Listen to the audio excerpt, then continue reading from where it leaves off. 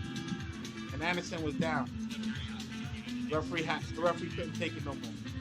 The referee was like, man, what a statement Bacoli made, I tell you. That was an upset. That was an upset. That was an upset. He needed to box down, his toes stay on the outside. He was doing it in flashes, but Bacoli was breaking the distance way too easy, absorbing those body shots to the gut just to land the big shots upstairs, and those uppercuts almost took Anderson's head off. The problem is you can't be taking uppercuts. You gotta be moving your head. Your head gotta be unbridled joy of Martin Bacoli. Let's make it official in Thomas Tribe. In his early years. Ladies and gentlemen, here is the official time.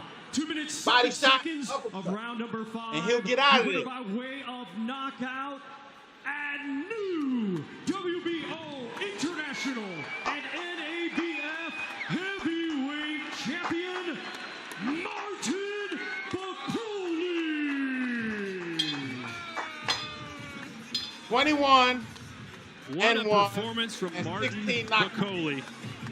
He improved his record. And he will now speak with Chris Mannix, and this should be pretty entertaining. Wow. As the man who vowed to win by knockout just did it.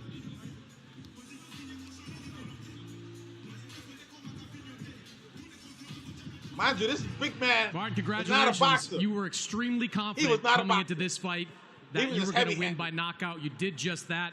Did this fight go exactly as you expected? Thank you. I want to thank Excellency Turkey for this big opportunity and American people to welcome me in America. And I will never forget to thank my Lord and Savior Jesus Christ. And I want to thank Big Baby here for accepting to fight me. I'm the most avoiding man in the world. So he took the fight. He's a really boy. I wish him good luck in his future. Don't give up, champ. Go back to the gym, work hard. And thank you so much. I planned it, I say it, and I did it. Did this fight go like you expected it to go? Of course, I told you from the beginning. I came here to work. This is my work. This is what I'm doing for my baby. This is what I'm doing for my country, Congo. This is what I'm doing for Scotland. He got something to fight about. Right now. He's in the gym. Nobody knows who he is. Here. He's putting in work. I want to thank Mom Rit for taking me care. I want to thank my team here, Alan, Boxer. I want to thank my people that always follow me everywhere. Women and his dad, David. I want to thank Alan and my brother here, Jano. We come all over from Scotland to take over in America. First round of this fight, he seemed to land Anderson 20, 30 body shots on you, and you just walked right through him. Could you tell right away that you could take that power? I told you from the beginning, I'm a machine. I'm in this sport to take over. I want to be number one. I want to ask the excellence here. No one wants to fight me, but with excellency, I know I can get any fight I want. The uppercut was a tremendous weapon for you in this fight. Did you see something in Jared Anderson that made you know you could land that punch? That we plan on it because this is what we plan with my coach. We saw him switch a lot, so we plan like as soon as he switch, you'll see I land big backhand and uppercut. I'm a little bit taller than him, so I knew it is going to work. He's a tough guy. I know he will come to give me the fight. That's a big mistake he made to give me the fight. He should box me. Maybe I'll go into 10 rounds. But don't stand with Martin Bacoli. I'm big machine. 12 rounds. Don't stand with Bacoli. He's a big machine. What's the biggest difference That's what he said. in you versus the guy that lost to Michael Hunter all those years ago? Michael Hunter's here. My boy is here. This is the fight I always want. We don't play boxing. On social media. We play baseball. I'm here in America. We play basketball. The number one America play here. football. I know. We don't play maybe boxing. I'm looking for now. I'm number one WBA. I told you so that was today going to be a knockout. WBO. I'm looking for maybe to face Usyk, Tyson, and Michael Hunter. I want the rematch. That's why the reason why I'm calling him here, so we can do this, baby. Michael Hunter, rematch. Congratulations. Absolutely, absolutely. Congratulations. Congratulations. Jared, we'll turn to you. Michael Hunter must. What went wrong in this fight? Hey, I made some of the same mistakes I've been making. First, I want to thank God for me and my opponent coming out and say, I'm going home to my daughter, man, at the end of the day. You feel me? That's all I'm really worried about. You win some, you lose some. Shit, I thought I had it. I ain't going to lie. I ain't coming this motherfucker to lose. So, hats off you ain't coming to box either. You know what I'm saying? I lost. Go back to the gym. You ain't coming to box either. Great game plan in that first round. You landed those body shots all throughout the first round. Then you just got caught. What happened in that first round sequence? Making the same mistakes. Got to quit pulling back. I ain't ashamed to say it. It happens. And the worst thing I could have did was not listen to my corner. You know what I'm saying? They were saying shit that I obviously didn't do. They were telling you exactly what to do. Did he surprise you? I heard him tell you. Yeah, hell yeah. He was strong as shit. Hit him to the body and get out of there. I can't complain. And I'm 24, man, so a lot of these niggas, you feel me, they 34, 35, and they wouldn't take the fight with him. So as you can see, thank you to His Excellency, Riyadh season, and everybody who allowed me to come out here, try and show out, try and do my thing. I did another great thing for my city, for my people back home. You know what I'm saying? I was able to put my people on TV. So I'm here. Like I said, I can't be mad. I'm going home to my daughter. So God willing. And he got a good payday. He can't be mad. He got a good payday. We'll turn to Ben Shalom. Ben. But he got to get focused. Bring her over here. He got to get focused, Promoter man. Martin That interview Bacoli, with Roy what do you think Jones of that Jr. was performance? telling. He's a beast. If you've seen it, he's a beast. I think you know what I'm American talking now about. knows If you the didn't new see king it, of the go heavyweight watch division. It was incredible. Big Baby Credit is to not Jared into the Anderson game. so early on in And his with those career other to issues take that a are going test on Martin outside, Bacoli is incredible. he ain't but this focused, man, man. for me, beats anyone in the They heavyweight taking his division. focus. I'd ask you Get what in next, camp, but I think Martin already get decided focused. what is It's a next for him. business. Do you think that's a fight you can make for Not a his sport. next test? For him, it's a Possibly, business. but look, we want the best guys. And we the want only him way in you with the wanna best stay on guys top in this heavyweight division. is We you don't want wanna to be getting Fury caught Usyk up in like December, this. maybe the winner of Because that. now he's This guy is punching. very, very, very got knocked down in that like heavyweight 4 division, times. and he proved it tonight. Appreciate it, Ben. Cheers, mate. Guys? His brain ain't What gonna would take you that do with kind of Martin abuse. Bacoli Yes, if you were his 27 manager? years old. But the older he Michael get, Hunter, I'm sure he not wants to get getting down with younger, that, but you know, that doesn't the older further he his get, the- career. It furthers Hunter's career if he can beat him, but for gonna be Bacoli, I steady. feel like that's a step backwards. What do you think? How about the winner of Andy Ruiz and Big Baby But Miller? go. That'll do just Bacoli fine. did his thing. Let's look at these highlights. And the first 2 minutes and 55 seconds. Bacoli did his thing. Bacoli did his thing. He used his height. He used his bigness.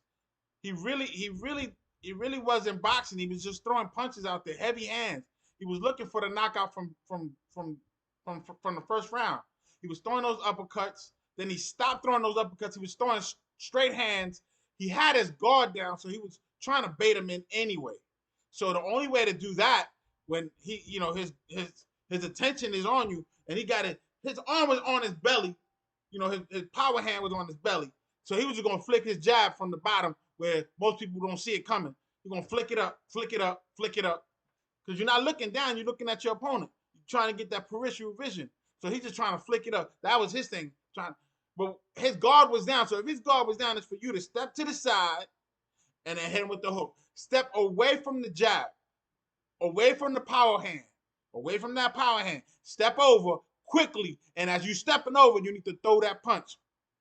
Once you throw that punch, you need to follow up and then get out of there. And then repeat, rinse and repeat, rinse and repeat. He gonna disrespect you. If he gonna disrespect you, he gonna put his guards down. That's a disrespect. You telling me I can't hurt you. So if that's what you're telling me, then I'm gonna prove to you I'm gonna hurt you. That's how it works. So he was doing it. He was doing it. So once I saw that, I knew he was in trouble because the uppercut was coming. He caught him with the uppercut one time, and that knocked him down. Now he's like, oh, yeah, I got you. And then the guys is like, oh, the reason we were throwing the uppercuts is because he likes to switch. He didn't catch him switching. He caught him in coming in. He didn't catch him switching. Because Big Baby only switched one time in the first round. And it helped him to neutralize his jab because he was catching a lot of jabs right off the beginning of the bell. He wasn't moving his head.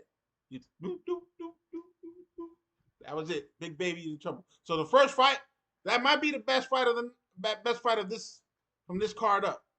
The pre-fights, I didn't follow up on that, but there was knockout in the first one and a unanimous decision in the other one. They're going to commercial break now, so it's going to be a while before somebody comes out into the ring and start announcing again. It's Riyadh season over there in Saudi Arabia, so they're fighting in Los Angeles, California, huge stadium. Right now, Andy Ruiz is going to be one to watch. This could be an upset too. Let's not hide behind that. You guys are respectful respectful of each other. Is it difficult to get in the ring knowing there's going to be damage on Saturday when you are friendly?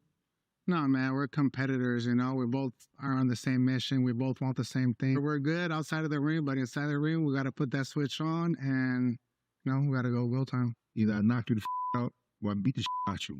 You know what I mean? So when the bell ring comes Saturday night, I got to beat my man up. Let his head fly.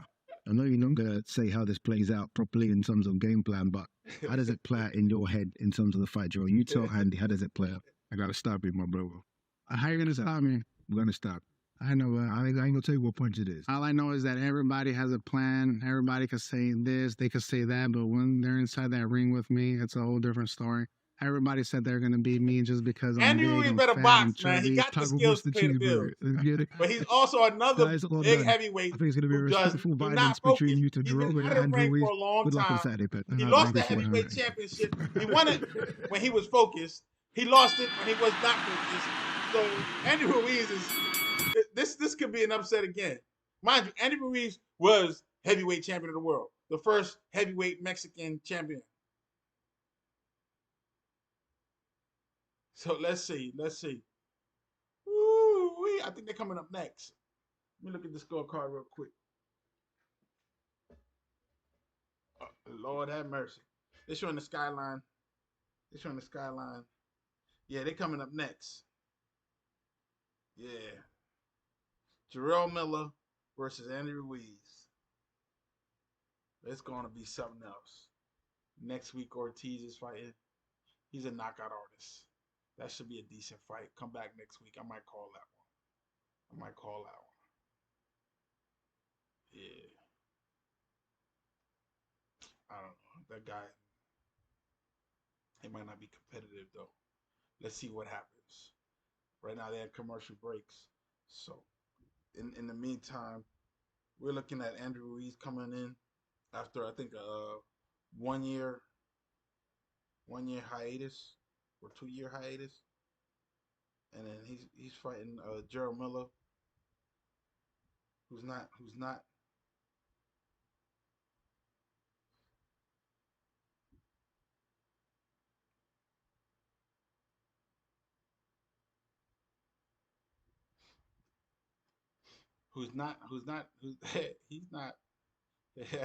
They're advertising Berlanga versus Canelo on September 14th. I'm gonna call that fight. Berlanga's in trouble. He better come with the heat, because he don't know how to box. He don't know the sweet science. He's a heavy-handed guy. So I don't know, man. And Joshua Dubois. Dubois is the champion. It was handed down to him. It was emailed to him from the former undisputed champion, heavyweight champion, Usyk. He dropped the IBF title to Dubois. So now they're actually fighting for a real heavyweight title, just to set up another fight later on with probably Usyk. Usyk gonna take it back, because Usyk beat Joshua twice. Usyk got his number, so if Joshua wins, Usyk gonna go get that title back, and he gonna be undisputed again. He gonna be 2-time undisputed. IBF just starting some stuff.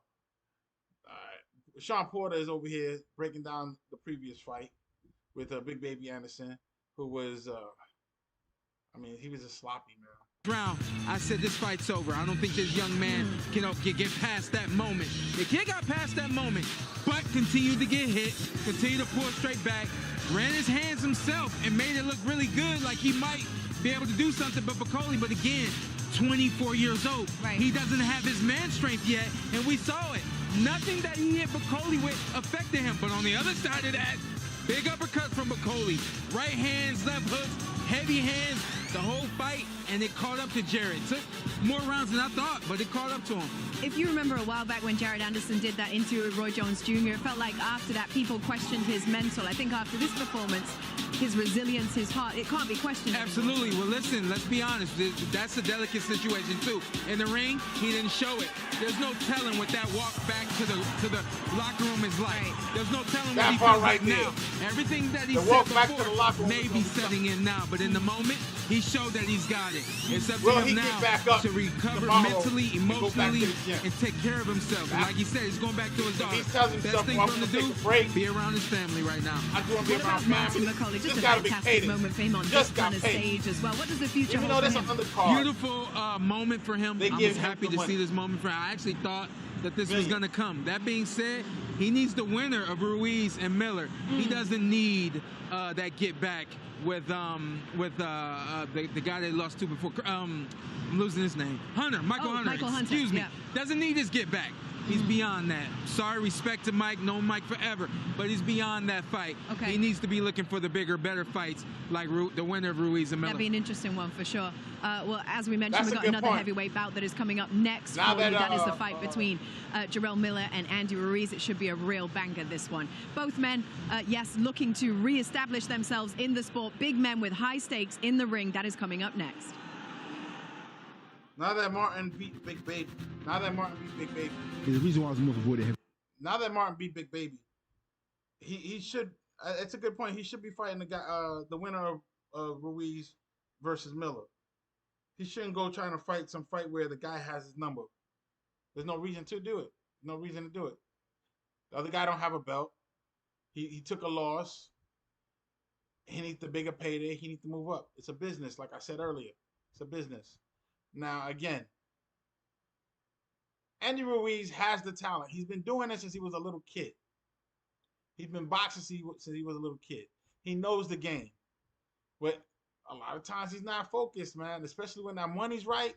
When he won that heavyweight championship, he lost his ever-loving mind, man. He was partying. He was doing all TV shows for free and being a celebrity and enjoying the fame. Wasn't in the ring, arguing with his father because his father was his corner man at the time.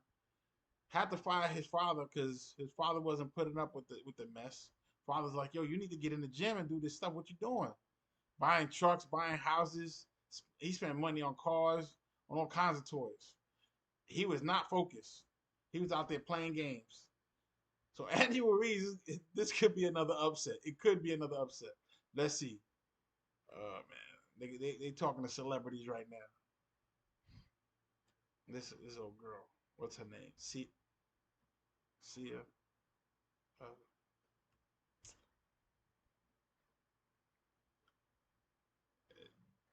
I don't think it's good to have celebrities. Celebrities come in and participate in the sport and watch, check it out. But as far as their professional opinion on boxing, color commentating, I guess there's really no discussion there. Sit down, let the camera pan that you're there, and that's it. This is a huge stadium. They're playing they're having this event in a football stadium. So there's a lot of seats. It's starting to get packed now. Again, the main event is what they're here for. They're here to see Terrence Crawford and Israel Madrimov. Let's go. Let's see what they talking about. However, still look pretty soft. Listen, here's the thing. Jarrell Miller, the original Big Baby, he can talk a great game, but he don't really back it up in the ring. I got to keep it real. He said he's going to beat that, ASS. I don't see that happening tonight. I do believe that this is going to be a one-sided fight. I think Ruiz is going to come out, run his hands. While you said that Jarrell Miller has been more active, when he gets in the ring, he ain't punching.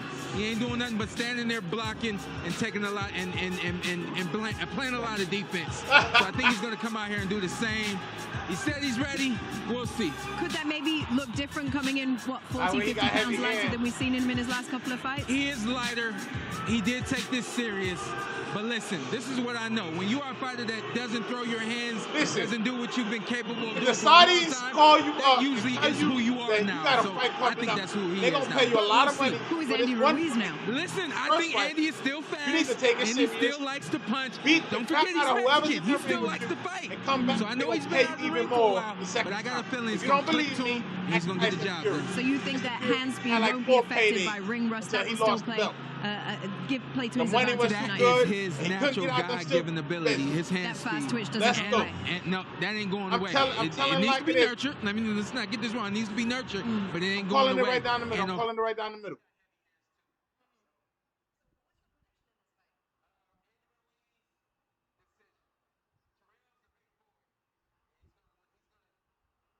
He's durable. John Porter said we'll see what happens. All right. Do you think he could be surprised in this fight? Listen, I called the last one, so I'm feeling good now. He ain't looking for no knockout. He's not looking for no knockout. He's not looking for no knockout. That's Sean Porter, former welterweight champion. So let's go. Let's see what he's talking about, man. He's ever since he retired, His color commentate is on point. And he don't mess with nobody, which is cool. Like, if he hears some derogatory stuff, he moves that stuff left and right. He don't mess around. They're going to commercial break right now. Andy Ruiz versus Miller. Woo, this fight could be something different. This could be something different. Andy Ruiz and Miller, they're friends. But the problem with that is you need to have that killer instinct. Don't be smiling in the ring. Oh, you got me, ha ha ha, and make it a sparring session, because you could lose the fight that way too. Hey, there's 3 judges out there scoring your fight, and God forbid you get hit. My bad, I didn't mean to knock you out or knock you down. Next thing you know, the referee's like, this fight is crap. The referee can stop the fight anytime he wants, and nobody's gonna say nothing. Andy Ruiz can get hit with 1 punch, and the referee say, you know what, it's done. I'm done. And call it early. Go home early. Get the payday and leave. Referees have been known to do all kinds of craziness. That's the one judge. There's 3 judges outside, but the one judge in the middle, you don't want him on your bad side, or feeling that he needs to go home. Yeah, I got a baby at the house. I need to go, I got to go see my kid. Call the fight early so he can leave. He don't get paid by the hour, so he can call it 30 seconds in. First heavy hand. Whoop. That's it. Fight's over. They're showing Miller throwing hands, and not impressive. I am not impressed. Like Sean Porter says, tail of the tape. Andy Ruiz 34, Miller 36. 6'2" to 6'4". Andy Ruiz is a shorter guy. 274 pounds to 305 pounds. And 74 in arm reach to 78 arm reach. So all across the board, Andy Ruiz is a smaller guy. It's the same thing that happened with Big Baby Anderson previously. So this could be an upset if Miller comes to fight. If he don't throw his hands like Sean Porter's talking about, and the way I'm looking at him when he's hitting the mitts, I am not impressed. Miller's pot shot in the mitts. Come on, man. Why even bother? You don't pot shot the mitts. Why are you making that guy hold them? He's giving up his time and energy to hold those mitts up. And this joker coming out with some rapper. I don't know who that is. Miller's there for the payday. I don't think he's serious. So Andy Ruiz, even though he had two years off, he could win this easily on the scorecard. Because Andy Ruiz throws hands even when he's lazy. He gonna throw some hands. He's just natural. He's been doing it for so long that his normal instinct is to throw hands. It's like as a reflex. So I don't know, man. Miller is the bigger guy. This should be like the previous fight, where the bigger guy imposes his reach, his height, and his weight.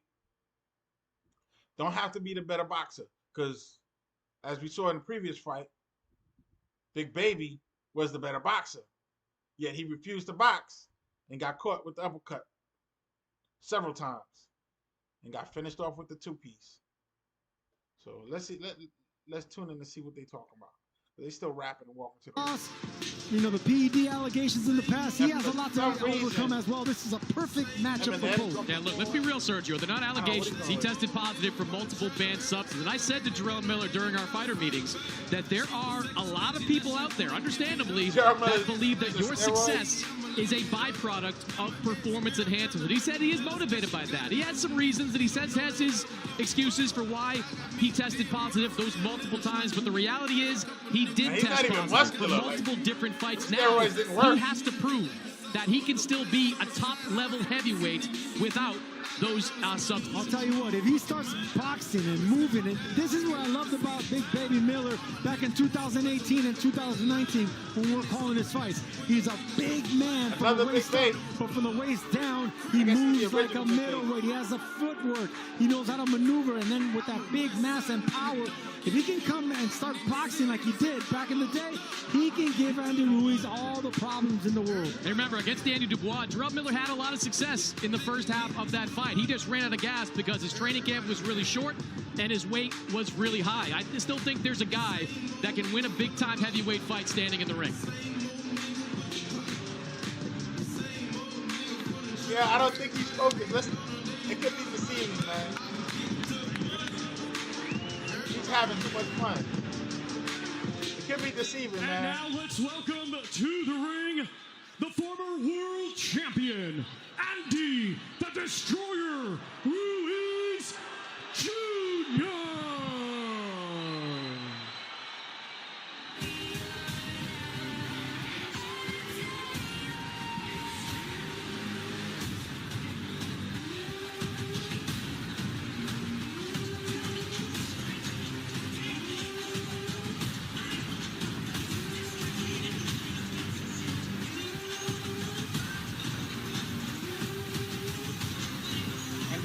Coming out.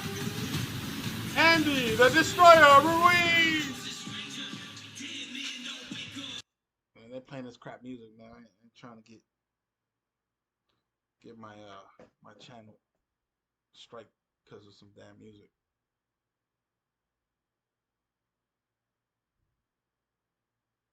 Wow, he's just walking out. Something's not right. His mind is not right. Don't like that look on his face. That's a worried look on his face. I mean, if you could turn that worry into energy, but he's coming out. Wow. He's looking out concerned.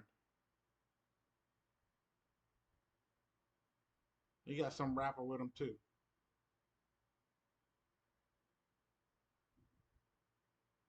Why is he looking concerned? I don't like that. That's not good, man. That's not good.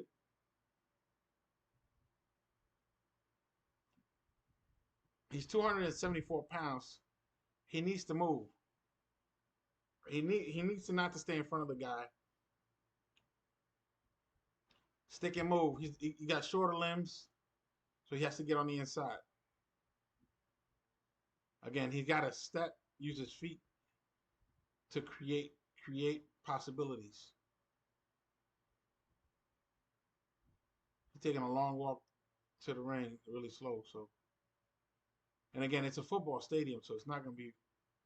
The ring is in the middle of it, so it's going to take. Yeah, you're talking about walking from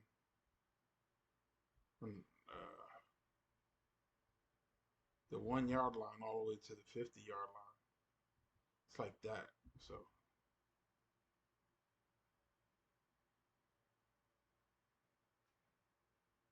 he's in the ring now.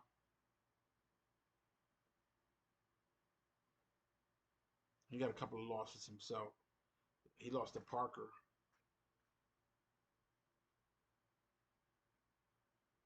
And I thought he won that fight with the Parker, and my memory was wrong on that. Parker beat him. I'm surprised Parker didn't come for the heavyweight title when he had it. I know he had a rematch clause. So he could have said, no, I'm going to go fight Parker.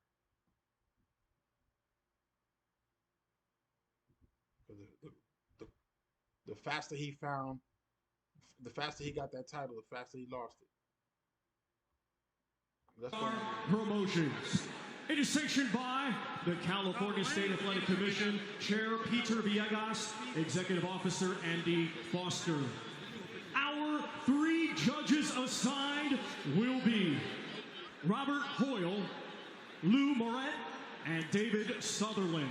Our referee in charge will be Thomas Taylor. Thomas Taylor. This guy's a veteran of the California. Introducing to you first, fighting tonight out of the red corner. He comes to the ring wearing blue with officially at 305.6 pounds. Fighting out of I'm calling it down the middle. New I'm calling York, it down the he is middle. proudly Right down the representing middle. Let's go. country of Belize. His professional record Heavyweight consists championship. of 26 Miller's record is 26, one defeat, and one draw, and 22 of the 26 by way of knockout. 22 knockouts. Please welcome Jarrell Big Baby Miller. So 2 big babies might be at stake tonight. One of them went down already. His opponent across the ring, fighting tonight out Can of Ruiz the make blue it too? corner. He comes to the ring wearing black with white and weighed in officially. Ruiz don't look, he don't look focused. Hailing from Imperial, He looks like he don't want to be there.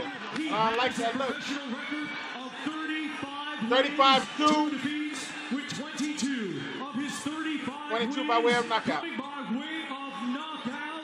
Ladies and gentlemen, here is the former WBA, IBF, WBO, and IBO Unified Heavyweight Champion of the World, Andrew Ruiz Junior. Let's go, let's go. Let's go. To Chief second. Okay, gentlemen. Coach, again, I'm going to come over on this side, Coach. Come on this side. I'm going to stress. We got a high belt line over here. Anything in the white, even half a glove in the white is going to be good. Big baby's high to And the your trunks cut. are good. So we've got middle of the letters here and up, gentlemen. You got my instructions in the back. Protect yourselves at all times. Listen to my commands. Touch them up. Back to your corner, gentlemen. Both of these men have spent the last 5 years dealing with issues both inside and out of the ring. Andy Ruiz reached the mountaintop, and he gave it all away. Jarrell Miller blew it before he could even get there. Both want another crack at that heavyweight championship. To get there, they have to get through each other. You don't know what you got till it's gone. That's been the message from Andy Ruiz. He had the championship, let it slip away. He vows that this will be his first step towards reclaiming the crown. 12 rounds, Jarrell Miller and Andy Ruiz. They're both orthodox fighters. Ruiz is starting to jab to the body. Jab to the body. You see Miller has 2 inches in height, and he has the reach 4 inches in reach, so you can bet that he's going to want to use that. Ruiz is the shorter guy. Andy Ruiz he needs to come in with hooks, but it's good to start with the body first round. Keep him at bay, keep popping that jab, keep feigning, use your athleticism if you're Miller. Doing this. I don't know what this is, man. I don't know what this is. I don't know what this is. I do Miller not know has what that this right is. hand cocked, sort of like McCauley did in the last fight. All you're doing is saying, hit me over here. Now he moved it. Yeah, but I Jarrell don't know Miller's what got this to be is. careful because I think Andy Ruiz is one of the best counter punchers doing it again. at heavyweight. He gets doing into it again. exchanges, and most of the time he wins those Miller. exchanges. Doing it again. He Hand has over here. extremely fast hands for a big man. You can't do And that, he can man. catch and counter really well, especially with that left hand. So if Miller throws a right Miller is hand not that's going to throwing ricochet off the left hand He's of stuck. Ruiz, you can bet that he's going to want to catch This it is not- and right shoot now, the Ruiz same is left just hook with the keeping same left hand. That's the reason Miller's thinking twice about throwing that right hand right now. Miller being very patient. He keeps that left hand low down by his waist. As soon as Miller throws the right hand, you can bet Ruiz is going to counter with a big left hook. Catch and counter. Just by instinct. Yep. Trying I like to call it the rat, like a rat trap left hook. Anytime you touch it, it's going to snap. Ruiz needs to move his feet. Ruiz coming straight in. That's the mistake. Andy not wanting to be first. Neither is Jarrell, and that means a slow first round. Yeah, but this is how Andy Ruiz came out. Yeah, but I get against right now. Luis I'm Ortiz. giving a Andy different Ruiz the first situation. round. Luis Ortiz Why am I giving him? He's the is most a strong southpaw, and actually the first southpaw that Andy Ruiz had he's faced working. as a professional. So he was a little leery in that respect, but he is waiting for those opportunities to counter. Overhand right Ruiz from Ruiz. neutralized the jab with both hands and then tries to throw it It's overhand. too early for Ruiz was to start throwing that right hand. He still needs to invest that with that jab to the belly, just like that. See, keep touching that belly, Reason and why then you Miller drop the guard of is Miller. with that- Then you that- can try that overhand right again. Yeah. You gotta fool your opponent into it. Nice. Ruiz caught him with right hook There you and the go. left See that? hook. Big exchange by both men. Both of them He's barely doing it missed again. big, He's probing. big hooks. Miller's looking for a big shot himself. And they both sat down on those right hands. They're both sitting down these punches. They want to hurt each other. Ruiz lowered his head. Ruiz is winning. We all know Andy Ruiz takes a huge shot. I want to see how Miller's going to respond. Oh my God! There's those might be over right now. Ruiz caught him with the two-piece, the hook and the hook. That's what he's supposed to do. He almost knocked him out. Oh my God! Andy Ruiz almost knocked him out. Andy Ruiz almost knocked him out. Like 30 seconds left. He almost knocked him out. Andy Ruiz can knock him out. He waited to come in. His big self was lowering down, not looking at him for some reason, looking at the floor.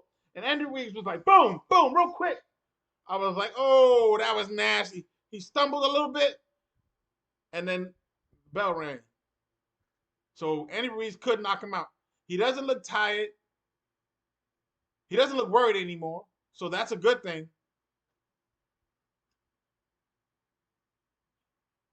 He has a peaceful look on his face. So that's something.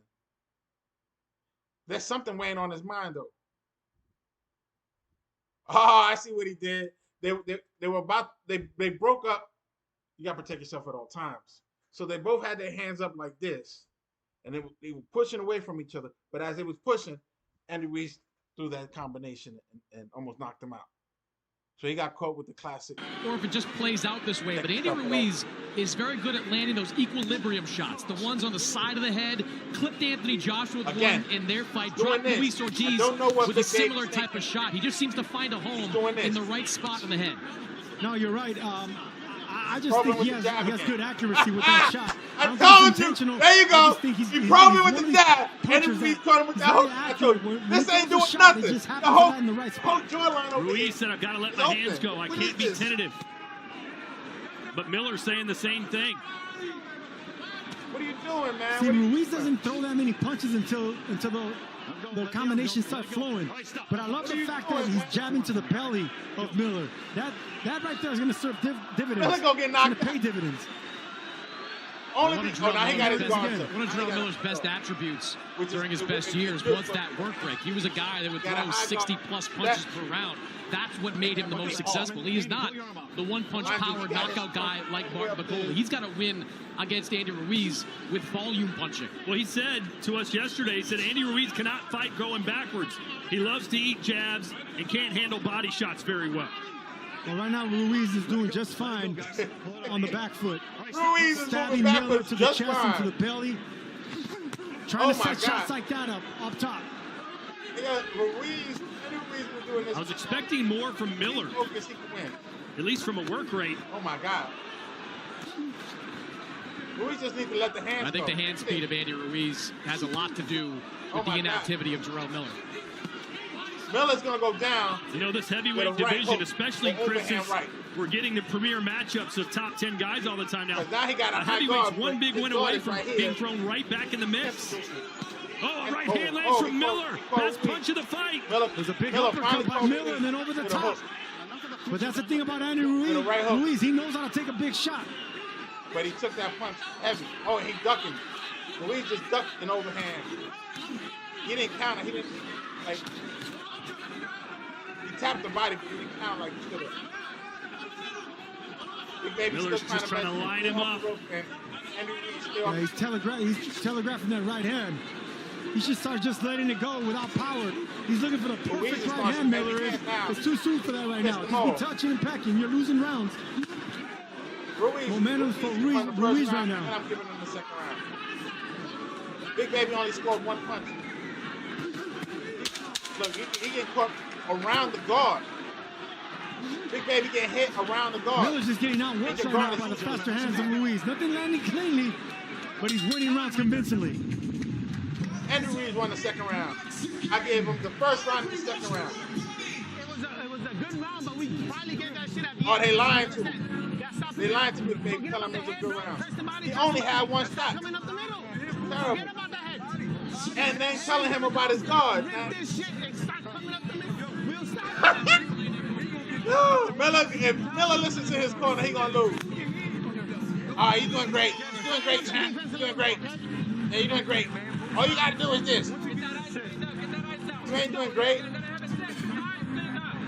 You catching 2 pieces of the biscuit. His guard, his defense is trash. And we see Andy Ruiz against the ropes. We don't want to see him against the ropes. And look, this was a good second. Stay off the ropes. Look, several punches right there by Big Baby Miller. Nice uppercut towards the end right there. Over the shot. Over the top right there. Ruiz can't be getting hit with big shots like that. And you could tell he was about to engage and exchange with Miller right now. Miller doesn't want to do that either. What do you think of the advice from Miller's corner to stop targeting the head and go to the body? I love that, and that's exactly what Ruiz has been doing well. He's been jabbing and pecking the body. I think Miller will start doing the exact same thing. Andy Ruiz Miller, they both have fast right hands, hook is but landing the with speed is on Ruiz's prejudice around side. the guard. Miller now has a guard up here, and it's cash.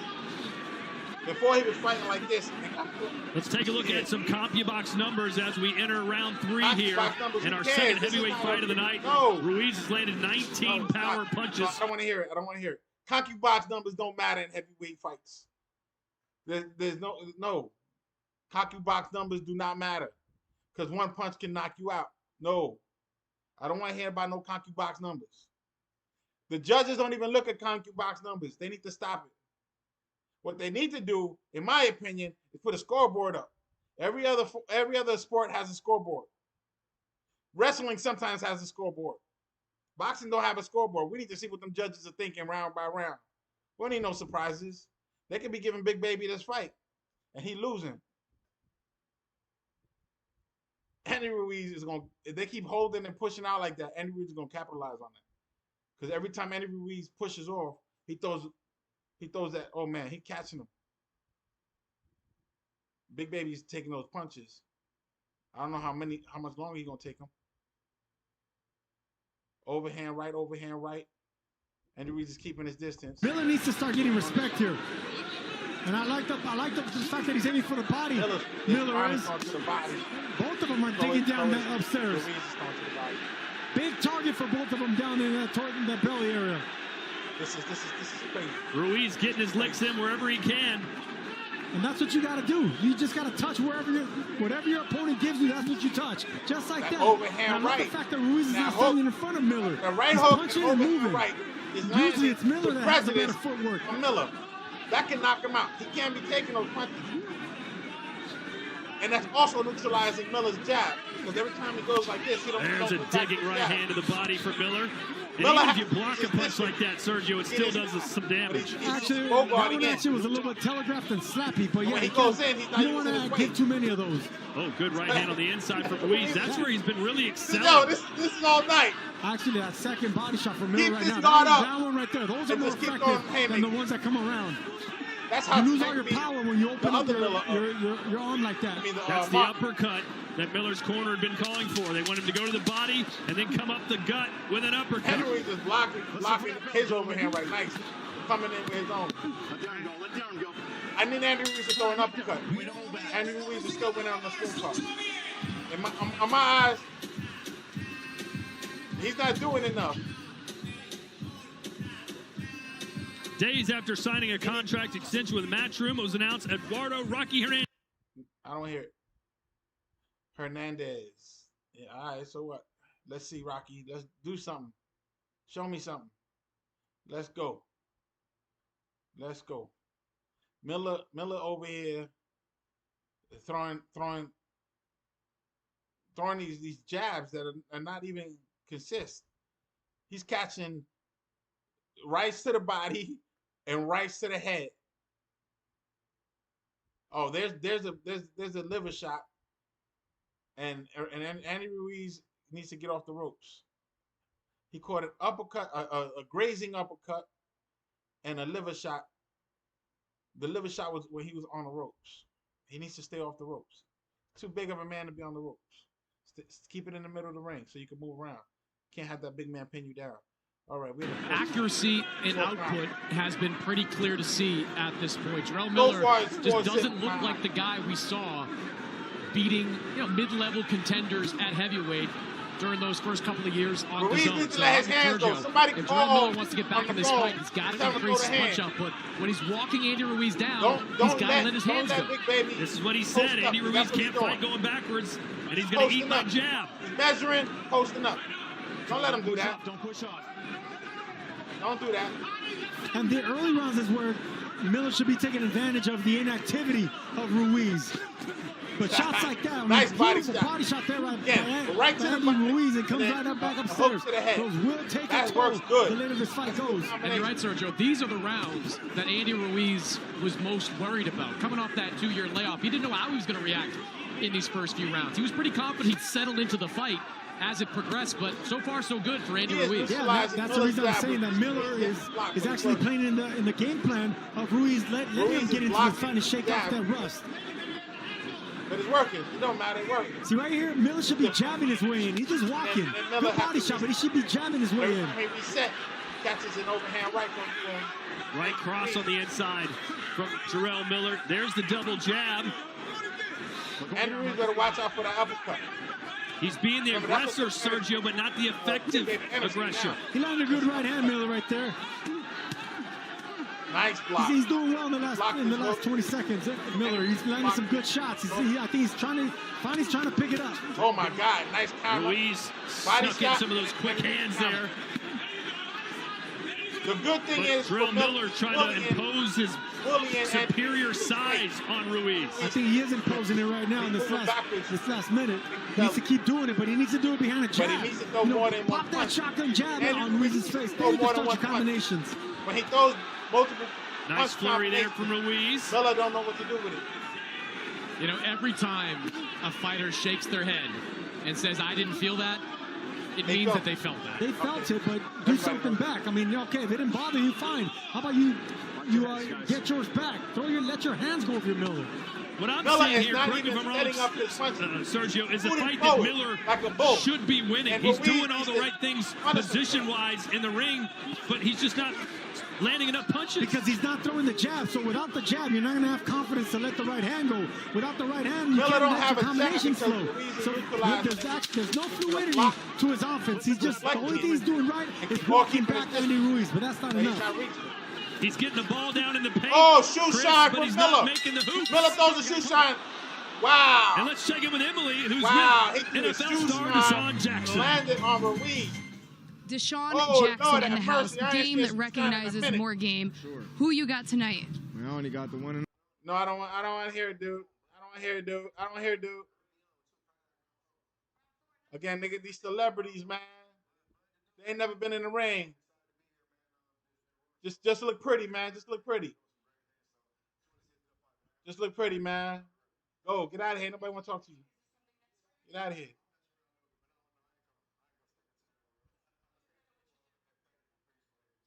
Go ahead. If you want to box celebrity, Jake Paul's still looking for somebody to beat him. Even though the one boxer he fought beat him. Yeah, that shoe shine. No, I'm not giving him that round. So far, it's a shutout. Just because he threw the shoe shine at the end of the round, 10 seconds in, you don't get the whole round. No. No, I don't think so. For the later rounds. No, he wasn't in shape last time he fought against Dubois. This time he's in shape. He's ready to go. This is it. With the shoe shine. No. You need to do more of it. I'll be honest with you, Todd. After his last performance, I didn't think he was going to get an opportunity for another big fight, and here he is. Now, an even bigger fight. He must capitalize. Nice left on the inside by Miller. Cracked the jaw of Ruiz there. Come on, man. Punish him with the uppercut. The body shot by Ruiz to answer back. Nice hook from Both these guys loading up on shots. For what it's worth, Miller does seem fresh. Well, he's fresh because he's not throwing it, letting his hands go. Thank you. And he's not moving his feet like he normally Miller's not does. throwing any punches, so there's no way I'm giving him any round. Miller's upper body to lower body. That's what I and used to be Ruiz impressed with. He has big thighs, but he has skinny at least 2 punches at a time. That allows him to actually be good on his feet, be light on his feet. And that was giving him an advantage as a heavyweight. But he's not doing that right now. It's not enough. I was in the corner talking to Aureliano Sosa, the trainer for Jarrell Miller. They do think the pressure of Miller is starting to wear Andy Ruiz down, but they're like us guys. They're saying he's got to let his hands go, got to throw some punches, throws them from the outside, and we get on the inside, let that uppercut go. That looked like an elbow. Because Miller he got his head looking at the ground. But that 300 pounds of He's humanity being weight on rested on you all the time, Sergio, will certainly he take its caught him toll with on that a left two-piece hand move and a Ruiz biscuit. back. Miller caught Those body shots move Ruiz back. Two Now shine stepping and a down hook. now. That's finally what I'm talking Ruiz about if goes you're a big baby Miller. And this is a good Ruiz spell might be in for trouble. Miller as Ruiz looking a little slow. It was the body shots got the attention. It wasn't the body He shot, had it was four the in a row. uppercut. That opened up I know the what he's top. talking about. I saw an uppercut, then the body shot. This is momentum Miller got for Miller. He needs to keep going downstairs. That's going to open up uppercuts and hooks. The straight This shots the are in best round for favor of Miller. This Ruiz is the right now. But if you're breaking the distance off that the gas. easy, go around the Because guard right now, with I the got hooks him if you're 4 to Miller. 6. He needs to Best turn it round of the up, fight for Jarrell Miller. Take a break. It's a 12-round fight. Crowd trying to get behind Or Andy you need to win in Ruiz. 7 rounds. There you go, Ruiz. Come on. Miller says no. And maybe Ruiz's punches are losing steam here in the fifth. It looks like they are losing steam, and it looks like Miller's not respecting the speed nor the power of Ruiz now. And body shots. Ruiz is not liking those body shots. Andy, look at me. You pulled his head down. That's your fault. Stay right here. Just try to keep him Ruiz up. got hit. Stop pulling the head down. You caused Low, your foul. Back low up. blow. Go. Mind you, Ruiz Excellent had- hard warning by Thomas Taylor because that wasn't a low blow, even though Ruiz tried to sell it. Nah, you have to look at it again. Let the arm go. Let it go. All I saw So are we seeing a pendulum swing in the momentum of this fight? Ruiz lands those quick hands. Miller won this round. And Miller sitting down on some punches Ruiz in here trouble. at the end of the round. And Ruiz may have been rocked. He got rocked. Ruiz got rocked. Got him again with the shoe sign 30 seconds out, and he caught him with a left hook. Get out of there. And coming up, our co-main event of the evening, Mexico versus Mexico, Pitbull Cruz versus... Do not stand toe-to-toe. So after 5 rounds, I give 4 rounds to Ruiz and 1 round to Miller. That round was devastating. It looked like Ruiz was going to get knocked out.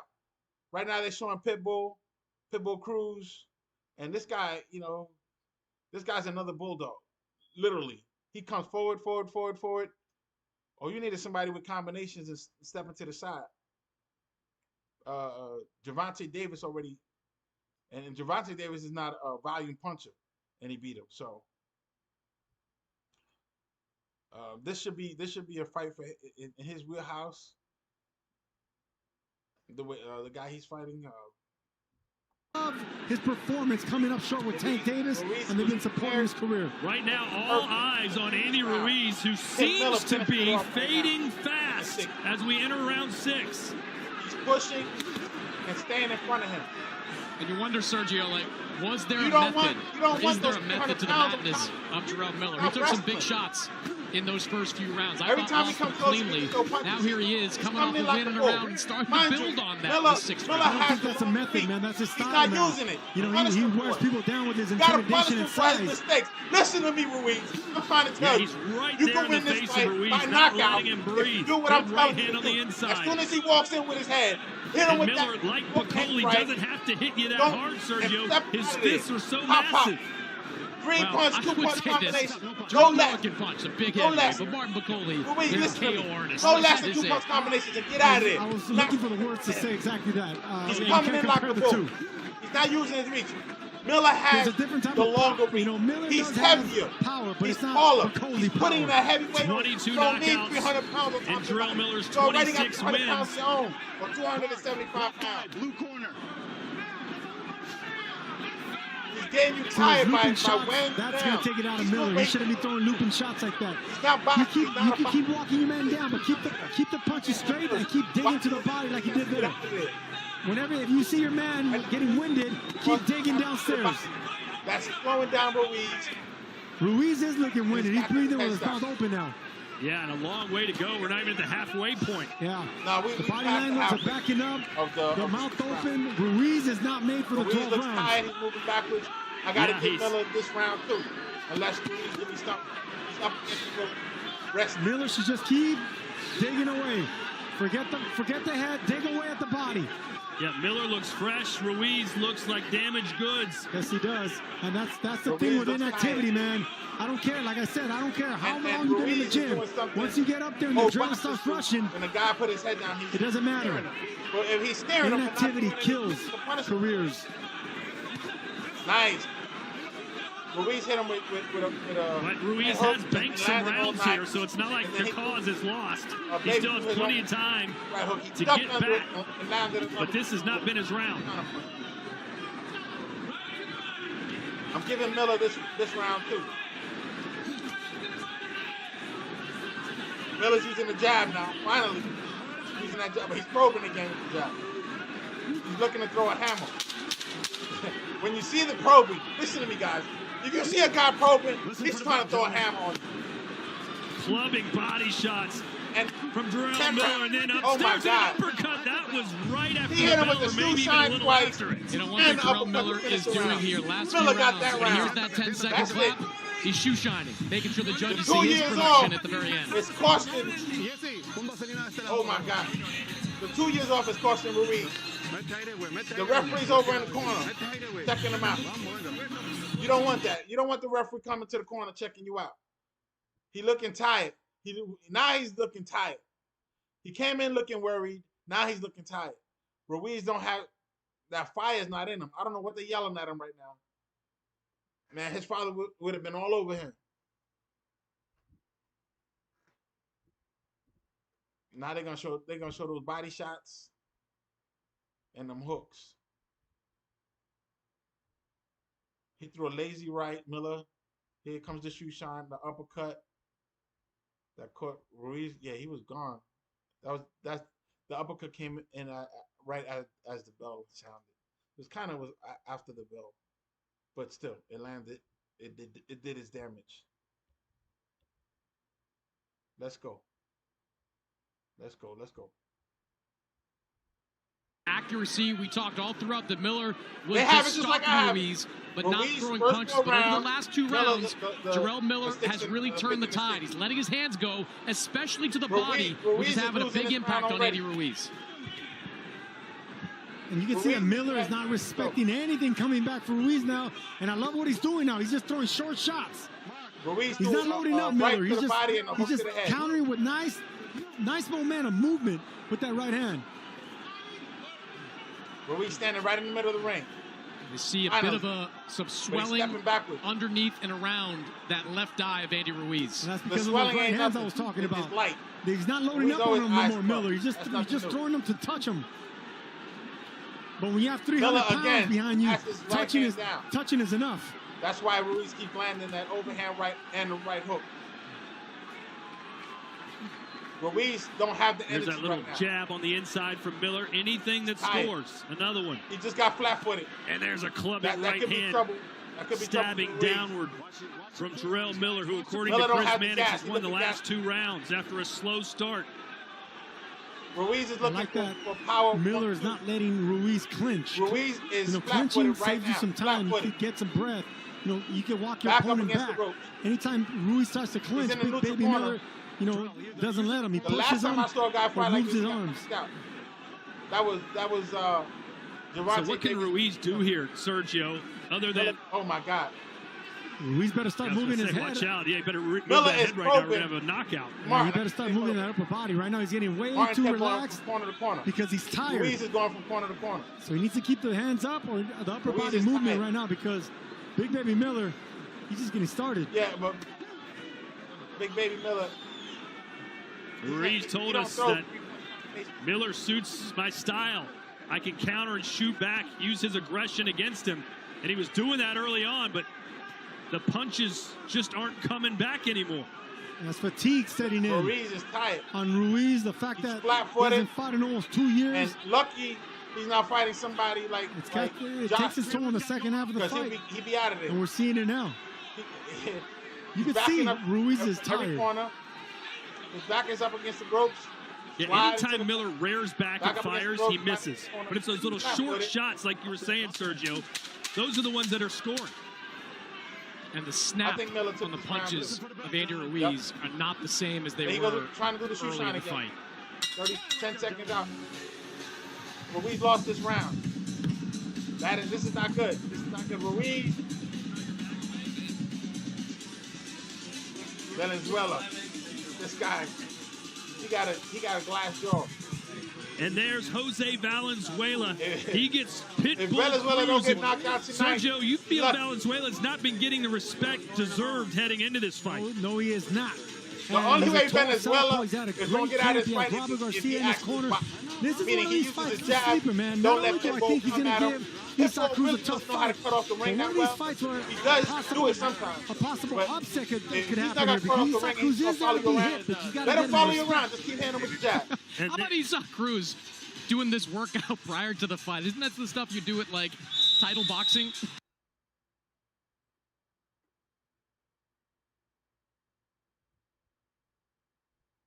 That, but I'm a terrible fighter. That we can all agree on. As we head to round 8. Can Ruiz find a second win for a second chapter of his career? The former unified heavyweight champion since that glorious night at Madison Square Garden has looked less than stellar. Excuse me, 4-3. This is the 8th round. 2 minutes and 30 seconds in. Still a long way to go in this round. Ruiz is backing up, stepping to the side. He's keeping his distance. It's going to be an important round for Andy Ruiz Miller to has switch a the long momentum. jab. The last 3 rounds have been really good for Miller. But Miller Even doesn't throw combinations, so keeping your Miller distance started at this off point, if you want to rest, is a good idea. Now he's not. And punishing with him when 3 he rounds in the bank. because he's coming in with his head wide open. CompuBox numbers Miller- say that Miller Jerome doesn't Miller come in has steady. landed 20 more power punches Watch out for the and thrown uppercut. 52 more, He's walking into his power 39% hand. each. He's walking around the other way. Ruiz is walking in And a one lot of direction. that work being done over the last Moving 3 this way rounds. towards that power hand. He can One get thing him with an Sergio uppercut the or Ruiz overhand. is doing the first Ruiz 4 is walking in rounds, the wrong you know, it direction. was quick 3-4 punch walking in the combinations opposite that came off the shoulders, you know, with burst. Now he's kind of loading up on these shots that Jerome Miller has seen coming and is able to cover up. Not only that, but that takes more out of you when you're tired, when you're loading up and not landing. Hand all down, rest. So everything's really heavy and kind of lethargic on Andy Ruiz, and you can see Miller just walking him up, looking for that big right hand. Still. I would love to see Miller go back down to the body Miller's right throwing now, that- even if it's just that jabs. pump jab, Or right hand straight to the gut. Again, like this, pop jabbing. When you have a tired and It's fatigued working man in right front now, of this you, round. and he's giving you that body, you should take it. Keep poking him down there, keep pecking. The power punches, as we just saw, have swung greatly Doing in the this. favor of Jerome Miller. In Doing that this. 7th round alone, it was 10-2 in favor of landed land power it. punches for Jerome Miller. Miller got his guards down. At the same time, I almost He's feel like got- Miller should be doing He's more. got to that right He's hook. got a fighter in front of him who's Or the obviously overhand fatigued, right who's every lost time. most of his power. And he's like this. You And would think Miller this has hand him would on his block back it. foot constantly.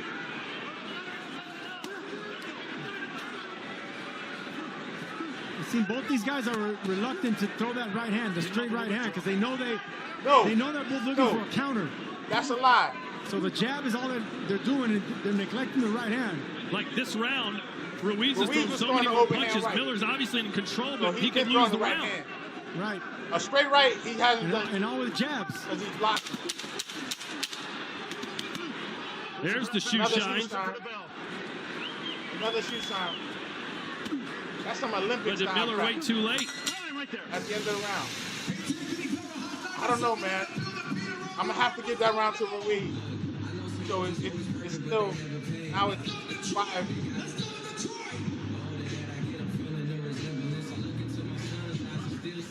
After 8 rounds, it's 5-3. 5-3 on my scorecard. The judges could see it the other way too, so because Andrew Ruiz was backing up. Andrew Ruiz is not sitting down. This is the first time I see he's standing up in his corner. He is not sitting down. That is not a great sign, but he doesn't want to pick his weight up. His legs, that means his legs are probably not under him. So he doesn't want to sit down and waste the energy getting up and sitting down. They're showing the replay. Andrew Ruiz's jab is still being effective for the smaller guy in the shorter reach. But at the end of the round, as they're showing here, the shoe shine. Again, the shoe shine.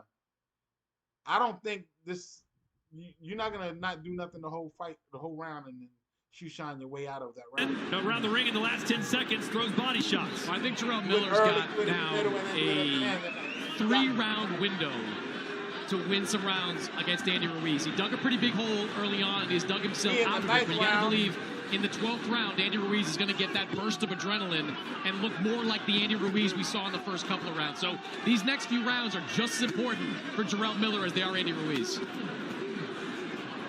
The way this round's opening up, it feels like this is going to be the round that's going to tell us who has more left, because they're throwing some heavy shots right now, and it looks like Miller's finally letting his hands go. Miller's not really letting his hands. I know he's talking. There's a right hand on the That was a measured shot from Chris Andy Mannix Ruiz. pointed out earlier. That's kind of been his go-to punch. Jab out and came over the that top. Body shot Ruiz did not Big like. Baby was leaning down like he's been doing. Every time he leans down, he got him. There's the shoe shine again. It was a sloppy shoe shine. Connected with one punch. Get him up, Andy. Andy Ruiz had his guard down on that side.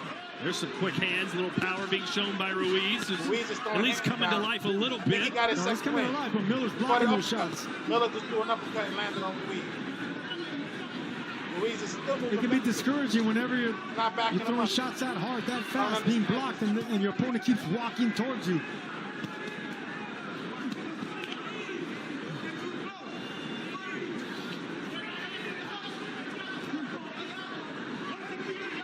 Andy Ruiz is backing up. Oh, he just caught an uppercut in the left hook from Miller.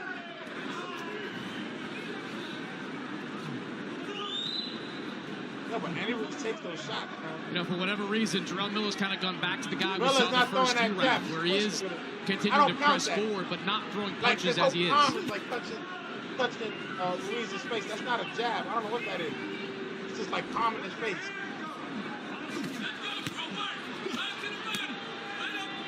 You look at this fight, and it's clear that Miller seems to be much fresher, but he's not dominating these rounds. In fact, he might even be losing some of them, despite seemingly being on cruise control. There's an uppercut. There's another uppercut. Oh, and a nice left cross. And this is what you want to see if you're a Jarrell Miller fan. Ruiz hurt. Just letting your hands go. See, everything's not loading up with power. He's throwing it with speed. Ruiz is hurt. He's not letting Andy Ruiz clinch or smother him, stepping back. Miller won this round. We need to see more of this from Miller. So here comes the body work. So a good close to the round for Miller, but it was a good start for Ruiz. Ruiz seemed like he caught some energy, but it was just... You're looking live at BMO Stadium. Every ticket has been sold. The stadium is almost full. It's almost full. There's very few pockets that look empty. The nosebleed section is still kind of empty in a couple of spots. That stadium is getting packed. That stadium is getting packed. I'm almost certain by the time the main event comes, it's going to be full. They said it's sold out. This is a football stadium for boxing. Somebody get paid. Somebody get paid. And I think there's $100 a seat for the cheap seat. So,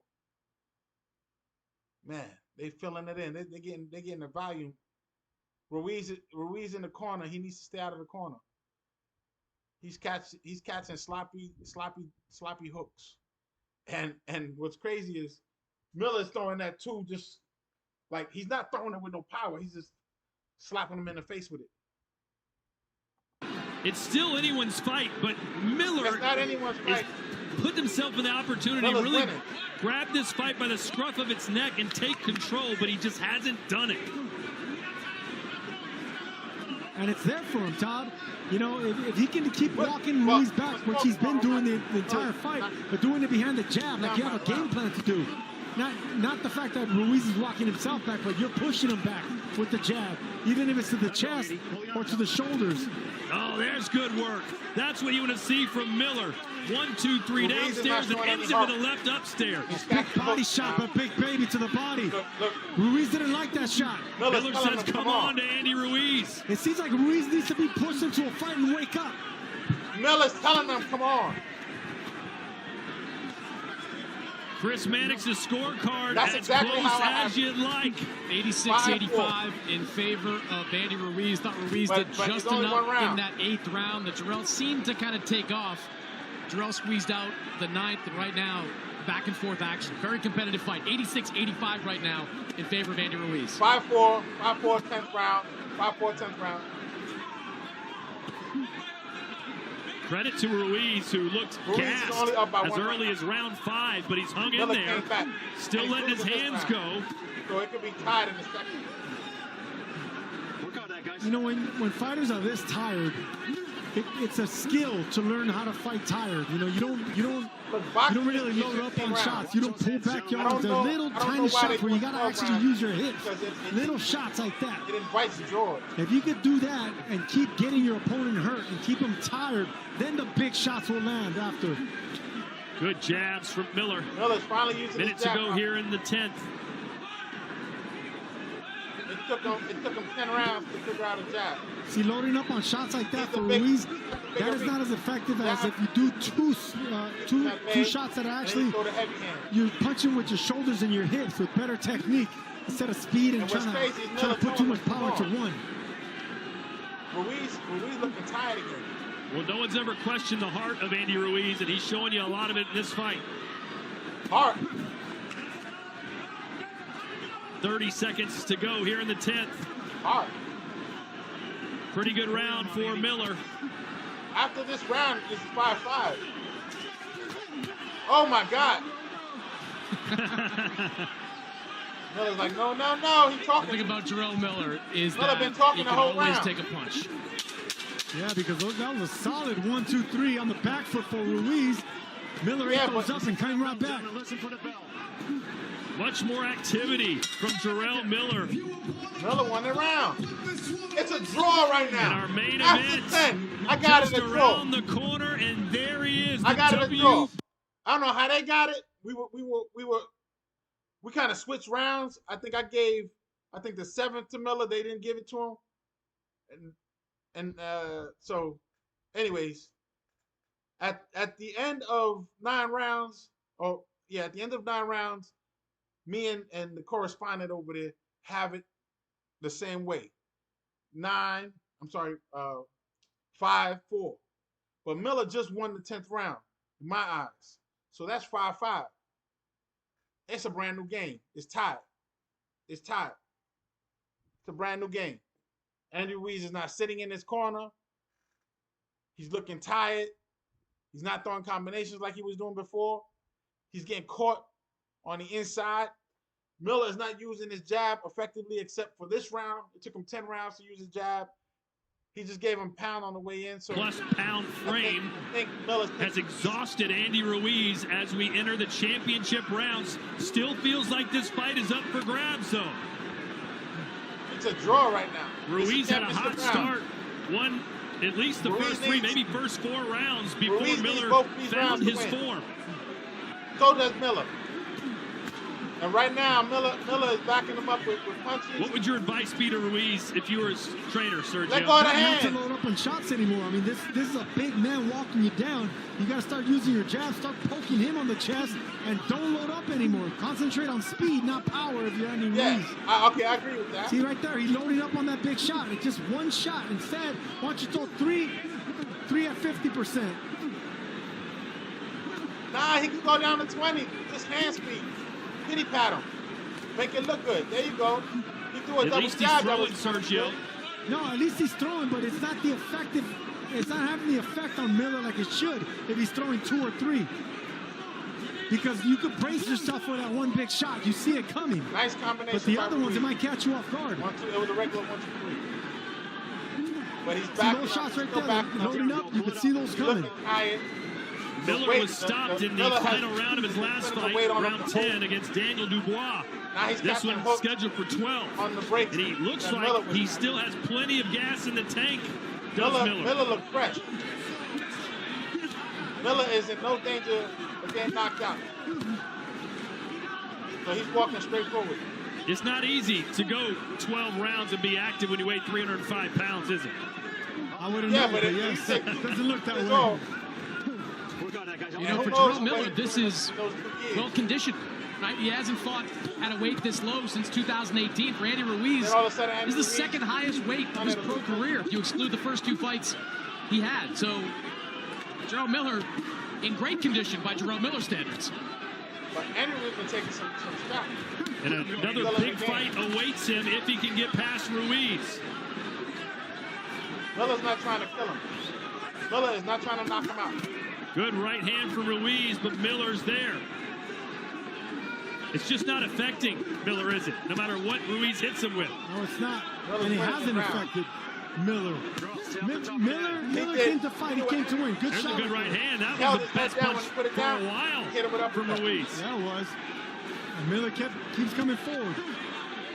Ruiz still moving backwards. See, right here's where Miller could be jabbing. Miller, Ruiz beating him down with the jab. When you have a try to do the fighter shoot shot in again. front of you, that jab right there would do more damage. Miller's doing what we tell him Ruiz to do. He's not throwing any power. He's just throwing speed. He pity-pattying. And guess what?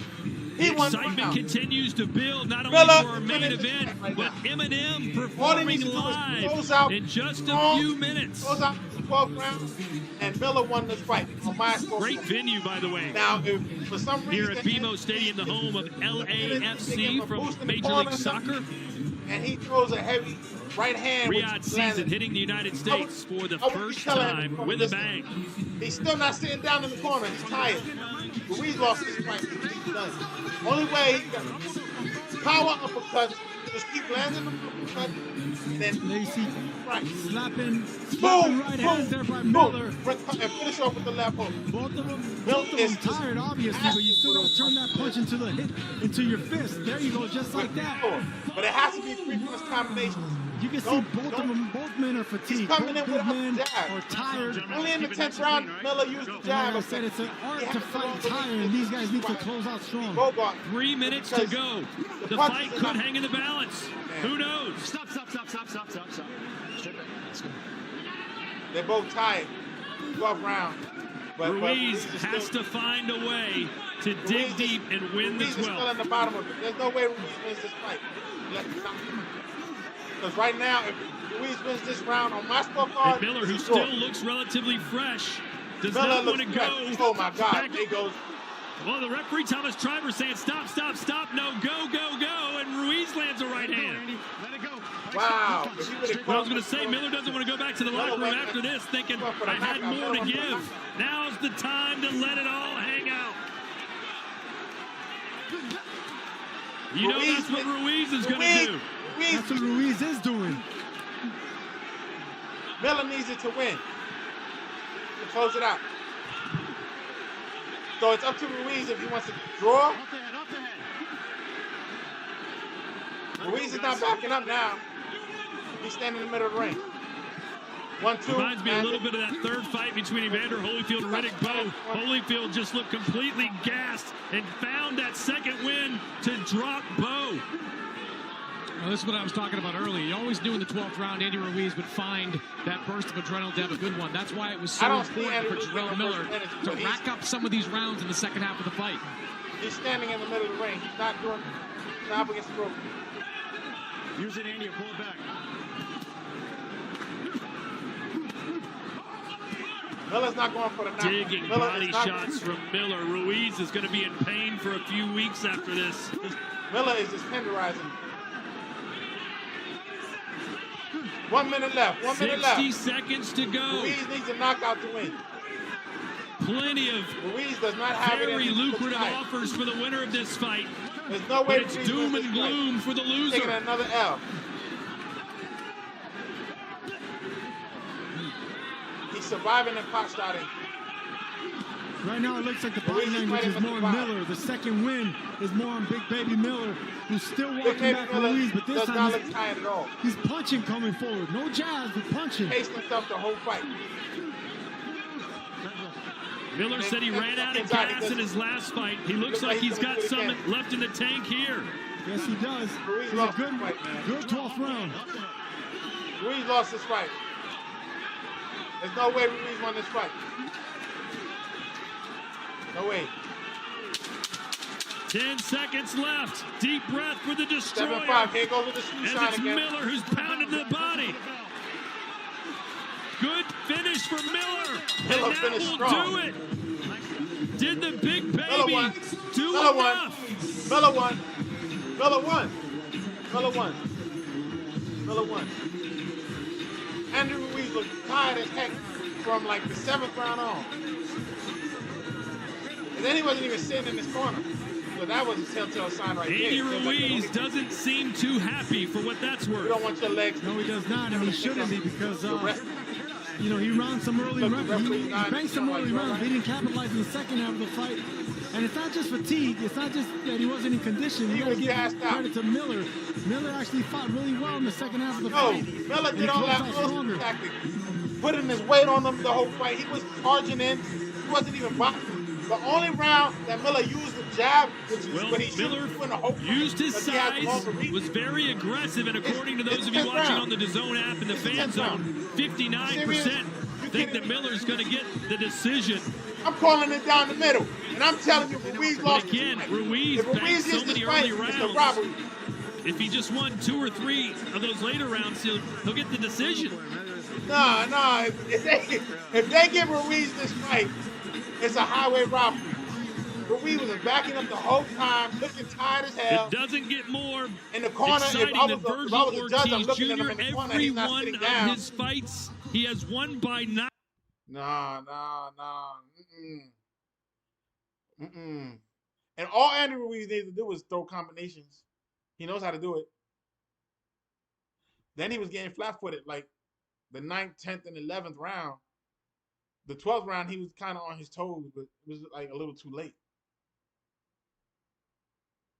He didn't have the power to knock him out. And the guy knew it. Miller knew it. And then Miller was toying with him. Like Miller didn't go for the kill. He likes him. This could be one of them.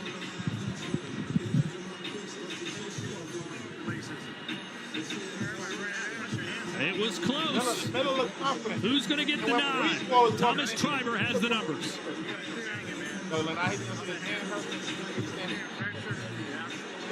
Ladies and gentlemen, that automatically tells you boxing, we go to the judges' scorecards. Judge Robert Coyle scores it 116 to 112. 116, 112. Jarrell Miller. For Miller. 116, 112 for Miller. And both judges, Lou Moret both judges. and David Sutherland are in agreement. They're in agreement. They both scored the same 114 to 114. To 114. Draw. This bout is a majority draw.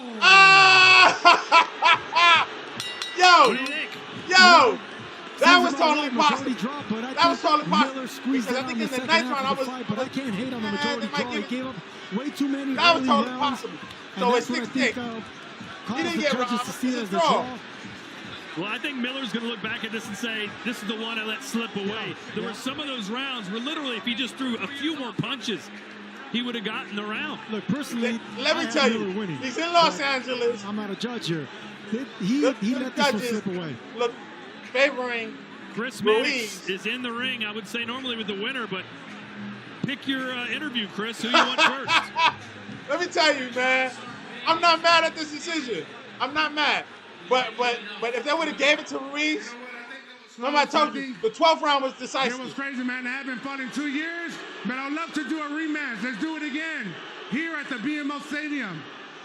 You know, you seem to be in complete control through those first 4 rounds, but it did seem Rewind like the from tape ringside back. you were running out of gas in the middle stage of the fight. How did you feel in the ring? I mean, to make it a draw. Man, we got a 300-pound coming towards me, throwing and throwing, so I think I did pretty good from me doing the 2 long year layoff, but nah, you didn't do good at all, let's do it again, man. I hurt my right hand. You guys can see the freaking bone right here. But let's do it again, man. Let's do it again. How much did that hand bother you in this fight? It bothered me a lot, man. Like in the 5th round, it started hurting me with those big right hands that I kept hitting him in the head. But he's a strong motherfucker, man. He keeps coming forward and forward. But like I said, let's run it again. All right, Eddie, thank you for the effort there. No, nobody want to see this. We'll turn to you. Nobody want to see this. Disappointment on your face. What did you think of the decision? Only reason it's a draw is because he didn't get the 12th round. I told you that Miller needed the 12th round to win. Rewind the tape. Oh, he crying. He's upset. He wanted to win. Praise be to Allah. Thank you, God. Miller's upset. Thank you, Brother They're Turkey. really upset. Thank you, Brother Spencer Brown, Gold Star Promotions. Eddie, still love you, old man. Thank you to my team. Thank you, California. Thank you all my Belize Mexican fans, Central America. Certainly won over a lot of fans here tonight. Andy Ruiz came in as the fan favorite. This crowd clearly thinks you did enough to win the fight. Do you think you did enough? Ruiz needed 12 rounds to win. Threw more punches. It's called effective aggression. He threw some clean shots, didn't hurt me. Had him backing up the whole entire fight. Hit him with some good shots, stumbling a couple times. You was pushing him and weighing on him. I knew that. I told Spencer Brown, I'm like, we got to get different judges not close to California. We got California judge, a Nevada judge, and we know he's coming in the hometown. And, one judge had it for me, 2 had a draw. So that tells all my story. Like I said, outside of boxing, Andy's my brother. But I know I worked my ass off. I know I had this in the bag. No, you didn't. There was some moments where I was my feet were a little stuck in the sand, but I kept the pressure and let my hands go as much as I could. And I know we had the fight in the bag, At the beginning of the fight. But that's when you find somebody and in the if they gave hometown, him man. the stick round, he was already ahead. Look at this shit, man. That's a pretty bad looking bone there, Andy. In the 5th round, this is how it was. Man, like I said, you're a warrior, but I push it through. I push it through so much as I can. But my fucking hand, oh my gosh. It was hard. We all know that's part of boxing, man. That's part of boxing. But like I said, one judge had it for me, 2 had a draw. He's the hometown favorite. That's all she wrote. But I want to give a big shout out to my kids, Achilles and Belize watching, my son Akai, my daughter somewhere over around here, Sienna. Andrew's hand was jacked up. His right hand had a knot. So this thing is protruding this way. He broke that joker. That's automatically 6 to 8 weeks, not in the gym. So he's gonna be eating enchiladas and burgers and all that stuff he likes to eat. So I don't know, man. I don't know. I'm slow start in the beginning. Just wanted to get a I'm feel not for mad the at the ring. draw. Fighting outside is a little different than fighting in the arena sometimes. Okay, I just want to get my feet under me, settle into the fight a little bit. But I knew I was going to get him later on. I knew I was going to put the pressure. I was going to get him. I was getting him. He was wearing him down. Round, but like I said, I knew if I let my hands go, I was letting my hands go. I was putting the pressure. I was hitting him with multiple shots. But you was pushing a lot. That's boxing, man. You get robbed, man. It ain't the first time I've been robbed. But we gonna keep working, man. I just want the fans to keep supporting me, man, and know that I'm an underdog. Always been an underdog my whole entire life, and I thank you guys, man. No matter if you're Mexicano or not, man. I love you guys, and without the fans, we ain't gonna be nobody, man. Andy says he wants a rematch. Obviously, that hand might need a little bit of time to heal. If he can't go, is there something out there you want to do next? I like to fight in the Fury Usyk undercard. There's a couple of guys out there. Like I said before, I told you Anderson was going to get fucked up. I told y'all that. I said, listen, I'll still fight his ass to December. There's only one big baby, and that's me. Congratulations, Jarrell. Thank you, guys. Thank you, Zone. Thank you, Matchroom Boxing.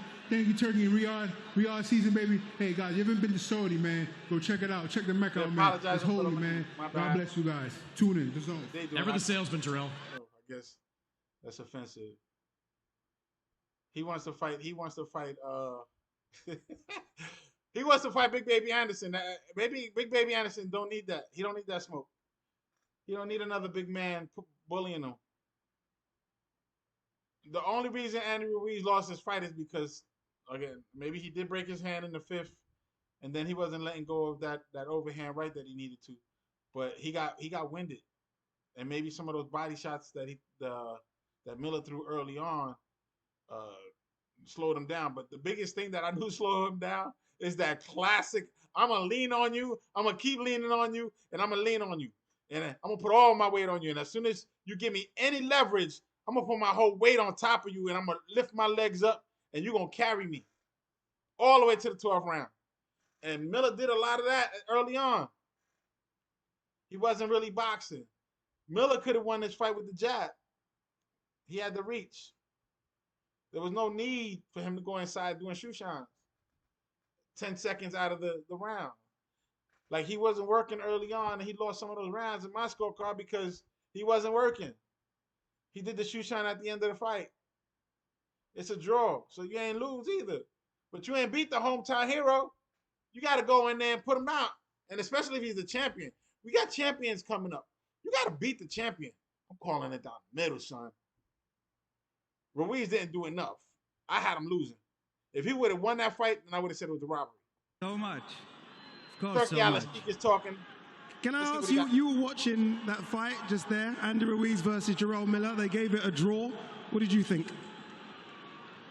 It is fair fight, but I give it to Miller.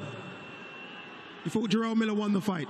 Yeah, I think so, but it is fair. It's too close. This is our first Riyadh season event international. Obviously, it's been so many good Riyadh season events in Saudi Arabia. Your first one in America, in LA. The crowd like it. Are we coming back? Are we doing more? Yeah, of course. Yeah, of course. Look at the reaction, the noise. They want more. They want more big fights. We have 2 more big fights to come. Obviously, Terence Crawford is the main event. Terence Crawford versus Madrimov. That's a tough fight. Yeah, it is a tough fight.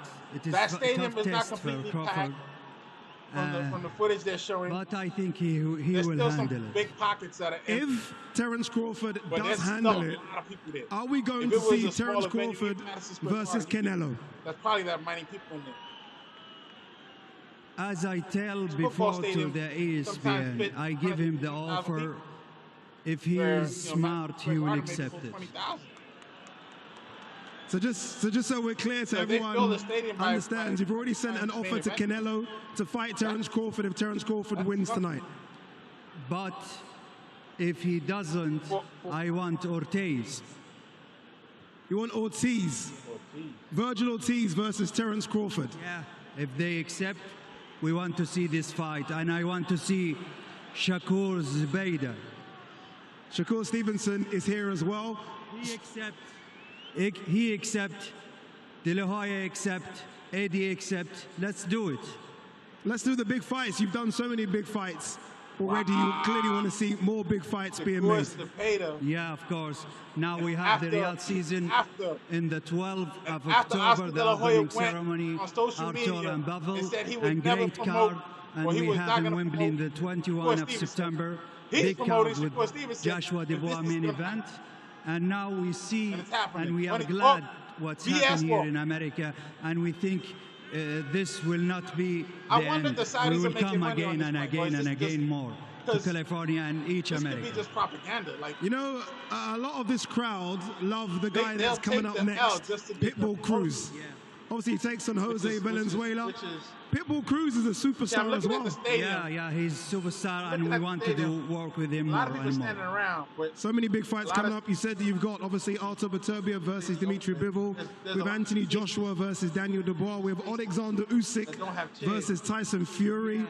Inoue may be involved for as a well first sometime event for soon. Saudi, Yeah, that's a lot. I said to you, Canelo, we are ready to February.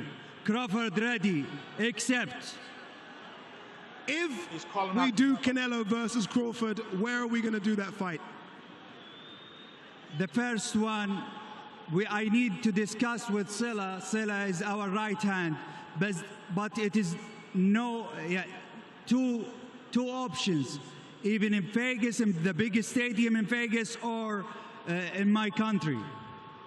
In your country, but we are going to come back to LA, trust me, and do so many more big fights. Jared Anderson, me and you have spoken about Jared Anderson so much against Martin Bakoli. Tough fight for Jared Anderson, but he's still so young, and there'll be more big fights for Jared Anderson in the future. My message to him, and I tell him after the fight, he's still young, he can come back. This is the result for all the great fighters. He have a future, he must focus. Okay, final one. That's the Your key. prediction He must for focus. Terence Crawford versus Madrimov. He Do you keep think partying, Terence Crawford's going to get the doing knockout? what he's doing. Yeah, and they With all that money, young. In the 8th round. Okay, there you heard it. Terence Crawford getting the knockout in the 8th It's a round. business, His man. We Excellency, don't play thank you very much. Thank you, brother. Thank you, brother. Thank you very But much. the Saudis got Okay, him. stick with us when we come They're back. giving him Obviously, it is another a big chance. one. Pitbull Cruz He just versus got a Jose good payday. Valenzuela He just needs to for get the in the ring, WBA focus. super lightweight title. And he got to win. You lose 2 fights. Hello, people. With Me again. Saudi Arabia. Fight week on the zone. He cut you off. He cut you off because Deontay Wilder's just, Exhibit A. He lost to Parker. They gave him another chance, and then he lost to Zhilei Zhang. Got knocked out. They done with him. They're not gonna give Wilder another chance because his heart is not into it. Big Baby Anderson, Jared Anderson, son. If you want to do this game, You need to put all that craziness behind you. The liquor, all that partying, you know, the gun, I don't got a problem with that if you got license. You know, you got the right to bear arms. So just don't, you know, carry it in the car. You know, or have it in a locked box. So if you do have it in the car, they can't say, you know, you had it for malicious reasons. Either way, you don't need that kind of heat. Have your own driver, man. You got enough money. Get an Uber. If you don't have your own personal driver. You don't need to be driving. You don't need no tickets. You know, you got enough money not to be getting pulled over by police. The last thing you want is police getting famous off of your name, because that's what they do in the precinct. Oh, I was the one who did that. No, son. If you're going to stay in the game, get focused. I mean, you got Turkey Al-Sheikh telling you to get focused. He knows something that I don't. You got to get focused, man. Andy Ruiz, man, you got out of this fight by the hair of your chinny chin chin. You didn't get dominated, but you didn't dominate. You need to focus too. Or get out the game, because you've been in the game too long. You're young, but you've been in the game since you was, you know, a kid. You can't be taking shots like that for no reason, man. So I'm telling you from professional experience that you in or out, not halfway in. There's no part-timing. And most of the part-timers, they do exhibitions. Go out there with Mayweather and do exhibitions with him on his undercard. Mayweather's doing just fine, but he ain't take no serious punishment during his fights. And he would go out and party, but he was there for the scenery. He wasn't drinking, and then he was back in the gym in the morning. So he was fooling people when he was drinking all that water at the club. And he would be back in the gym first thing in the morning, do his road work. That's the kind of stuff you gotta focus. This is money we talking about. You know, you could make enough money with the Saudis that once you decide you want to retire, whenever it is, if you're the main event on one of these Saudi cards, you retire, that's it. Live a modest living, and that money will last you for the rest of your life, no matter what the economy does. Especially if you invest it properly. Come on. So right now we have two real disappointments. Luckily, Andy Ruiz didn't get knocked out. He didn't. If you rewind the tape and you see what I told you, when he was coming in, he was looking worried. He didn't look focused. Like he didn't look confident at all. And then as the fight progressed, he was looking more tired and tired and tired. And it's not totally his fault, because Miller did what he was supposed to do as a big man. He didn't use his jab, but he was using his weight. He was pushing him backwards, putting weight, hitting the body, putting his weight, hitting the body. Every time they tussle, he would lean more and more. And then, you know, pity pat him the whole fight, getting him tired. Where he wasn't throwing no power hands. He was not looking to knock him out. He was pity patting for a big man, pity patting. But he was doing that with the mitts before the fight. So now when he was really disappointed, he didn't win. He thought he did something good. He got off too late. All right, the stadium looking kind of packed now. Very few seats that are empty. People could be in the back where I don't see them, waiting for the main event. It look like people getting food and stuff. They're still behind Sean Porter. There's still a whole section that's sparse. So I'm looking to see if the Saudis are coming over here to make money and actually put an event on, or actually for propaganda purposes, because they're trying to attract attention to their country. That Ruiz hurt his hand. We were entertained by that fight. If Ruiz has a healthy hand, we're probably even more entertained, you know? So I think that's probably what, again, boxing needs to understand, that this is entertainment. Yes, it's a sport, but we're here to entertain. If we're putting on great performances, yes, we want to see it again. I think that Jarrell Miller does deserve a shot at the winner he does deserve that Bacoli fight. However, he said, hey, I still want Anderson. So I like to see that fight too. Yeah, that's another good one as well. Well, next up in the ring tonight is our co-main event. Isaac Cruz is going to defend his WBA World Super Lightweight title against Jose Valenzuela. Both men look great in their last outings. Pitbull stopped Rolly Romero. Valenzuela knocked out Chris Colbert. This next fight says absolute banger. Miller versus Big Baby Anderson, just because they're two big babies. Nah. If I was Big Baby Anderson, I'd pass on Big Baby Miller. Nope, not happening. I don't think so. Not today, not tomorrow. No, not happening. We're not doing that. We're not doing that. I'm sorry. We're not doing that. Now, I think the Venezuela versus Pitbull Cruz is coming up next. And the stadium is man, it's fluffy. It's a football stadium, so they got a good crowd out there. And if it was a football game, most of those people would not be seated in the middle, so the stadium would be packed. So they got a lot of people in there. You could pack more people when it's a boxing match than a football game at a stadium, because we're talking about a 20 by 20 or 22 by 22, depending on the size of the ring, but 20 by 20 ring in the middle of a football stadium on a 50-yard line, and then you put chairs all the way around, fill that up. That's what they did. Then you got jumbotrons all over the place. But if you scatter those people and push them into the stands, then you got a full stadium. They got a full stadium. You got a lot of people there. Valenzuela, man, if he don't box and show his boxing skills, if he moves backwards on the back foot the whole time, if he gets caught with an overhand right or two left hooks from Pitbull Cruz, this fight is over.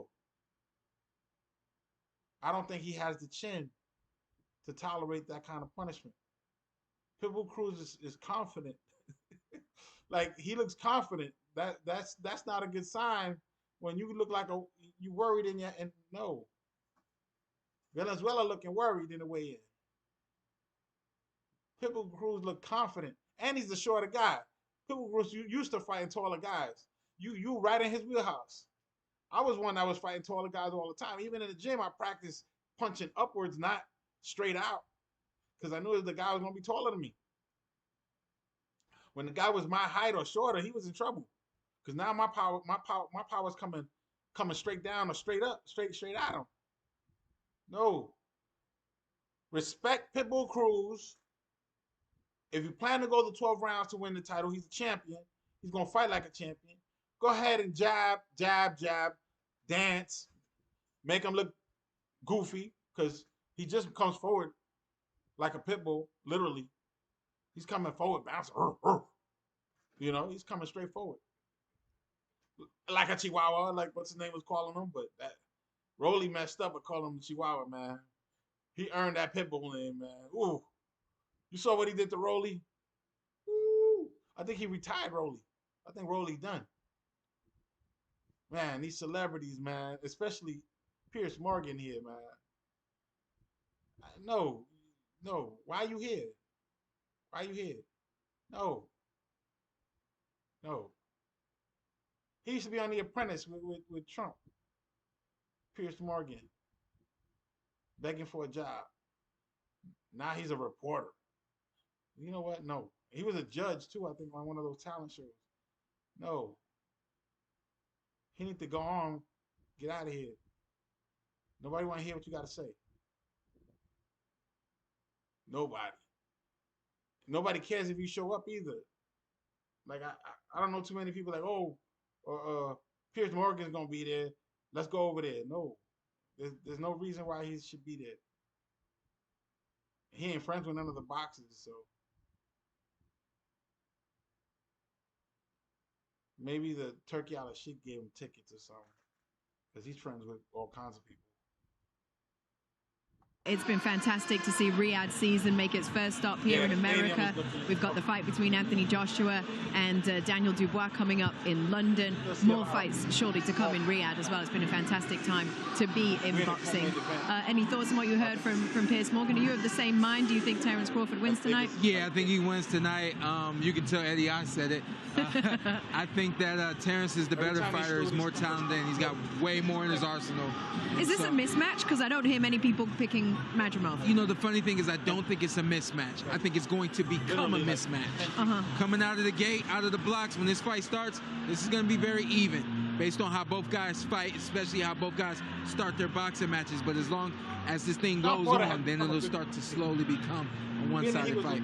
How many rounds do you think it takes, Terence, or does it go the distance? I've been hearing 8 rounds. I heard His Excellency say 8 rounds. I like it. If he says 8 rounds, we're going with it, are we? We're going with 8. That's what we got to do. Okay, fine. So Isaac Cruz and Jose Valenzuela are next up in the ring. If you like fights where they throw down, you are going to like this one. Your co-main event is next. All the British people out here.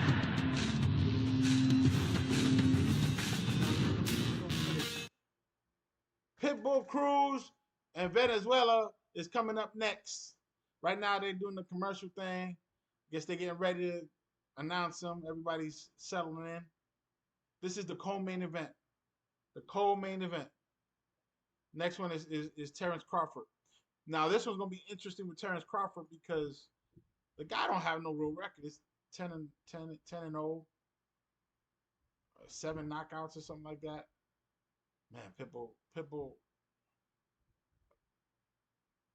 He throwing hooks. Did he break the glove?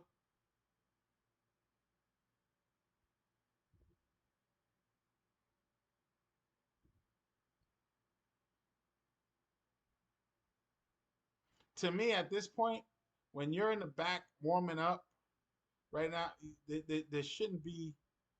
There should be direction, but no new training. No new ideas should be coming in.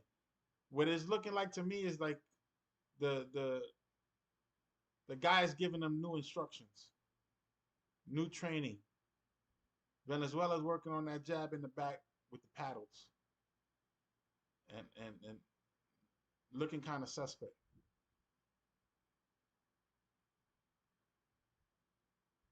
He should not be looking to mix it up with Pitbull Cruz at all, at all, at all.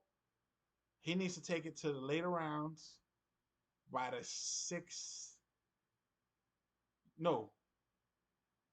Tail of the tape. Here we go. Pitbull Cruz 27, Jose Venezuela 25, 5'4" to 5'10", 140 to 139.8, and the reach is 63 versus 70 inches.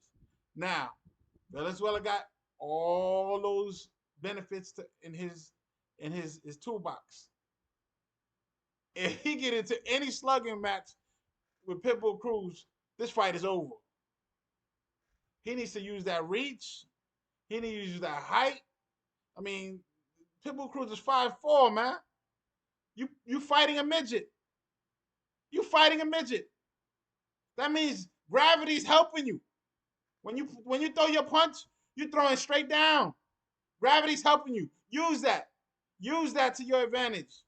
Use that. Do not try to slug with him. He likes that. He likes to get hit. He's coming straight forward. No. You're looking to win rounds, to score. You don't want to get caught with like a mistake, an uppercut, a left hook, an overhand right. No, you don't want none of that. And you definitely don't want no liver shot. If he hitting you with a liver shot, you deserve to go down because he shouldn't be that close. 70 inches versus 60-something. 63, I think I said. 70 inches. You got about 7-inch reach. Use it. He can't touch you. Don't do like Big Baby Miller. Big Baby Miller gave away his reach. He gave it away to Andy Ruiz. That's why he got a draw. He was pawing with the jab. He never used the jab effectively. Well, not true. In the 10th round, he used the jab a couple times effectively. So it wasn't never. Venezuela looking happy as hell that he's home. He's here. He got the Mexican flag over him. I don't know if that's gonna help him because Pitbull Cruz is Mexican too, I think. So it's Mexican versus Mexican. He's over here. It's just starting to get dark over there. The sun has set. It's just on the horizon. You can barely see the light. Venezuela is just happy to be there. He rushed to the stage, rushed to the ring. Excuse me. The ring is a stage, but yeah, he rushed to the ring. I think all the people that are gonna be there, they're already there. I think the gates are probably closed at this point. This is the co-main event.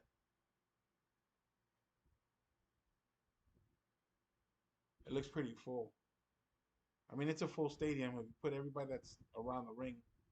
Champion, Isa Pitbull Cruz. Venezuela practically ran. And mind you, I said it's like half the weekend.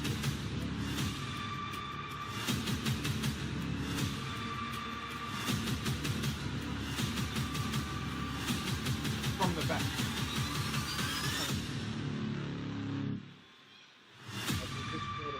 But it's not. Long walk.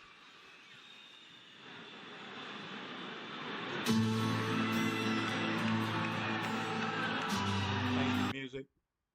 You know how YouTube is with music. Forget about it. Hey, go ahead and like and subscribe. Go ahead and like and subscribe. We're about to get to the main event here. He got a rapper with him or somebody. Pitbull Cruz, man, he wear that dog thing in his mouth, man. He just remember Hannibal Lecter. Let's go. Let's go. I told you the best fight so far was the Jared Anderson fight where he got knocked out. He was supposed to win that fight. He got a muzzle, bro. He's enjoying the spotlight. Pitbull, man. Yo, he 5'4", man. He should not be in the position he is. But yeah, he doing it. 5'4", man. 5'4".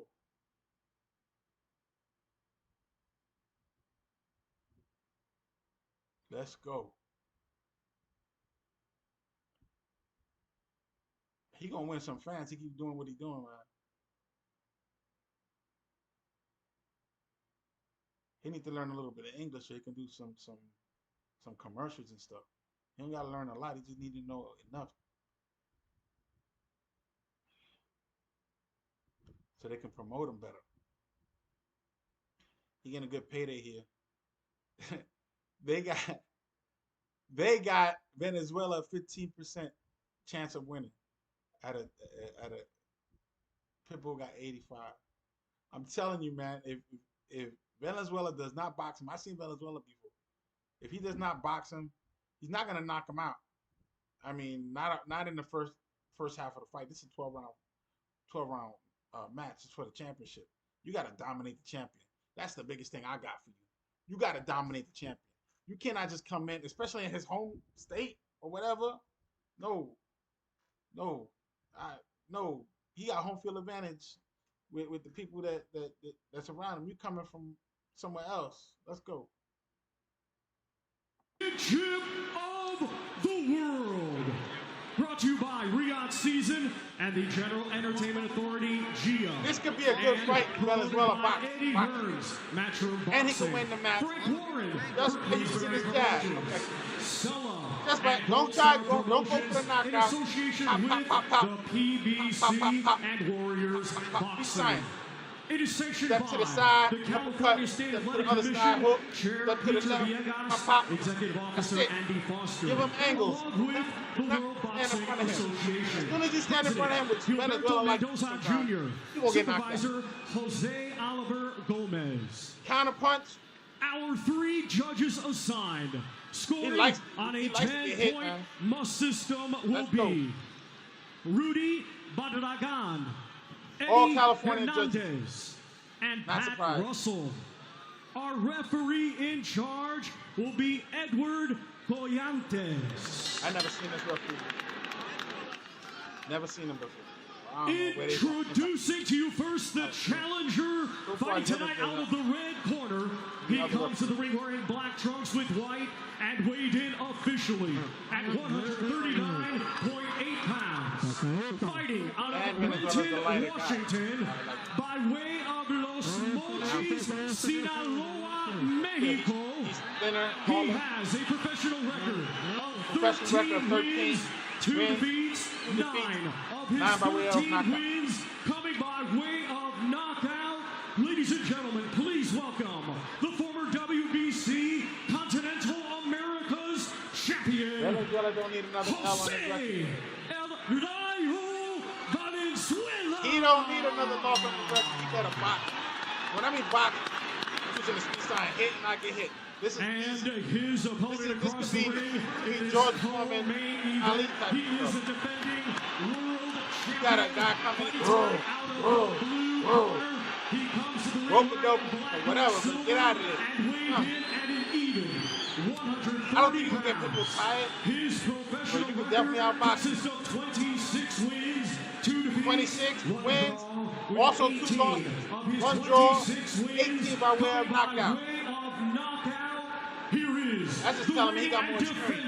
defending WBA Super both got Lightweight losses. Champion of the They both World. got Ladies and draws. gentlemen, damas y caballeros, de Ciudad de México, México, Isa Pitbull.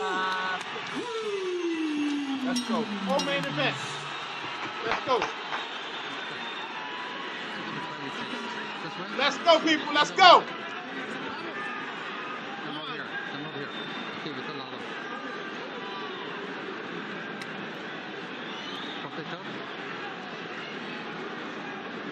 Okay. Here and above is legal. Aquí arriba está legal. Aquí arriba está legal. Okay? I expect a good, clean, professional fight. Espero una pelea buena, profesional y limpia. Okay? Obedéceme todo el tiempo, obey my commands, and protégete todo el tiempo. Choco guantes. Let's go. Well, it was just over 4 months ago that Isaac Cruz made that jump to 140 pounds and won a title in his first fight at that weight class. Now Jose Valenzuela will attempt to do the same thing. It's Mexico versus Mexico, and something both fighters said this week, they love these kind of matchups, and neither one of them plans to take one step back. I would agree with that. Well, I'll tell you what, Valenzuela better take a step back, because that's not the way you beat this man, this bull. You gotta fight sideways, use lateral movement, and get that jab in his face, and of course, get respect of Isaac Cruz early. Jose Valenzuela in the red gloves, Pitbull Cruz in the black, and true to form, Pitbull coming out guns blazing.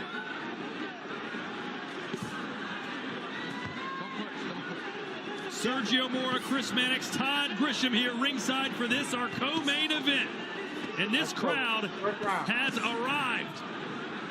You know, it's not just the style of Pitbull Cruz that takes them getting used Venezuela's to. It's already the holding. size. You either That like means he's fighting too smaller close. guys or you don't. Pitbull's Someone like too Ryan sharp. Garcia likes fighting against smaller opponents. Someone like Gervonta Davis prefers fighting taller opponents. Where do you see Venezuela's early fighting on midget. if Jose Valenzuela has Gravity's the style helping him. to fight a guy There's that no fights reason like Pitbull why he Cruz? needs to be inside. And they're already having issues with the front leg. That's what happens with the lefty and the righty.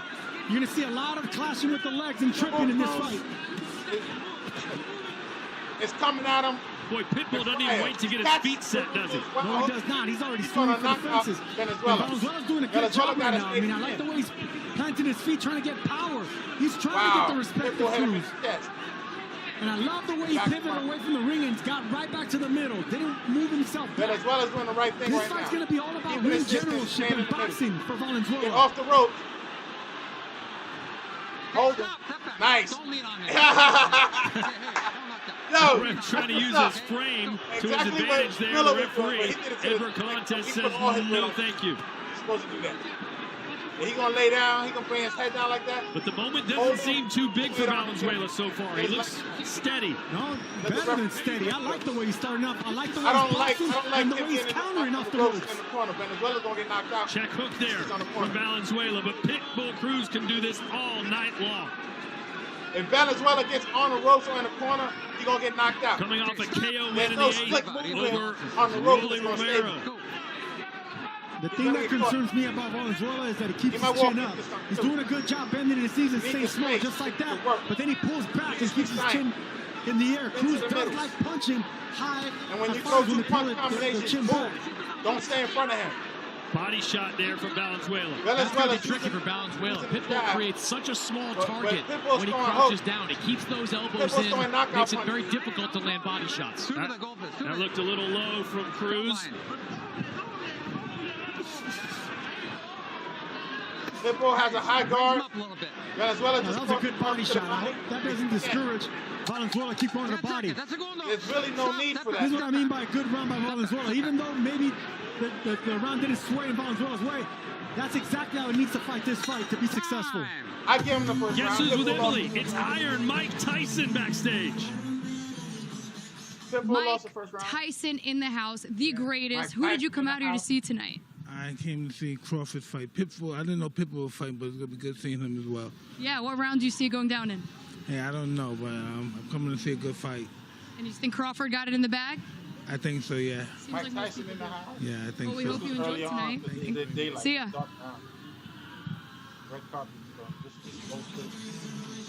And there he is. One of the most recognizable athletes in the world. And right over his left shoulder, it's Lomachenko. Iron Mike Tyson. Julio Cesar Chavez over his right shoulder. I'm talking about the best names and biggest names of boxing history are here today. I saw Roberto Duran a few moments ago, too, Sergio. This is the kind of fight that he'd love to be in. Oh, man, it's all about Tyson and Duran for fights like this. They love the style of this Mexican and Isaac Cruz. Oh, there it is. Left, there it is. Got him on the inside, and now he's trying wailing to on him. cover Pitbull up. already It's Valenzuela, but there's nowhere to go when you're in the corner. Caught him with the hook to the head. And he's got to be careful with that head. And then he threw a combination. He's coming in, shuffling. Hook to the head. Body shot.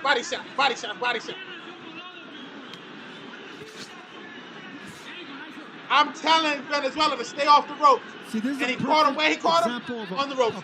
There goes Venezuela back on the ropes. A straight back up puncher, against the right? ropes. So a boxer can outbox Listen to a me, puncher, Venezuela. but he has to have a perfect fight.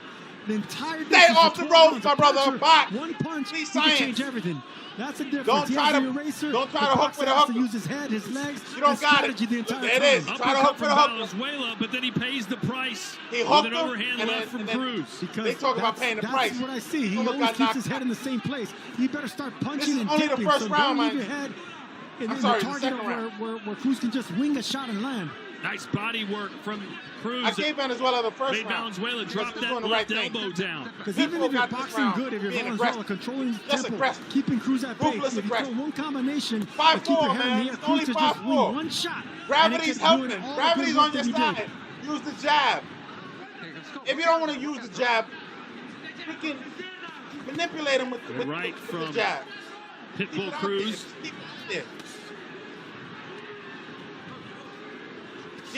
Getting really close to the ropes in the corners. No. Cruz has fought 4 world champions and has beaten 3 of them.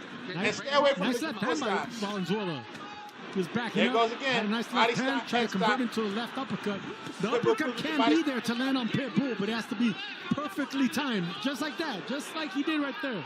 Venezuela got the uppercut. The challenge for Valenzuela is going to keep fighting like this over 12 rounds? Well, not yet success, like you said, in that first round. But this is the style that takes a lot out of it. You keep moving and having to stay off the range of Pitbull Cruz. That's why it's a sweet science, man. That's why it's so difficult to be a pure boxer.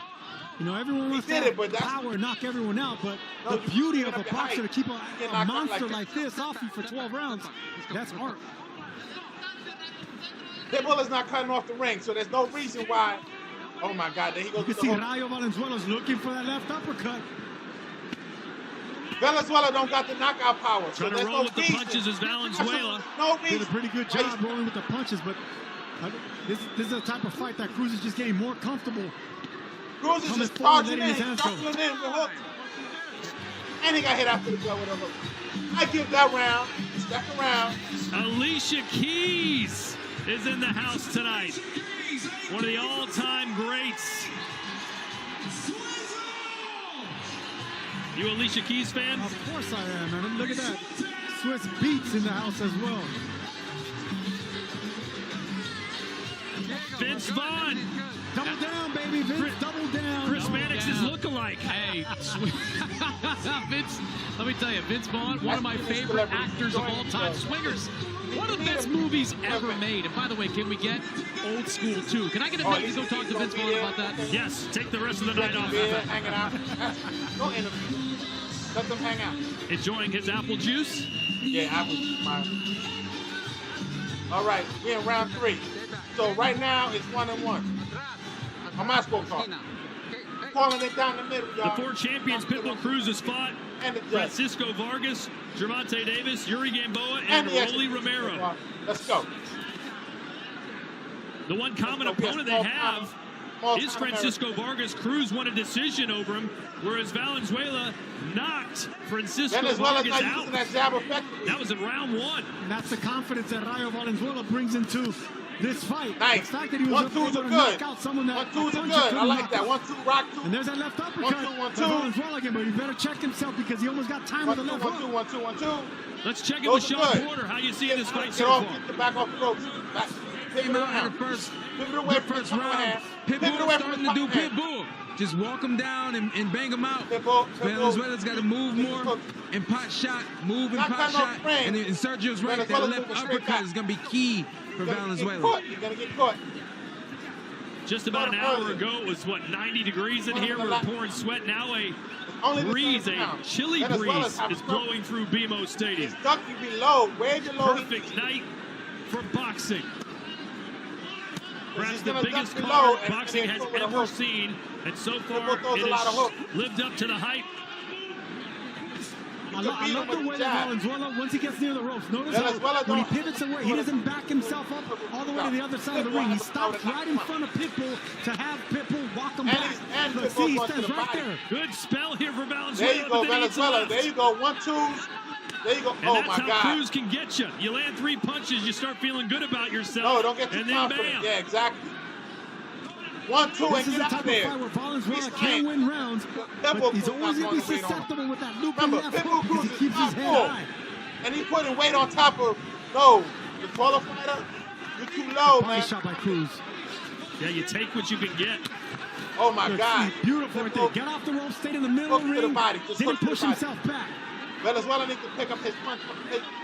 Venezuela's a really good boxer puncher, man. He really is. 1-2, and get out of He here. has the goods to make this a rough night for Cruz, but he has to be focused, laser focused the entire fight. And he's doing a nice job of getting that left hand to the midsection. Every time he comes up with the jab, he drops down, lands a body shot on Pitbull Cruz. And look, man, we all accustomed to Mexican style, but liver shot, his head is down. He's from Sinaloa. You know, he's from Los Mochis, where Jorge Arce from. A lot of greats come from Sinaloa and Los Mochis area.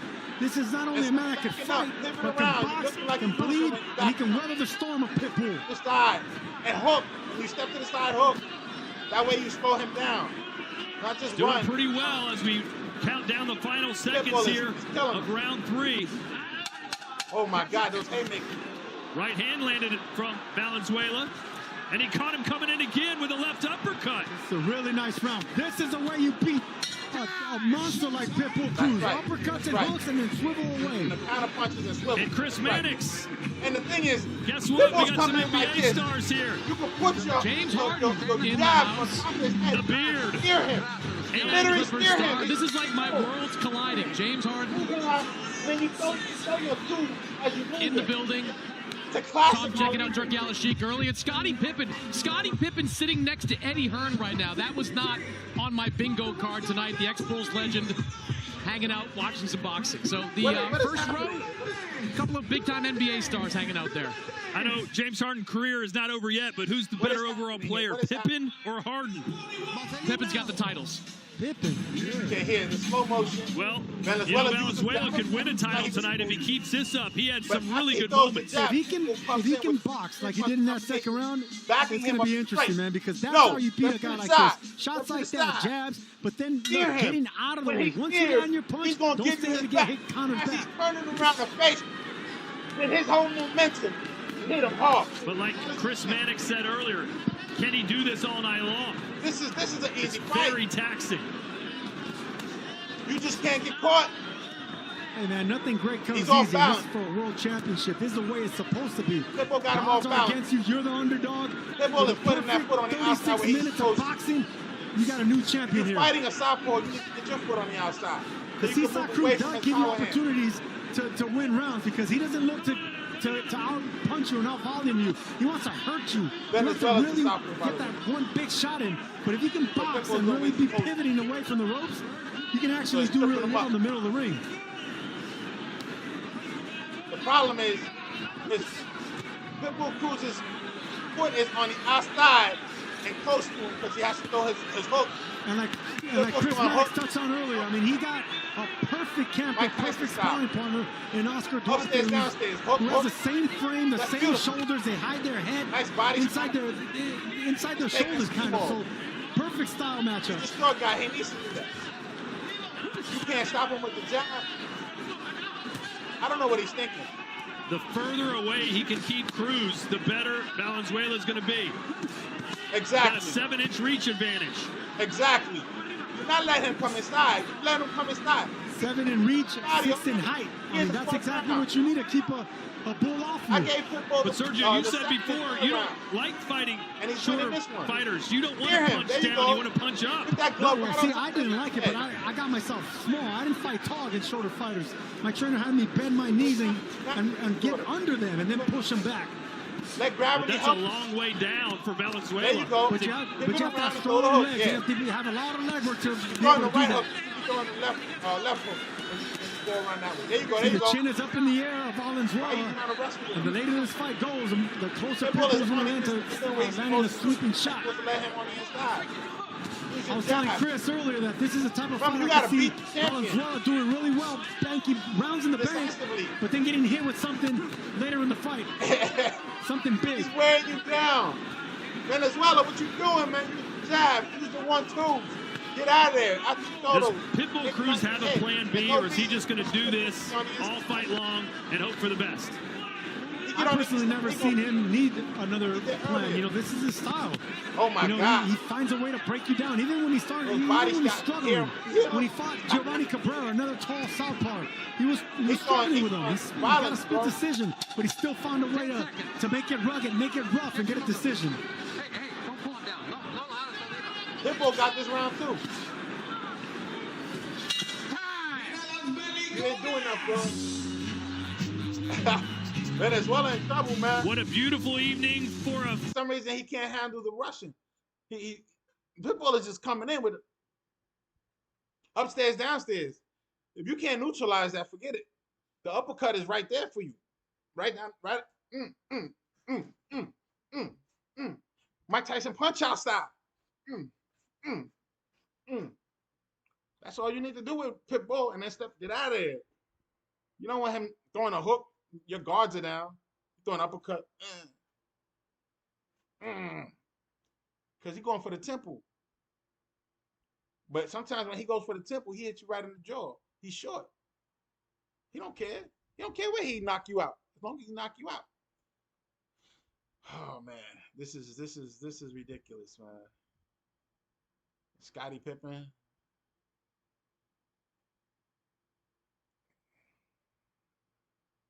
Johnny Depp was going to be here tonight. I didn't know Johnny Depp was coming.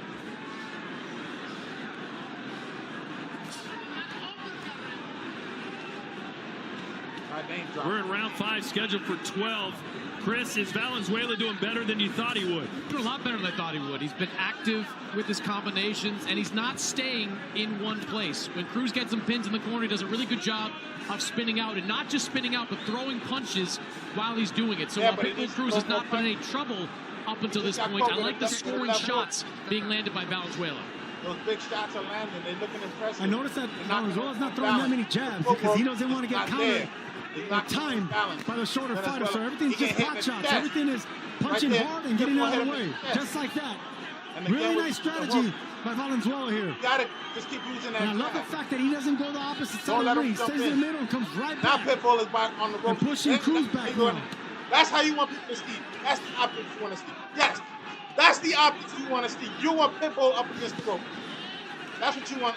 You want the world to see that you beating the champion. That he has left hand there by that he got his back up. Didn't pull it back. He's doing it with the just nice chopping shot to the top of the head of Cruz. Jose Valenzuela said that his parents left Mexico for the United States for a better life for him. They sacrificed everything for him, and tonight he said, I will pay them back with this performance. This is dedicated to my mom and dad.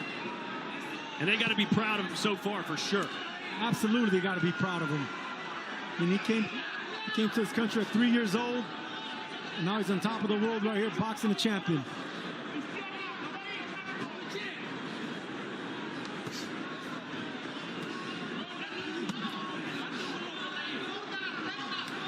Wow. Cruz just can't seem to figure him out.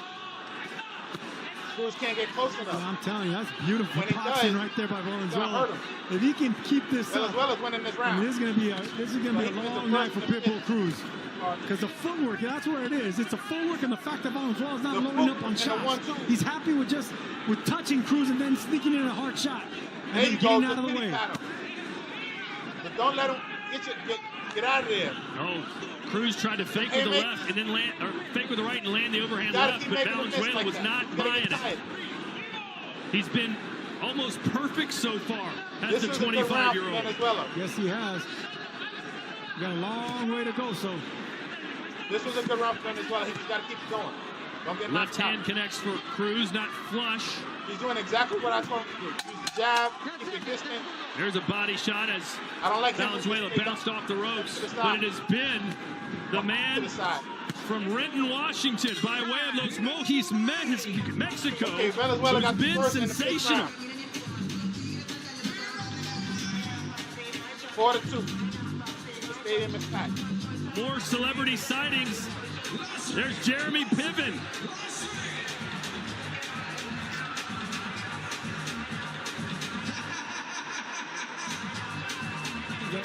Where's Khalifa? Chris, would Jeremy Piven make a good boxing agent? He can make a great boxing agent. Shout out Entourage. Shout out my guys.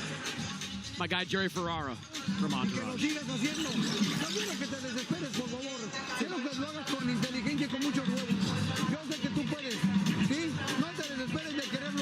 Don't get desperate.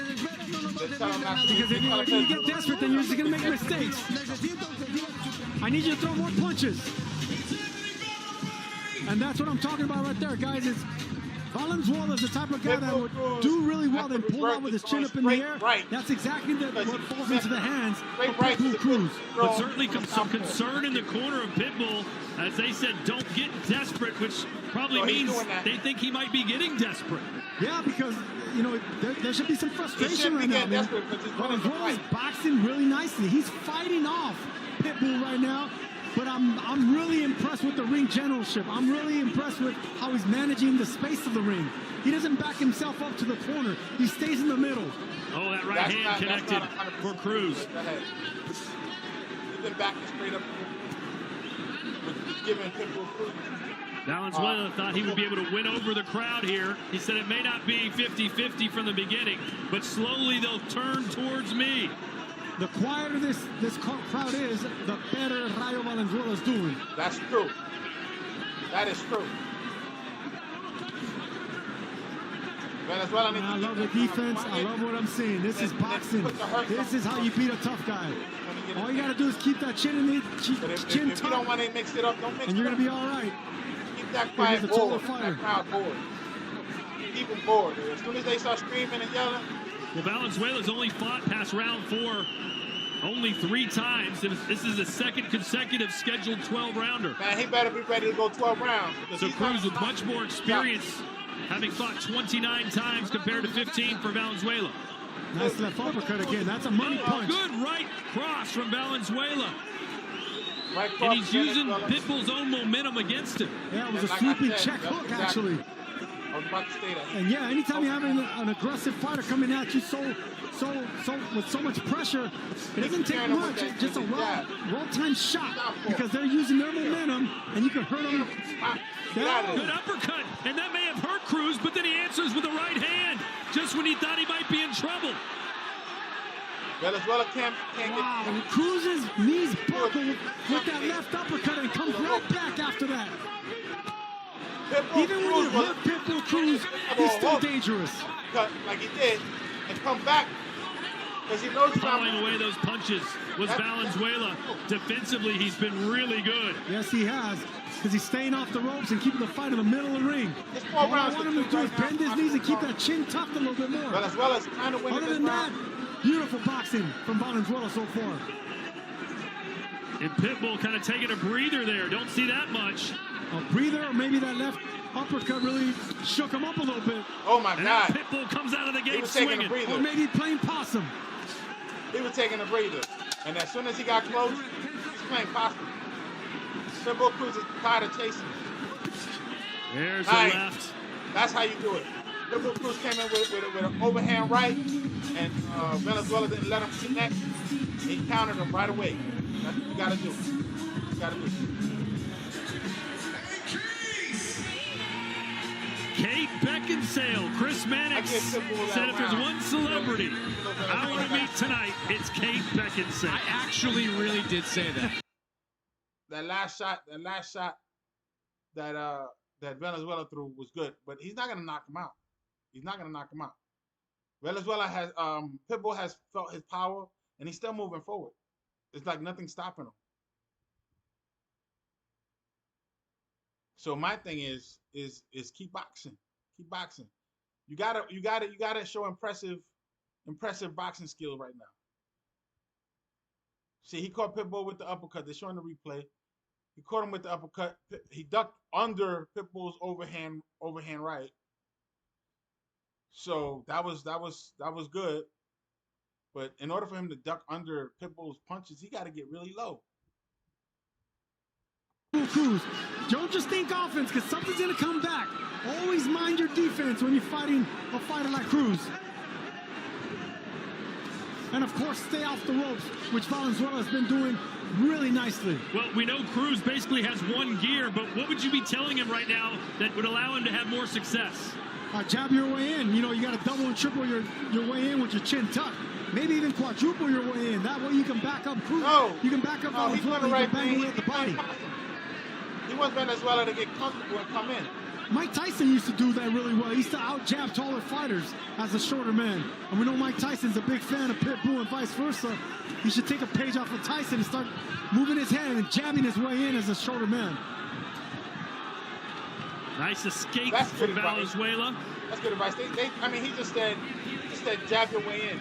You know, I was just talking to Robert Garcia in the corner of Jose Valenzuela. He was telling me just stay away. He wants his guy just to stay away from Pitbull. Throw his 3-4 punch combinations and then get out of there. Don't get into exchanges straight ahead.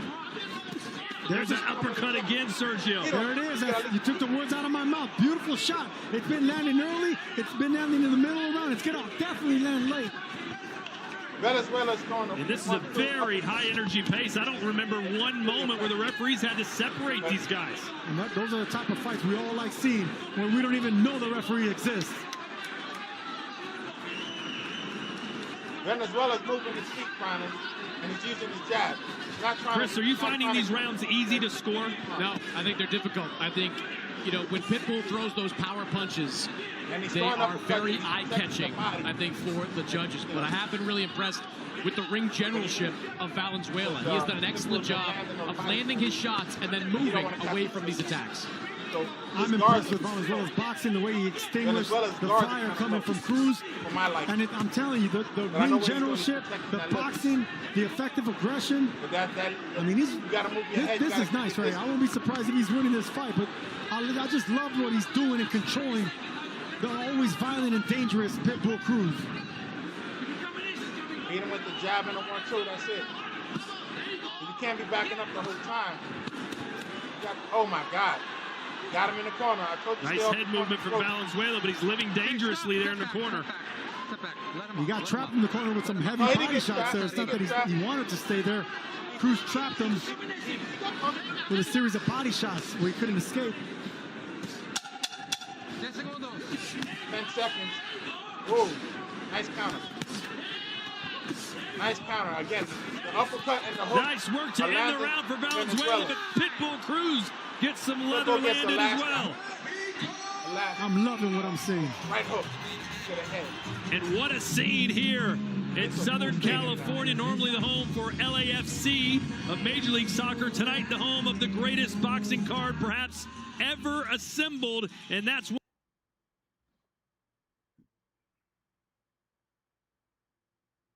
Let me tell you right now, man.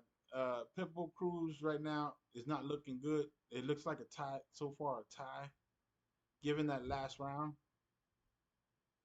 Pitbull came in hot at the end of that round, but he's Venezuela's doing what he's supposed to be doing, utilizing his jab and the 1-2.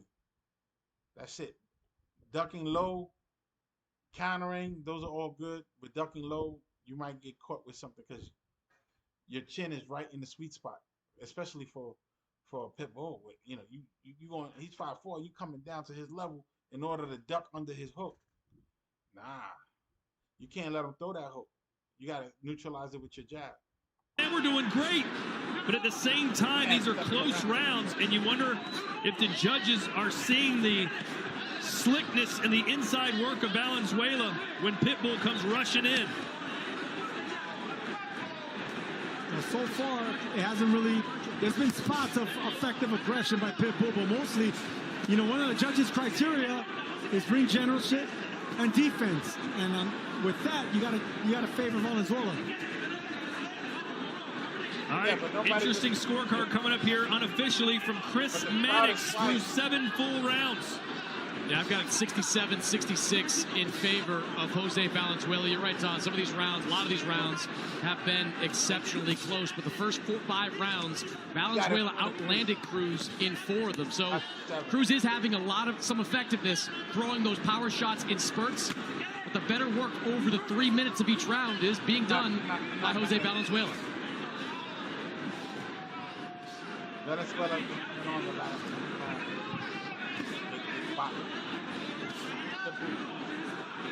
not doing anything. There's that uppercut again, and it lifted Cruz off the mat. Yeah, that uppercut was to the gut. It was to the breadbasket of Isaac Cruz.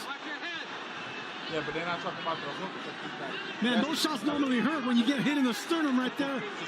Cruz ate that up and kept coming. The hook to the body. The hook to the head. As well as neck. Right cheek, no cut. Let's go. Pitbull Cruz fighting for the 11th straight time on U.S. soil. He's become very comfortable in this country and has become a fan favorite as well.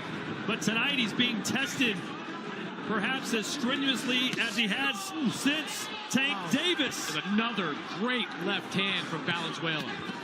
Look, man, I don't know how you guys have a scorecard, but I love the way Valenzuela's boxing. If he can keep this up, I'm telling you. He got to keep it up. It might swear his favor. This is how you beat a fighter like Pitbull Cruz. He's doing everything you should do against a fighter as aggressive as him. He's nullifying him, and he's extinguishing that power. Pitbull Cruz doing the zigzag, trying to find a way in. Anything he can do. He threw 5 shots. All of them missed. Rayo gets back to the center of the ring. This is the best. El Rayo putting on his best ever performance on the biggest possible stage.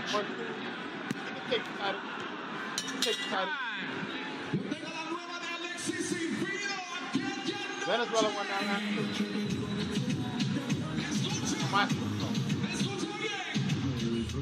There he is, hands of stone, Roberto Duran. Las manos de pierdas, an all-time great right there. The greatest lightweight champion, moving all the way to middleweight to win a world championship.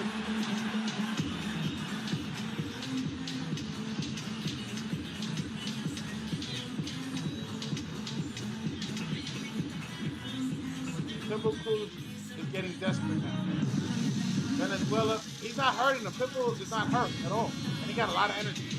He's not landing anything now. Because Venezuela's using his reach.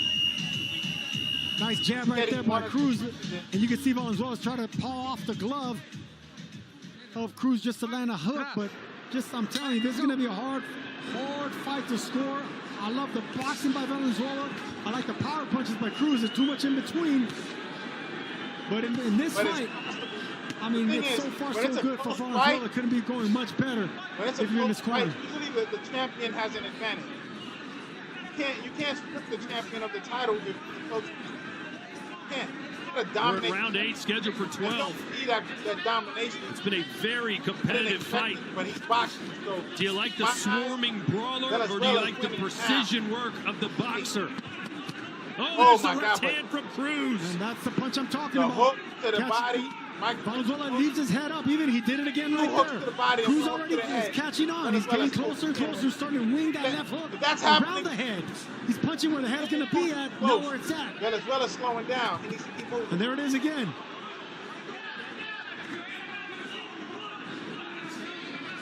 When he's throwing the jab. This is where Valenzuela needs to get himself smaller. He needs to step out before he pivots away. He's pivoting away from the ropes, but his head's in the same place.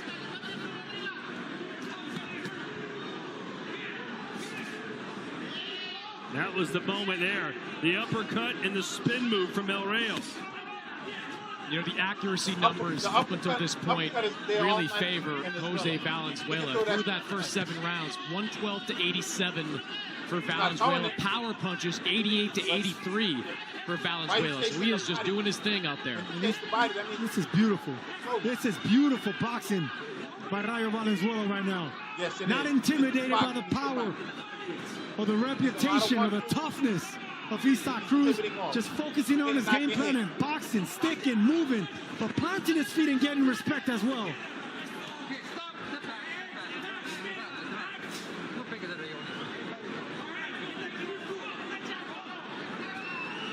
He's doing exactly the question you guys had early on was, can Jose Venezuela keep this up for 12 rounds? He's done pretty well so far, but this round has belonged to Pitbull Cruz. It might be boring, but low. Venezuela got hit in the... And that was certainly low. Yeah, that caught Valenzuela. That's a 5-minute break. Below the belt line. He reacted immediately to that shot. All right, that got you in the side, and then with it super clean. Yeah, but if you're okay, you got a good cup, okay? Take a second. Can you move? Walk a little bit. Oh, it was a side shot. The referee does not agree. It's a close blow. But you got below the belt, but it hurts, right? Yeah, let me kick you right there with a cup on. The thing is, when you have a pointing cup on, at the big screen for the referee to turn around and take a look at it. So I can see him saying it's a low blow because it's below the belt line. Move around a little bit. Move around. You ready to go? In case you're wondering, El Rayo means the light in Spanish. Lightning. So we'll see if he can catch El Rayo in a bottle tonight and upset a tough guy like Pitbull Cruz. He can upset him. The judges are seeing it that way that he's boxing. Can he see the El Rayo at the end of the tunnel? Does that make sense? But that low blow could have slowed him down. They're not counting it as a low blow because he got hit on the side. But he got hit in the cup. And again, any boxer tell you when you have a real cup. Nice. There's a right hand that lands. And he's staying in the pocket, which his corner told him not to do, but a good end to the round for Jose Valenzuela. Venezuela won that round.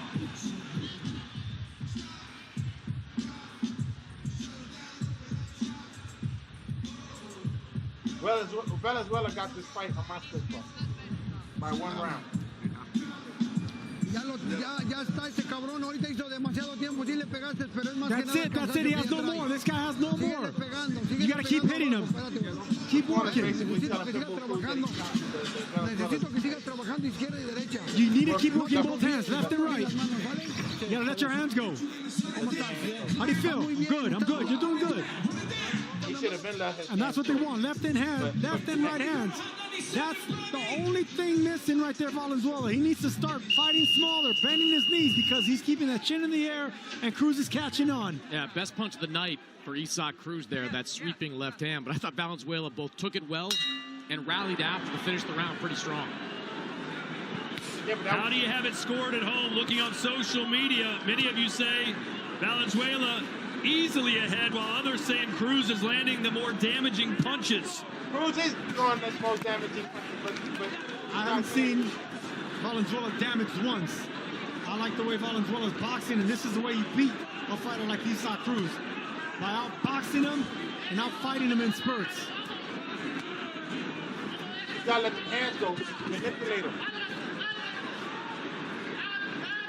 This could really throw a wrench into Pitbull Cruz's boxing future. He was set up for another huge fight after this one, perhaps against Gervonta Davis. But that will certainly go up in smoke if Valenzuela can get the win. Check this out. It's not the first upset we'll see tonight. Trying to fight Gervonta Davis next, right? We've seen Jared Anderson get knocked out. Then by Cruz goes to the back of the line. I'm not expecting a knockout here, but Venezuela, no one knocks out Pitbull Cruz. Power punches landed through 9 rounds. Valenzuela, more landed, fewer thrown, higher percentage. Yeah, great accuracy numbers for Valenzuela, 40% to 29%. I really like when he sneaks in that rear uppercut, or lead uppercut. It's been a really effective weapon for Valenzuela. Look, at the conditioning of Valenzuela has been excellent as well. You said it takes a lot to fight this type of style and do it effectively. You look at him midway through round 10, and he still looks pretty fresh. It looks like he's not being denied, guys. I'll be honest with you. Even when he got hit, he came back. He's boxing beautifully, fighting off Cruz. He got the respect of Cruz. Now he has Cruz going backwards. Cruz is backing up. I really hope the judges get it right tonight, because right now, man, Valenzuela's boxing a beautiful fight. Well, you say get it right tonight. How many rounds have you given Valenzuela? Is he ahead on your card? He's ahead, clearly on my card. He's ahead on my card, too. Venezuela got Pitbull up against the movie now. And usually, I was going to say, Cruz will try and lull Valenzuela to sleep, let him land some punches, and then come out with a ferocious combination. He's using his height and reach like he's supposed to. Just like this, he'll lay back. And look at this. I love that Valenzuela's not falling for what Cruz wanted him to do. Cruz playing possum. He wanted Valenzuela to throw something hard. Then Valenzuela started touching him and just pawing him, saying, I'm not doing nothing. I'm controlling what I want to control. He's dominating. Oh, there's a left. A big left from Cruz. He rolled with that shot, but still. I didn't give the Yeah, he needed something, because this round was dominated by Valenzuela. Because he did this, he's trying not to do the round. He's not going to give the round to Pitbull Cruz because he lands. And there is Roberto Duran, the Hall of Famer. He's still got so much energy. I think everyone has energy when this. So right now, Venezuela is outboxing the champion. This is dominating the champion in a sleepy kind of way. The problem is the judges have to see it that way, because he's still fighting backwards when he's doing it. He's not fighting forwards. He's not stepping to the side. He's not making it look pretty. Because when Pitbull finally comes in, he's catching some punches to the body and to the head from Pitbull. You need to step to the side and punish him as you step to the side. Roy Jones was good for doing that. Roy Jones was good for doing that. So much so, Roy Jones used to put both his hands behind his back, weave like this, step to the side, and then counter with a punch. That's where Venezuela is lacking. The championship rounds. Jose Valenzuela, 6 minutes away, perhaps, from unseating Cruz and becoming a world champion. That's what they told him in the corner. 2 more rounds and you're world champion. The judges can say, well, we knocked him down. So that's why. And for me, it's desperation time if you're Pitbull. He can't be comfortable because he hasn't really landed something clean. He hasn't dominated. Anytime he did get a lick in, and he's Valenzuela losing will it come because back and get his own shot back. Chris, how do you have it scored? 97-93 in favor of Valenzuela. Look, the accuracy numbers significantly in the favor of Valenzuela. He's doing a great job of getting out of the way of most of these lunging attacks from Cruz. And even when Cruz does hit, to Sergio's point, he bounces back, lands 2-3 punch combinations. So 97-93 right now for Valenzuela. And I'm with you, Sergio. Pitbull Cruz got to do something to change the tide. Well, he's got 18 knockouts in his 26 wins. He could use a big landed punch if he can find it. He's not going to knock that Pitbull left out. uppercut has been money by Valenzuela. Just landed it again. Cruz stepped back. He has to acknowledge what's coming from Valenzuela. High guard. Sergio, you said all week long Valenzuela was a live dog. What was it that you saw coming into this fight? As cheesy as it sounds, just hunger. The hunger in his voice, the look in his eye, the way he carried himself, the body language, his story, everything. And the fact that he has Robert Garcia in his camp, and the fact that he's been training with Oscar Duarte. All the stars that aligned for this man have this performance. You bring up Robert Garcia, Sergio, and one of the reasons that Valenzuela came down to Southern California from Washington was because he thought his career was stalling up there. He wasn't getting the type of work you need to get to fight at the championship level. So it's clear that the time in that Robert Garcia gym, which is one of the best gyms in all of boxing, a lot of great sparring in that gym, is helping him produce in this fight. Oh, there's the uppercut. And you know Cruz is going to come out like gangbusters after he gets hit. But Valenzuela has been able to somehow control the monster. And now it's Valenzuela that has the monster on the back foot.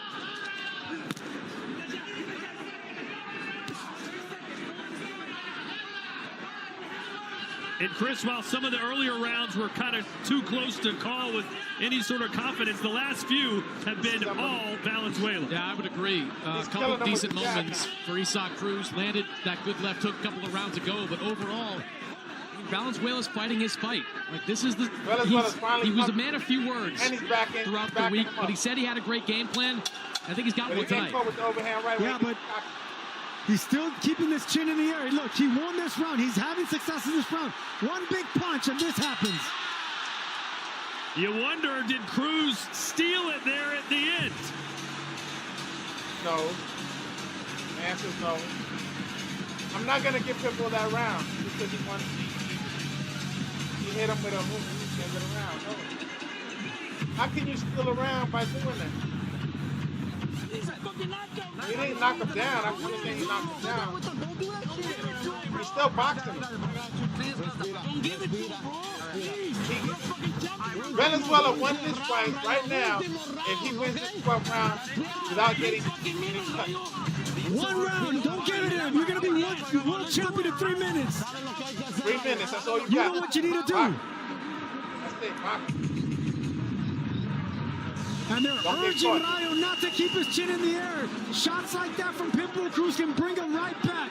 One punch can change the trajectory of this fight. And everything has been going right for Jose Valenzuela. Down your toes. 3 minutes to go. Only 3 minutes. Can Jose Valenzuela survive 3 minutes and perhaps become a world champion for the first time? Or can Cruz muster up some light magic and defend his title? He's the champion. He Clearly, knows how to win. a sense of urgency from Isaac Cruz coming Isaac out Cruz knows of he's the in corner, trouble. just winging punches in the first 20 seconds of this round.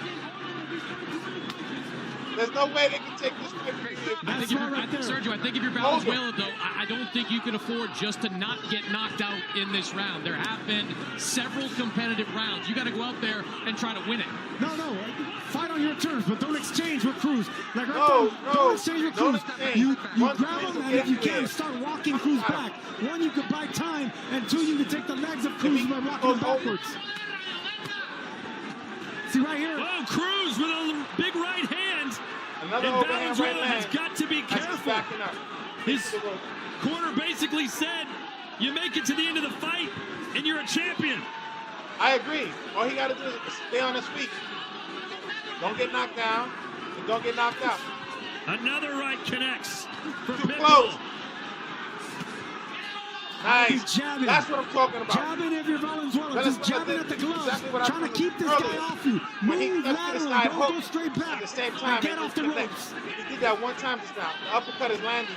He's up against the ropes. Okay, finally he got off the ropes. Jab. Right here, you should be jabbing at the gloves of Pitbull. You're winning the fight. There's no 1 minute and 20 seconds left. There's no reason to get cocky.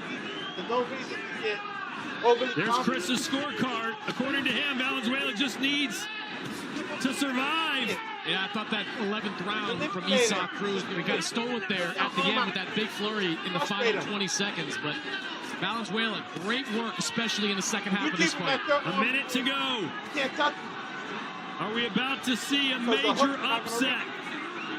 Jose Valenzuela dedicating this performance to his parents, who he said sacrificed everything to bring him to America and help him become a professional boxer. Tonight, his dream can come true if he can make it past the final round. That was an emotional story that Valenzuela told us, coming here at 3 years old and winning this championship for his parents that sacrificed so much.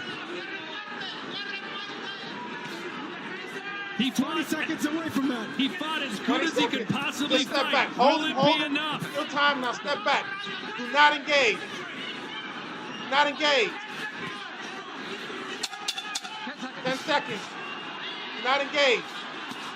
Cruz gonna try and have one final punch land, but a nice left from Jose Valenzuela. Has he won the world title, or did Pitbull Cruz do enough to defend? My professional opinion, Venezuela did exactly what he needed to do, and he outboxed Pitbull Cruz. Pitbull Cruz is an easy guy to beat in boxing.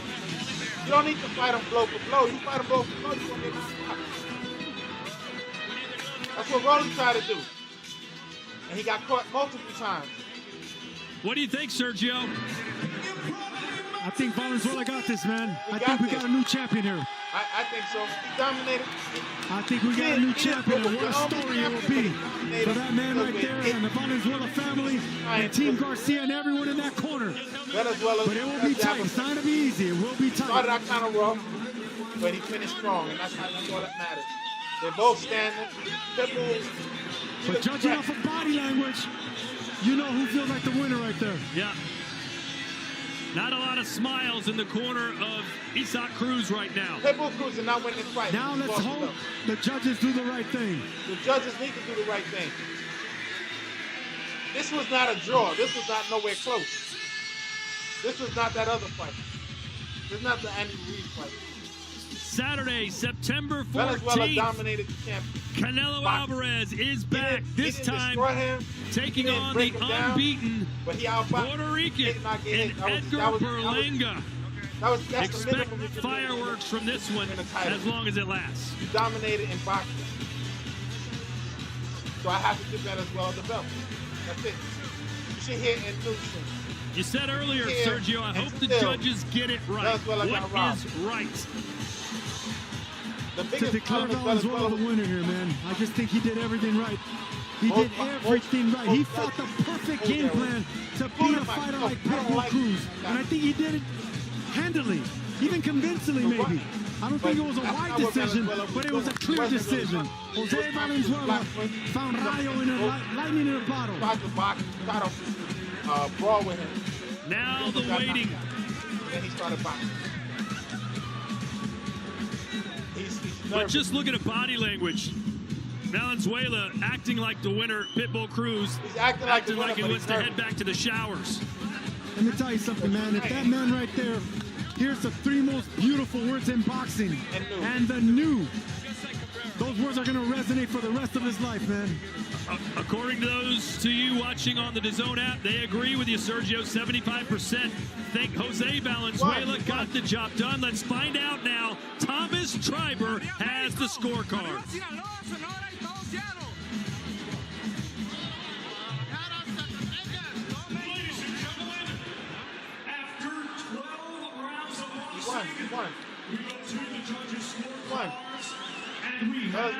A split decision. A split decision.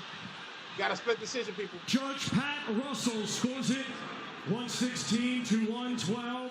116 and 112. Jose Valenzuela. 116 and 112 to Jose Venezuela. 116 and 112. Judge Eddie Hernandez scores it 115 to 113. 115 to 113. Isaac Cruz. Isaac Cruz got a judge. 115 to 113. And Judge Rudy Badalagan scores it 116 to 112. To 112 Venezuela. For your winner. And new. And new. What I tell you? What I tell you? Have I lied to you? Have I lied to you? Venezuela is the new champion. He did exactly what I told him to do. It's to box him. If he would have rolled with him, he would have got knocked out. A massive upset in our co-main event. There it is. Jose Valenzuela. Jose Venezuela is the champion. Pitbull Cruz. For the first time in his career. What an amazing It was a great story this boxing kid class. has. From leaving Mexico to He made a lot of mistakes. and realizing the American dream. With that man right there, there's a creator of champions. He made a lot of mistakes. Man. It can't get no beauty. He stayed boxing towards the end and he finished strong. Man, I'm emotional. The crowd was quiet. Congratulations to Jose Venezuela. Pitbull, you didn't win. You lucky a judge. I love seeing this, man. I love seeing it. I feel it all over again myself. No, if they would have Jose Valenzuela. It would have been a robbery. A title opportunity that some didn't think he even deserved, Sergio. This was kind of going to be a showcase fight for Isaac Cruz, perhaps in preparation of a rematch with Gervonta Davis, but you can never check one in the win column until it's over. Oh, man, you can never do that in boxing because hunger trumps everything. That guy was hungry from the beginning. Pitbull, we know what he is. I mean, he's a wrecking ball, but he's been to the top and he's come up short a little bit. He's a champion today, but tonight, Valenzuela followed the championship game plan, and you can't beat that hunger, man. He had it in his eye from the beginning all the way to the end. Just a brilliant performance. Chris Mannix is with the new champ. Be dirty if you have to. Mike Tyson be dirty. Congratulations, world champion. How does that feel? Man, I'm speechless. I'm speechless. Dream come true. When that final bell rang, how sure were you that you did enough to get the decision? I was 100% sure. I was 100% sure. You knew coming into this fight, Pitbull was a pressure fighter. What was the key for you in dealing with that pressure? Just be smart. Just be smart. I didn't get desperate. I didn't get, fall under the pressure. I stayed calm. You felt his power a little bit in those early rounds. I think it was the mid-rounds you caught a decent left hook. What did you think of that power? It was cool. It was cool. Nothing crazy. Nothing I've never felt. It was good. He's solid.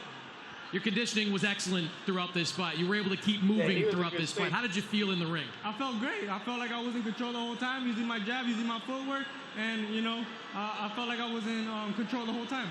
You're coming off a win over Chris Colbert. At that point, the biggest win of your career. Now, the win against Isaac Cruz. What's the difference in you over these last few fights? These two guys right here behind me. Robert, what'd you think of that performance? I think it was a great performance. People's a tough kid. We have to fight smart. Keep the distance. Keep the jab going, and fight him out the distance. He kept following the rules, instructions, and he became champion now. You've talked about the journey that it's taken for you and your family to get there. You got a little bit emotional during our fighter meetings talking about what they sacrificed to get you here. What does this mean to your family? This is not for me. This is for my mom and dad. This means everything. This is all the sacrifice. This is all for them to pay them back. Congratulations, Jose. Thank you. Thank you. We're going to turn to Isaac. Isaac.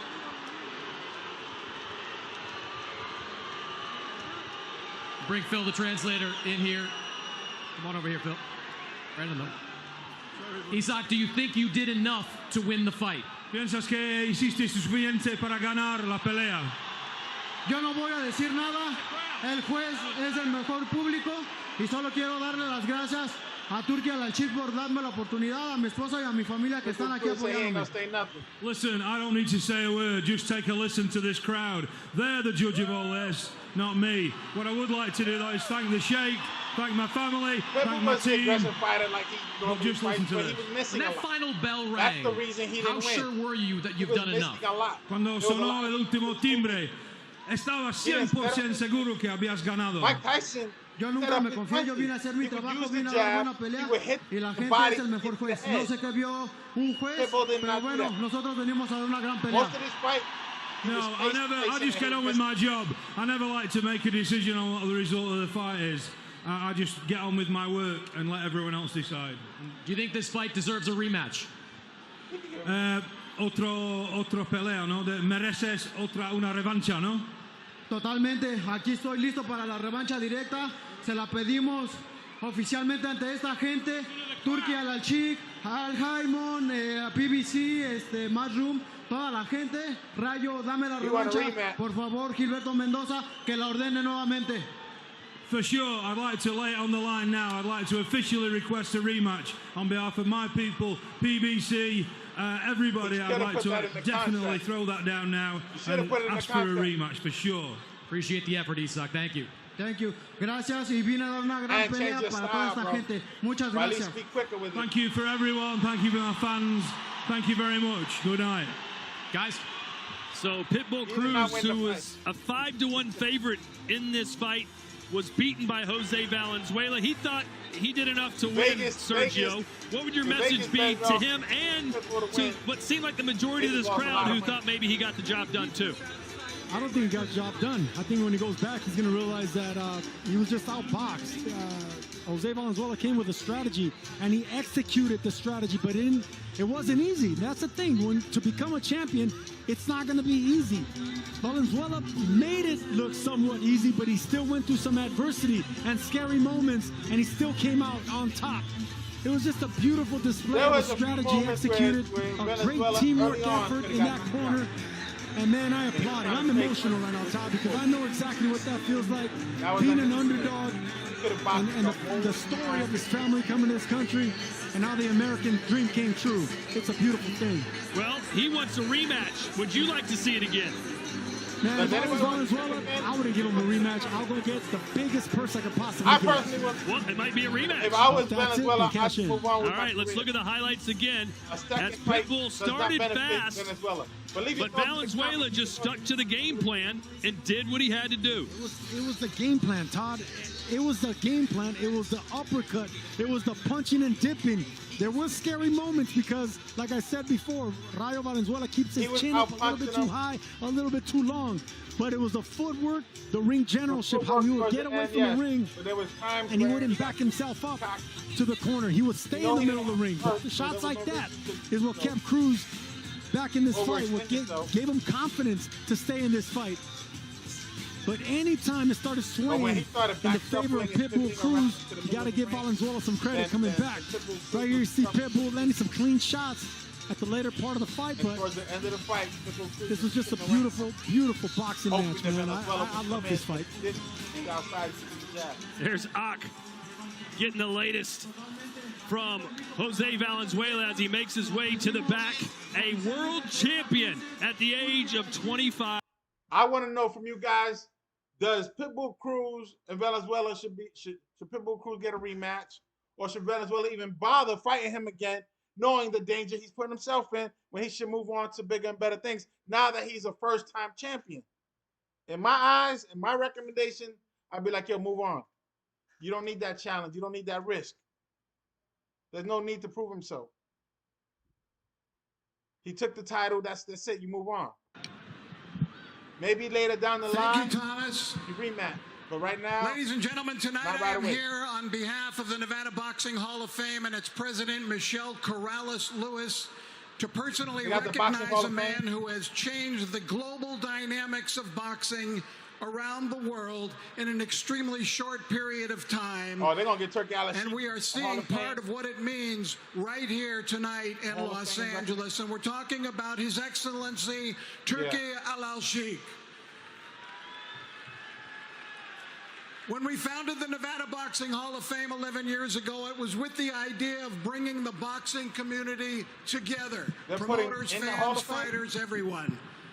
But Your Excellency, what you have achieved the same vision that we had, but on a much grander scale, certainly worldwide.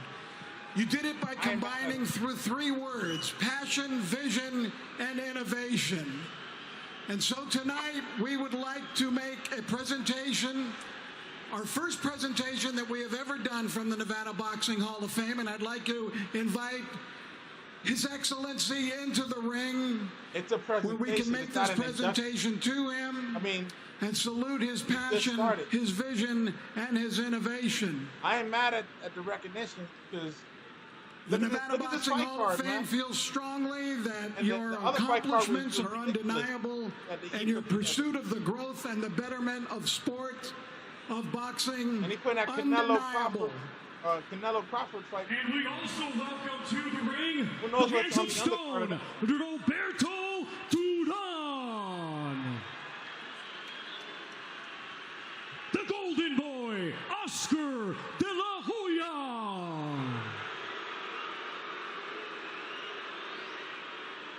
And Mr. Eddie Hearn of Matchroom Man, you Boxing. spend enough money, you get all kinds of recognition. Let's go.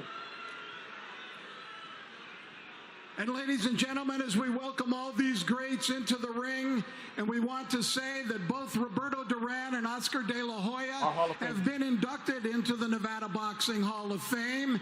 And tonight, for the first time, we are announcing our first ever honorary inductee into the Nevada Boxing Hall of Fame. It goes to His Excellency Turki Al-Sheikh. We admire what you have done for the sport of boxing and wishing you nothing but the best in the future. And to commemorate it, we present you with this handsome bronzed fighter trophy, which we hope you'll enjoy and display in the future. Thank you so much. Thank you so much. All the fans of boxing in my heart. Thank you so much. The recognition. But from the Hall of Fame, honorary Hall of Fame. If he gets it now, then what does he look forward to?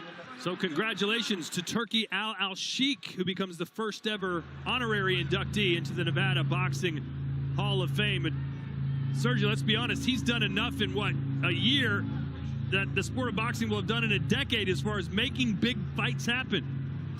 And that's the power of that man right there, and that's the reason. That's the reason he's here, because you know, he has a passion for the sport of boxing, and he has the resources to make it happen. And you know, this is prize fighting ultimately, and fighters are always going to take the bigger purse, and that's why we're getting these amazing events, these amazing fights all over the world, and I hope to continue. Yo, give me your thoughts, man. What do you think about Turki Al-Sheikh becoming the first honorary Hall of Famer? After 1 year of business. Still to come, of course, our main event. But before that, Eminem with an exclusive live performance here at BMO Stadium. But first things first, a special announcement from Thomas Triber. What could it be? Wow. Ladies and gentlemen, it's time for a special announcement. For everyone lucky enough to be here tonight for the Riyadh season card, you can also be walking away with an amazing prize. Okay, now they're doing some other stuff. They're waiting for the main event. The main event is Crawford versus wow.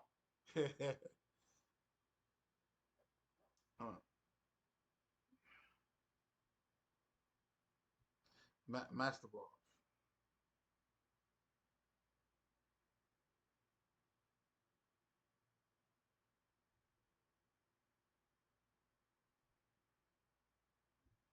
So again, we had one interesting fight. They're doing some type of giveaway or something. So there's that.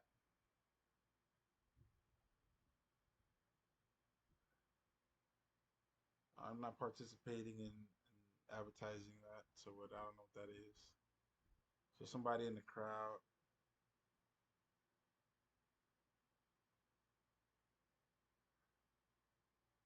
They got the camera panning the stadium. And I gotta correct myself. It turns out it's a soccer stadium. But even soccer, it fills a lot of people. It's open.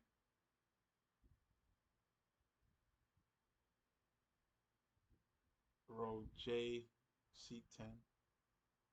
Oh, they got the winner. He's up in the nosebleed seats. So that's good.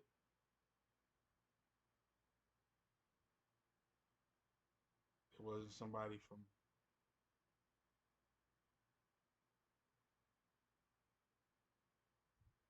Doesn't matter. It's I got nothing to do with boxing. Propaganda stuff, promotional stuff.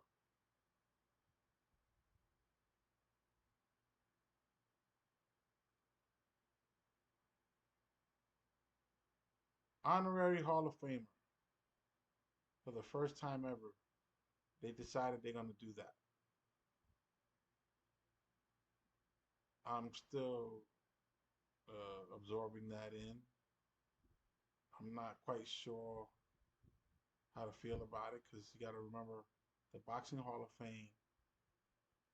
A lot of people did a lot of things, years and years of stuff to get in there. And you put on 2-3 events and they give you an honorary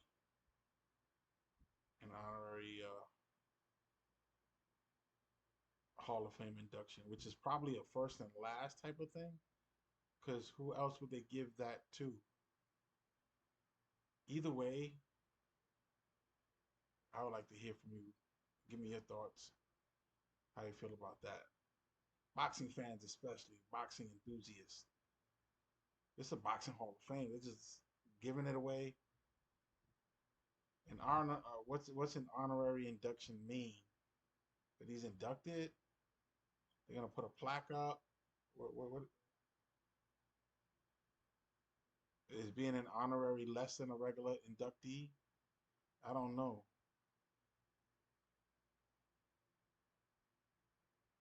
Because being inducted is being inducted either way.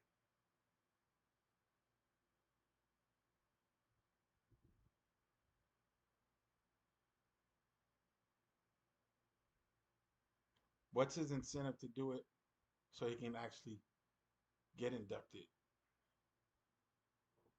Because Eddie Hearns is not a Hall of Famer. I don't think Bob Arum is a Hall of Famer. They're also promoters. And Bob Arum's done it for years. Don King, I don't think he's a Hall of Famer either. Correct me if I'm wrong. Hit me up in the comments if you know for sure if Don King is a Hall of Famer. All right, they're announcing something. I'm not quite sure. Something with the WBC. As a special appreciation for the United States of American inaugural RIAT season, Los Angeles. Thank you for being an unbelievable supporter of boxing. And presenting the belt is the ambassador of the WBC, Chico Lopez. They make up something.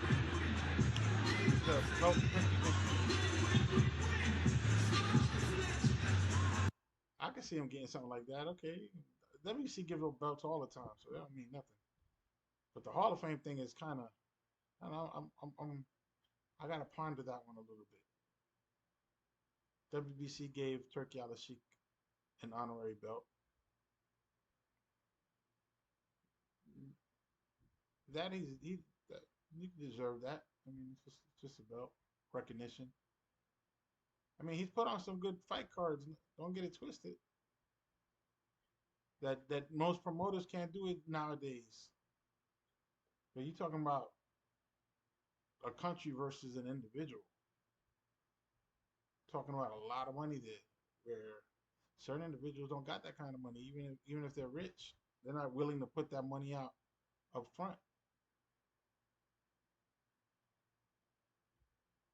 And boxing is at a low at an all-time low. So I can appreciate these massive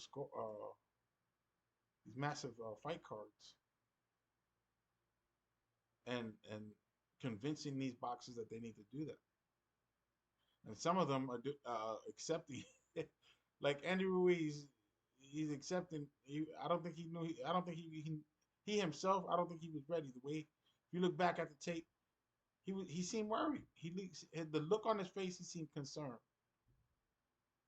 And that right there was already a factor. Luckily, he got a draw. No harm, no foul.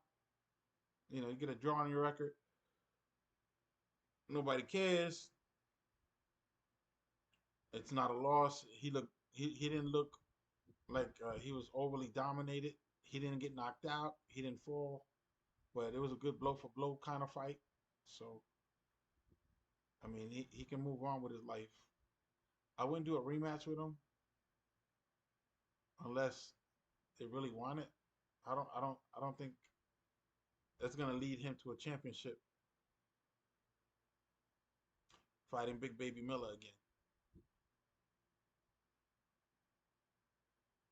And if he does fight him, he needs to come in shape, at least with some endurance, because you're going to get that same kind of treatment again. Big Baby Miller is not going to change his style. That's one thing you can count on. Andre Ward is with us. Before we talk about anything else, the main event, we want to talk to you about your new role. Yeah. Obviously, we've seen the launch of All the Smoke Fight. You're the Chief Content Officer. What's the vision there?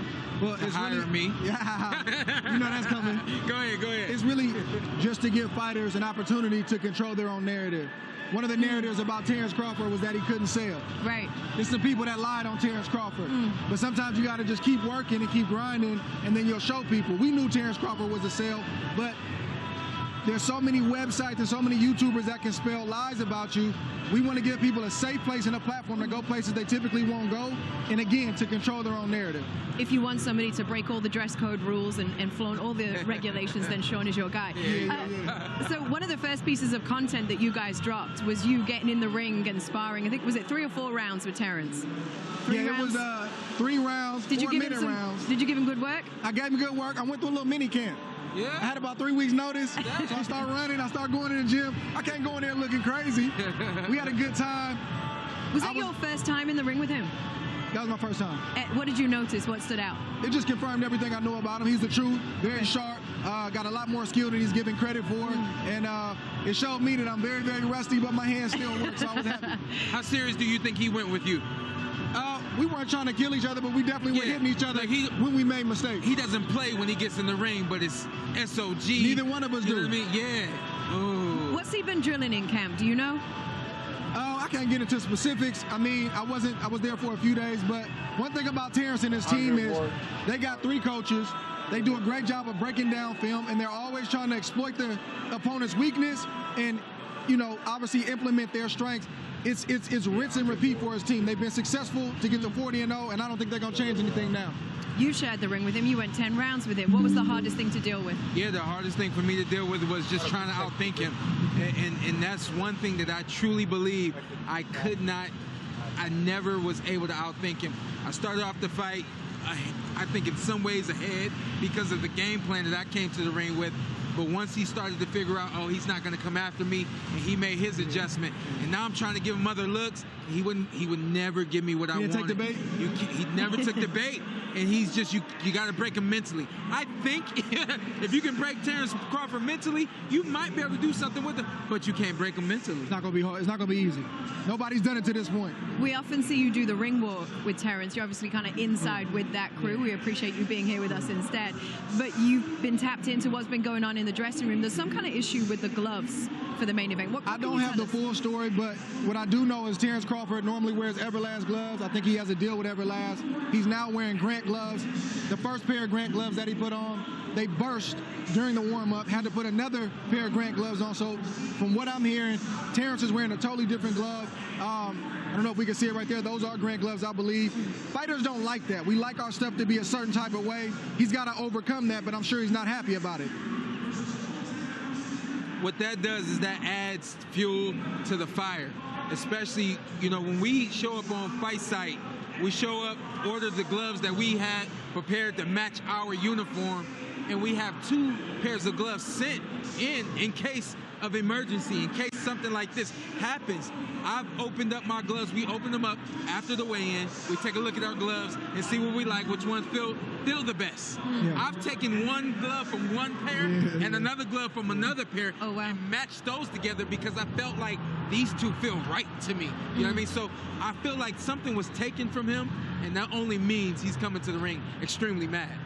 That's not a good thing. It's not a good thing. How do you game plan to beat Terrence Crawford? Man, I don't know, right? Like, he does so many things well, but even if skill for skill, you may have an advantage about him, he's got something that every champion has. Those are intangibles. It's a meanness, it's a toughness, it's a competitiveness that says you're going to have to really hurt me to stop me tonight. You can't teach that. You can't really train for that. Terrence has that. So if all else fails in here, where things aren't clicking and he doesn't feel sharp, he's always got that bite down in him, and that's also hard to beat. What about Israel Madrimov? What have you made of his demeanor throughout the week? Because he doesn't seem fazed by any of it. I love the demeanor. I think that's something that's common amongst those guys from the Eastern Europe. They always have this cold kind of feeling about them. This I'm here to do a job. I'm not here to entertain. I'm not here to slap hands and do pictures. I'm here to come in here and do a job and win. And I like that approach to this fight for him. One of the things Sean talked about at the weigh-in was just kind of how solid Madrimov looked. Yeah. What did you think of it? He's sturdy. He looks very, very strong. He's very, very skillful. The more I watch him, the more I like him. And the more I realize it's going to be a tough fight. People are looking at the amount of fights that Madrimov has, and they don't realize he's got 3, some say 400 amateur fights. Right. He's been through an amateur system his whole life. They don't understand that. That's why a guy with that amount of experience can be on the fast track and be in a fight like this with only 10 fights. Power is also the one factor that people keep talking about and saying maybe that's the differentiating factor for him. Sure. A true out-and-out 154-pounder. Terrence fights bigger fighters all the time. Does it really matter? I don't think that it does. And when you have a guy that's 40-0, you're always looking for, well, what's that secret sauce? What is it that's going to beat him? And the question now is, has he climbed up too high? I personally don't believe that 154 isn't too high. I think that's even closer to his natural weight, which means he's going to be full of nutrients, full of everything, didn't have to pull everything out of himself to get here like he has over the years. And so he's a much better fighter now and stronger fighter now. A lot of times when you go up in weight, you are going up a weight class, but you still have to lose weight to make that weight class. So Terrence walks around probably 168 pounds. So yes, and he's going up in a weight class, but he still had to lose weight to be able to make this 154 limit. This is going to be your final thought very quickly. How does it end? I think Terrence is going to have to overcome the style, the strength, the power of Madrimov, but I think Terrence Crawford is going to slowly start to figure things out, and it's going to become a high-level stakes IQ game. And I think midway through, you'll start seeing Terrence land those body shots and those head shots that start to get Madrimov. I think 7, 8, maybe 9, we can see Terrence get him out of there. It's very similar to what you said, Sean. So I'll say something different. I like to see Madrimov start fast. If he starts fast, this might go a little different. All right, let's send you over down by the ringside over to Eddie Oladipo, who's with Eddie Hearn. Thank you very much, Kate. Eddie, Matchroom and DAZN have done some incredible events around the world, some big events in the US. You look around here now, this must be one of your best. Unbelievable. I mean, Riyadh season has truly arrived in Los Angeles. You know, the work that's gone into Riyadh season in Riyadh, in Saudi Arabia, the vision of His Excellency, this has blown us away. The promotion's been incredible. This place is packed in here. You've got every single star from the world of boxing, from music, from film, from sport, sitting ringside around this arena. What a night of boxing, upsets, great heavyweight fights, and now the big one. Well, that's just Eminem. And then the small factor of Crawford against Madrimov. Cannot wait. Yeah, it's going to be incredible. Eminem's going to appear behind us in a few moments. But let's talk about the main event. Terrence Crawford versus your man, Israel Madrimov. You've gone backstage and you've seen Israel. How is he? Honestly, ice cold. You know, worryingly, probably a little bit too calm. But that's his personality, you know. And I said to him tonight, just really clearly, you have to grab this moment. You know, when you walk out there and you come down these steps, you've got 36 minutes to create a legacy that you dreamed of your entire life. From a young man in Uzbekistan coming out of 300 amateur fights, one of the best amateurs ever from Uzbekistan. This is your moment. Don't let it pass you. Don't go 6 rounds behind early doors. Don't get pinged around. Get inside. Let your hands go. Quite frankly, I said to him, bust his ribs up. You've got to hit him there, everywhere. Terrence Crawford is amazing. This is your moment. This kid can do it. It's a big task. I'm so excited for him. Yeah, you wonder if the moment's going to be too big when he walks out. I guess we're only going to find find out in a few minutes, right? We don't know if he's ready for that big step up. We have seen fighters in the past do that, but whether or not Madrimov can do it or not, we'll soon find out. He is taking on, though, the pound-for-pound king. As you say, the pound-for-pound #1. It's going to be difficult, but the rewards are so big if he wins. That's why you take it. Yeah. It's the gamble for everything. You know, 10 fights in, you win a world title.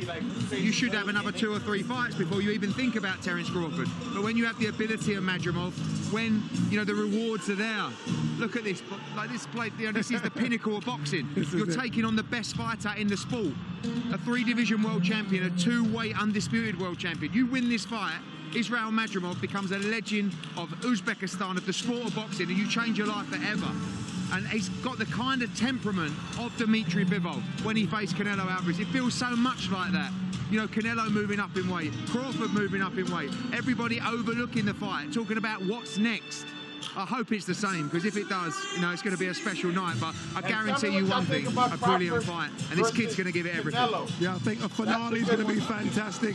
Eddie Hearn, you can go and take your seat again ringside. Don't be too nervous, Eddie. Kate, back to you. A special night is awaiting us. Yes, we are so ready for this one. This time last year, remember, Terence Crawford got the biggest win of his career to become undisputed at a second weight class in one of the baddest ring walks in memory. He came out for that fight with Eminem, one of the biggest names in rap, one of the greatest MCs of all time, multiple Grammy Award winner. Guess who's back?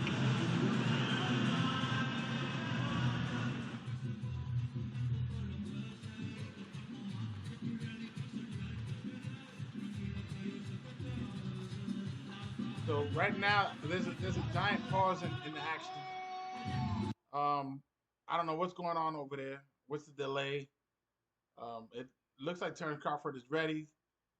Oh, we got Michael Buffer in the ring. The Hall of Famer Michael Buffer. He should be, at least if he's not in the Hall of Fame, he should be. He's definitely a Hall of Famer. Entertainment from the Motor City, Detroit, Michigan, USA. Let's make some noise for Shady, Aftermath, Interscope, Superstar Recording Artist. Let's go. The Rap God, he is Slim Shady, a.k.a. Eminem. Hi, my name is Chicken. It's a boxing event. It's a boxing event. You know, he's having a whole concert. Let's see. Maybe he'll do one song. He should do the one song and let Terence Crawford come out with him. But the thing is, yeah, I don't know. I think this is gonna be a whole thing. And I know he's getting this payday because of Terence Crawford. They friends. So they're like, oh, let me perform. It's a boxing match. It's not a circus, man. This, you know, usually we get the Star Spangled Banner. That's about it. And song, you know, rappers coming out with the boxers and doing their song like that, but they got a whole stage set up for them. A whole stage. A whole stage. Like, I mean, like a whole concert stage set up. And if he does one song, that's totally a waste of space. Like, he could have went in the ring and done that. Whatever he's doing now. Not like he got dancers or anything. They made a whole stage. Yo, what is going on? Yo, tell me what y'all think about Slim Shady having a whole stage set up for him at this event and doing a concert, a mini concert, I guess, because probably just doing a myriad of songs. I'm not listening to it, so I can't have that kind of stuff on my live. You know how YouTube is with the copyright of music. They have the largest library of music, but if you use any of them, then you might get copyrighted all. And the funny thing is, YouTube started out with people, posting family videos and stuff like that. Cat videos and family slideshows. Now you put any kind of music on, they've gotten better though. I gotta be honest, because before it was like a copyright strike, and there were 3 strikes and you're gone. They delete your channel, all of that, your family photos and whatever pictures you had on there, videos and mementos and stuff that you decided you want to share with the public would be gone. Now they just give you a copyright strike and make money off that video. I mean a copyright, and they make money off your videos, which is whatever. They're gonna make money off it anyways. Either way, they win. So I am mad at them. Make that paper.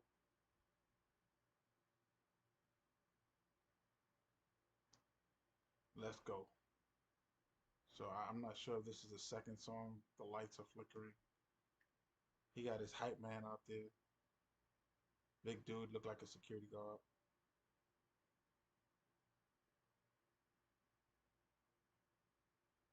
Yeah, this is not boxing, so I'm not sure what we're doing here. And he's taking a massive amount of time. Like I said, this is just, it's not the best time to do this. Right before the main event. Really? He should have started out the night.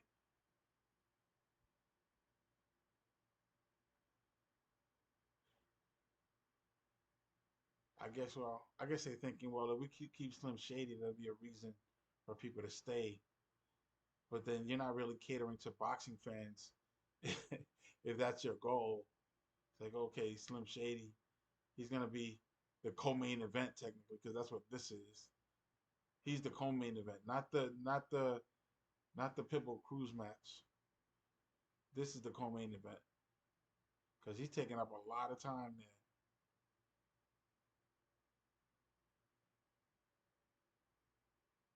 And I know he got a new album out, so I guess he's struggling to sell his album.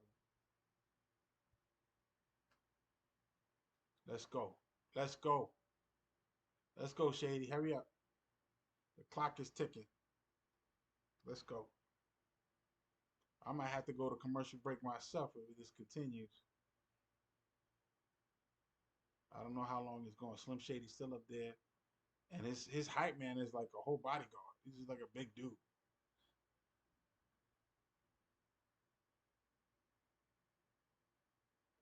Let's go.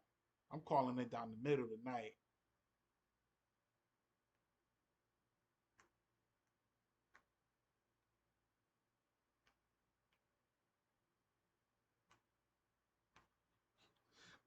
Wicked, Slim Shady. This looks like a job for me, so everybody come follow me, because we need a little controversy, because it feels so empty without Tony. Let's go. Wicked. Yo, tell me in the comments what y'all think about Slim Shady taking over a boxing event. Being the co-main event. I see why Terrence Crawford wasn't even warming up. He was just sitting on a chair. A hard chair, too. It wasn't like a lounge. Up against the wall. One of those party chairs.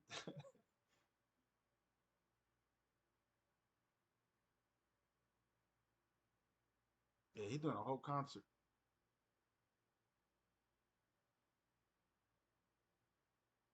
He didn't need a whole stage either. I'm telling you, he could have done that in the ring. Like I told you earlier, the ring is a stage. The boxing ring is a stage. They could easily put down a carpet. The WWE does it all the time. Put down a carpet so his dirty street sneakers, don't track stuff on the canvas. And then have his little event there. There's plenty of lights and and stuff in the ring. The ring got a lot of lights. He could have done that concert there. You don't have to have a whole stage. You got a whole stage with speakers and everything.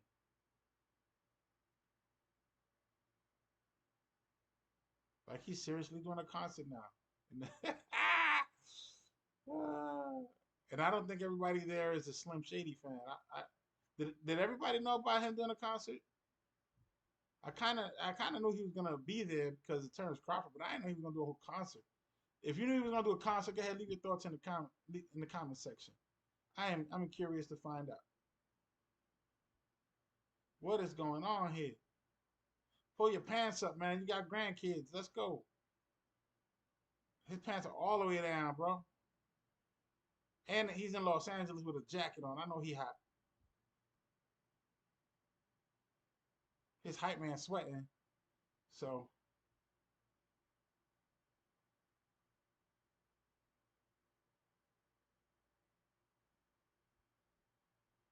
and they under those lights. Come on, man. I know you hot, bro.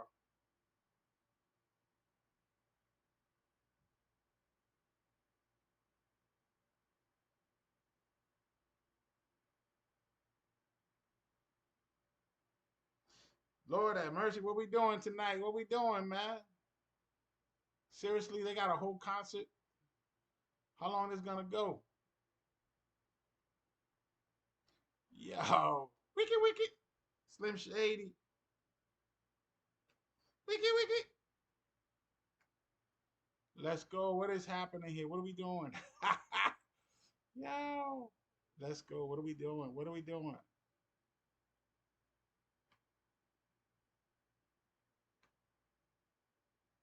What are we doing? What are we doing? Wiki. Slim Shady. Wiki. Slim Shady. This looks like a job for me, so let... Do I get copyrighted by saying? I don't want to get copyrighted.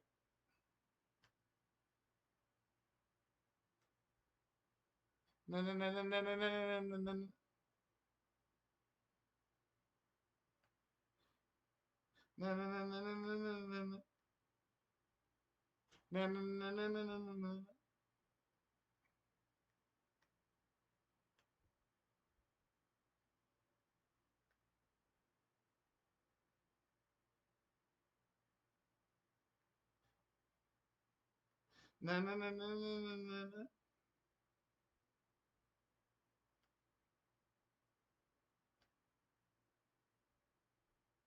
What is happening, y'all? Yo, Slim Shady just took over. He was doing a whole concert. He ain't doing one ring walk song. He wants to do a whole concert. He got a band, DJ. I see drums, so he got a whole band out there. A guitar player, all of that. Speakers galore. Got extra mics. There's only two guys on stage singing.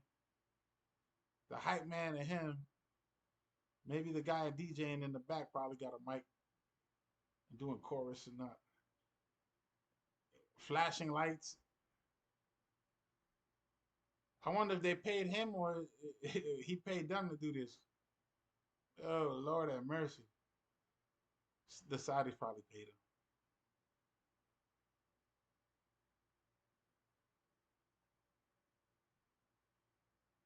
Really, they serious about this concert here. They're not just doing one song. Let's go. Wiki. Slim Shady.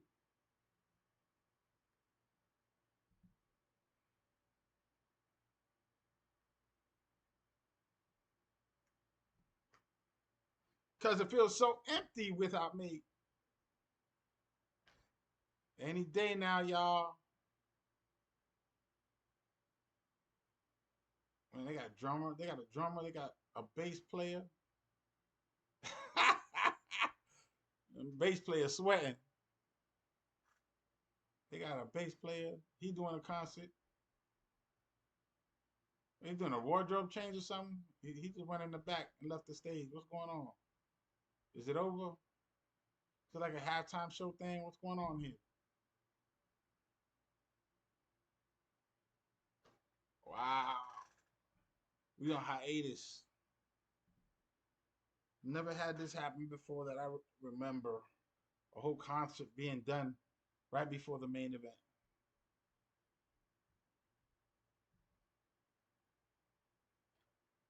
If anybody can remember a time where there was a boxing event and there was a whole concert right before the main event that wasn't a circus, please leave your thoughts in the comments.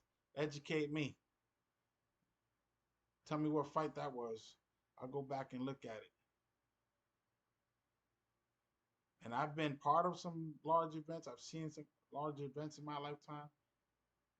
I don't ever remember a whole concert right before the main event. But I guess that's helping wait for them to pack it in, because it looks really packed now. Like there's no empty seats. And people show up late. They missed the whole goddamn night. How you gonna stack a whole card and everybody just show up for Eminem concert? There's a lot of people there now. Standing room only.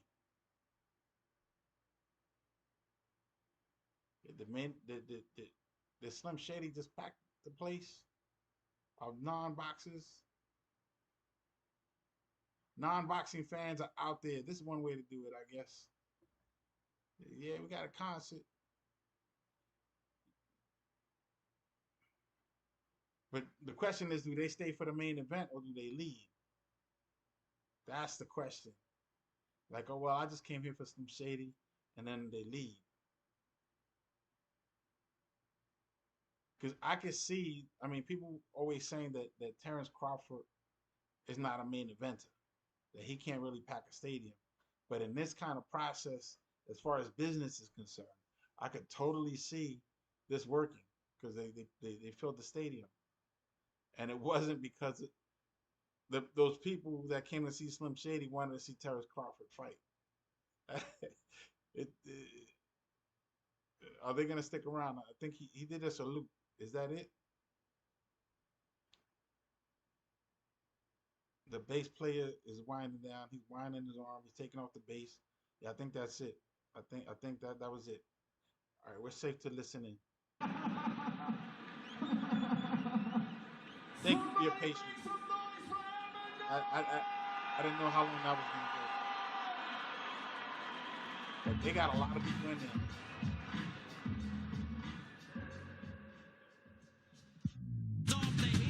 Oranges, peach, pears, plums, oranges. Yeah, here I come. Sorry about that. We gotta wait a little longer.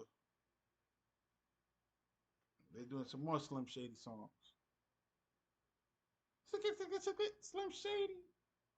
Is Eminem still relevant in 2024? Leave your thoughts in the comments. Young people in the era of trap rapping and Kendrick Lamar types. Okay. Leave your thoughts in the comments. Boxing fans, are you ready? He's actually doing boxing stuff. Then let's get this party started! Let's get this party started. Coming to the ring at this time, first, the champion. What just happened? Israel! He's the Let's Get Ready to Rumble guy. Madrimov! I guess he's saving it for later. Let's get this party started. That didn't even sound right, bro. That's like the Muppets with different voices.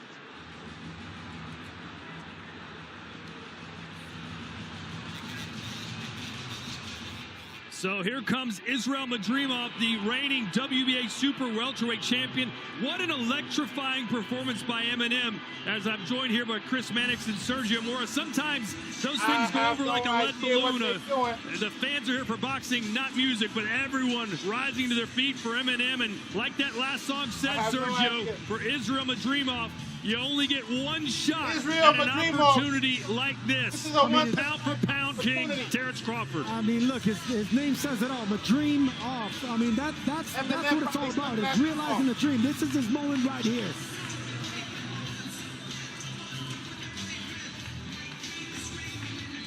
If you're a rabbit, let's go.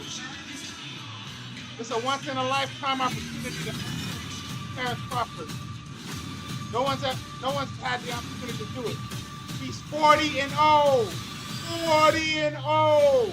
He is closing the Mayweather record.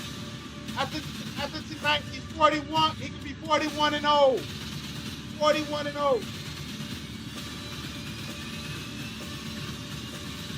He'll be 8 fights away from reaching Rocky Marciano's record and Floyd Mayweather's record of 50-0. In his 12th professional fight, he gets a shot at Terrence Bud Crawford, and all of Uzbekistan is behind him. He told us that this is their version of the Super Bowl. Even at the Olympics, all of the fighters in their interviews, all the boxers are saying, hey, Madrimov is our motivation, our inspiration. And Chris, if you ask those that are close to him, they are extremely confident that he gets the job done tonight. Yeah, Israel Madrimov is part of a very talented camp in Indio, California that includes MJ Akbadalia, Bektemir Melikuziev, Shak from Giasov. These guys have been training working together through the amateur ranks, coming up as a pro for these kind of opportunities. In addition to potentially becoming a pound-for-pound fighter himself, Israel Madrimov could become the greatest fighter from Uzbekistan. Uzbekistan has had many good fighters. They haven't had a true superstar yet. A win tonight would put Israel Madrimov in that category. And we talk about the hard road to the top for Terrence Crawford as we see the fireworks show going on. This is something out of Rocky, man.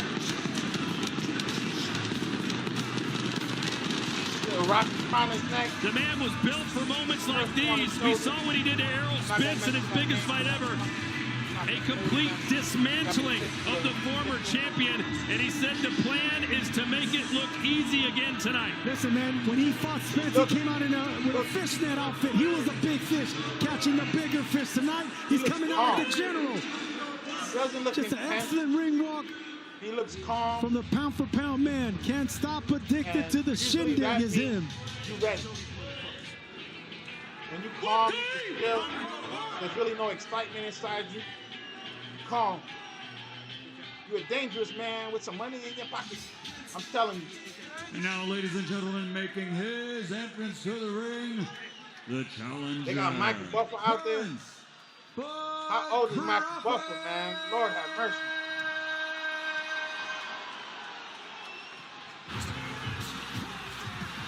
Production is voice is in there.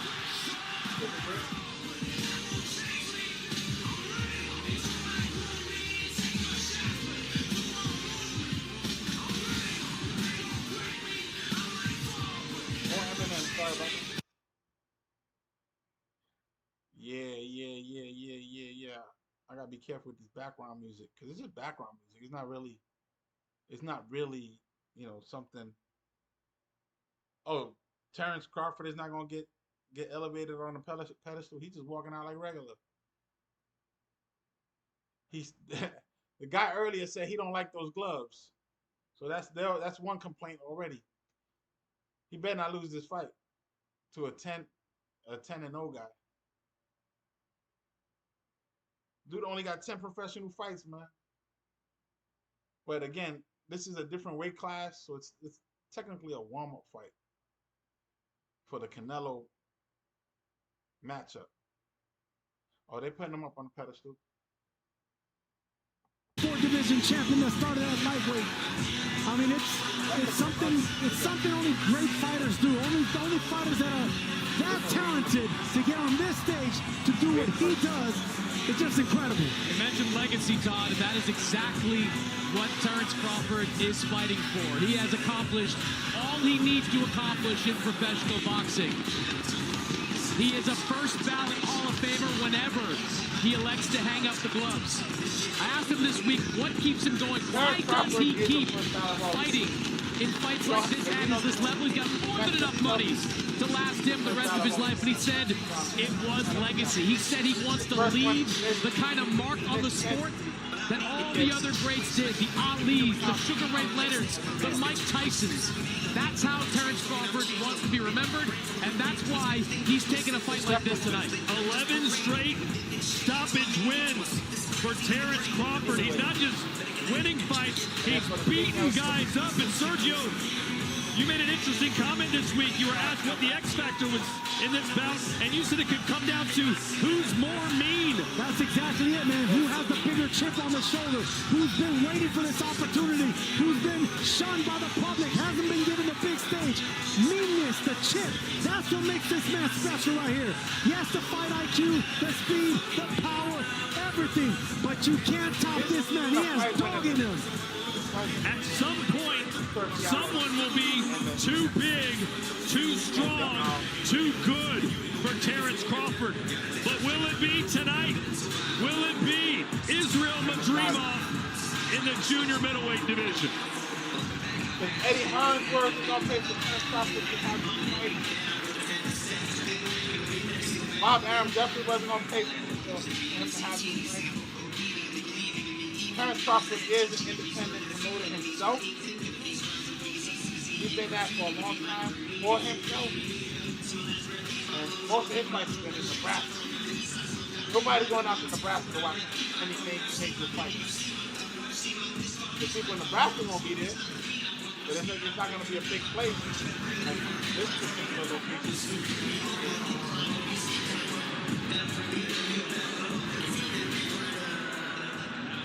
And the only reason it's being filmed in Los Angeles, and not in Saudi Arabia, is because of what's going on over there with the holiday season. They can't be having this kind of stuff over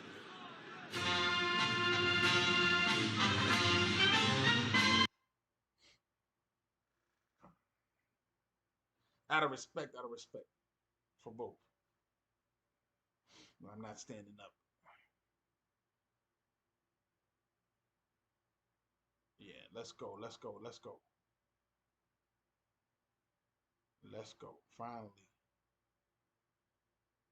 Finally! The main event has arrived!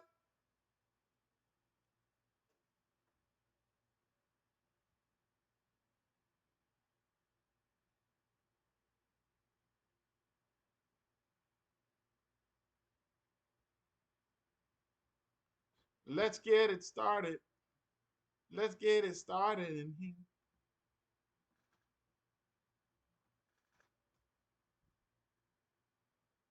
Let's go. What's going on? Let's go.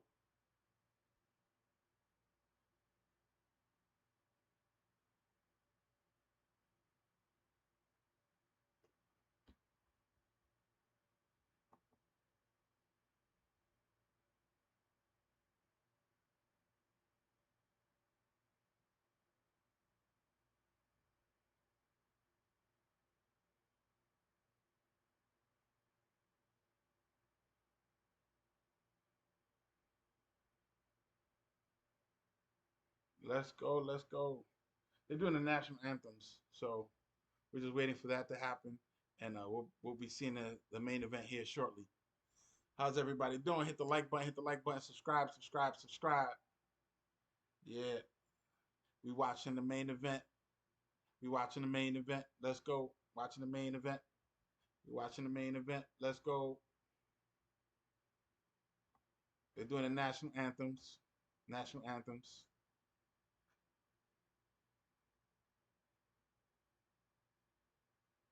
Let's go.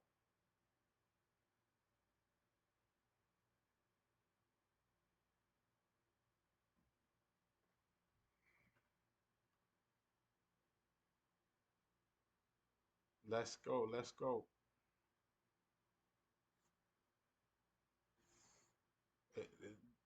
They finally packed it in. They finally packed it in. It took most of the night, because even during the Venezuela pit bull fight, there were still empty pockets. But now I don't see any. They finally packed it in right before the Eminem concert. Are we surprised about that?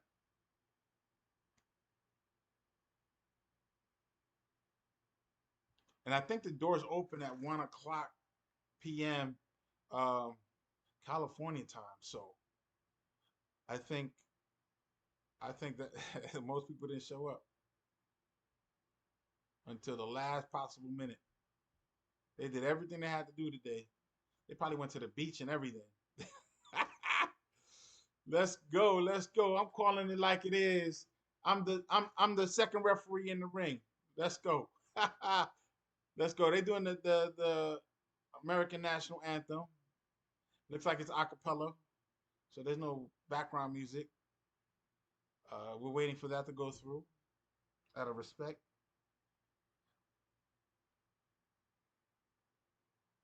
Let's go.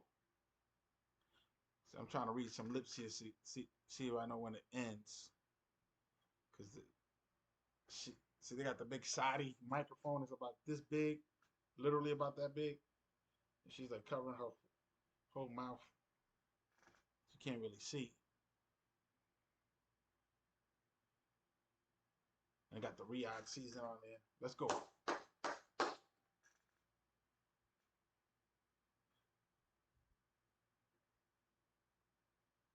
You know, the national anthem should just be sung straight out. You shouldn't really try to put some stank on it. Just sing it out, regular. Belt it out. Whitney Houston did that, and she didn't put no stank on it, really. And that was like the best national anthem at the right time when she did it. I think of all times, I think that was like the best performed national anthem at a sporting event. It should be simple. Well, there might be a time where national anthems should not be sung at sporting events. There might be a time for that. I don't know when. I don't know if that should be a thing. The Olympics should always have it because there's so many countries. But like a regular sporting event in Los Angeles or in Las Vegas, you know, what's the deal?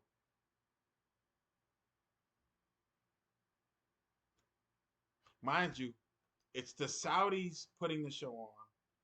It's the British organizing it because they're the ones televising it. And then it's the American boxer.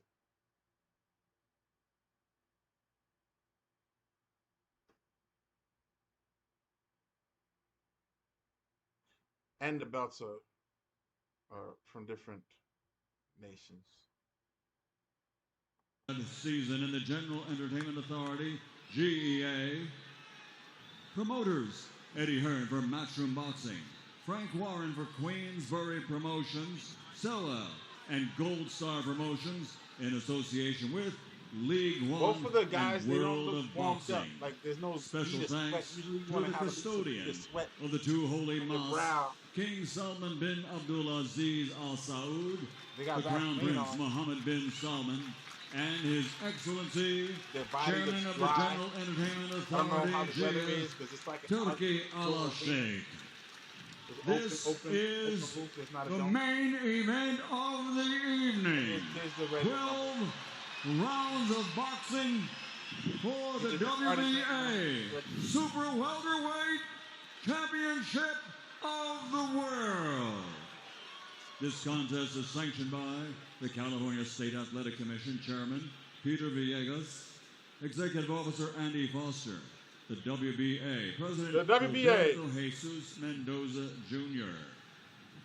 Also sanctioned for the interim title by the World Boxing Organization President Paco Barcarcel, and for the mandatory rank of #1 in the World Boxing Council President Mauricio Suleiman.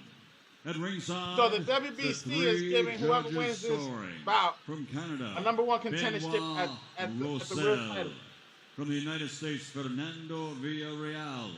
From the United States, Steve Weisfeld. Let's go. Let's see what's happening. Inside the ring, the man in charge of the action at the bell. I know this referee. World champion veteran referee Jack Reese. I know this referee. And now the officials are in position and they are ready. Not yet. The fighters are in the ring and they are I know anything ready. about Jack Reese.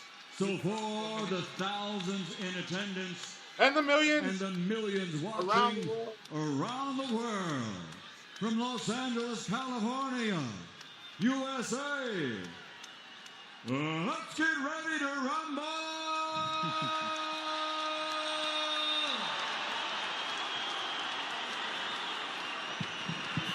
Let's get ready to rumble! Introducing first, fighting out of the red corner with his head trainer, Joe Wait, I have to find somebody else. He's wearing white with silver, official weight 154 pounds. After an outstanding amateur career of over 300 victories, he now has an undefeated professional record consisting of 10 victories, they have 7 to put wins his amateur on record on there because he only got 10 draw, fights. training and fighting out of Indio, California. No, 300 he is the fighting pride of Piva and all Uzbekistan, presenting the reigning, defending, undefeated WBA Super Welterweight Champion of the World. WBA Super Welterweight Championship. Israel, the Dream. And he's the beast and he's the champion. How many of you heard of Israel? You heard of him? Say yes in the comments. And his opponent across the ring, fighting out of the blue corner, standing with his head trainer, Terrence Crawford, let's go. Matt McIntyre. Wearing navy with gold and red, he brings a professional record to the ring that is unblemished. He weighed in at 153.4 pounds, and that record stands at a perfect 40 fights. 45. Victories, 31 ways by knockout. Over the last 7 years, 11 fights, 11 KOs. He is recognized as pound for pound, the best in the world. Hey, you think Terrence Crawford try to break? Former lightweight world champion, former undisputed Rocky Marciano's record lightweight champion, and Mayweather's record. Unified, undefeated welterweight champion. Because he can take a whole bunch of nonsense, win them and stack those numbers up.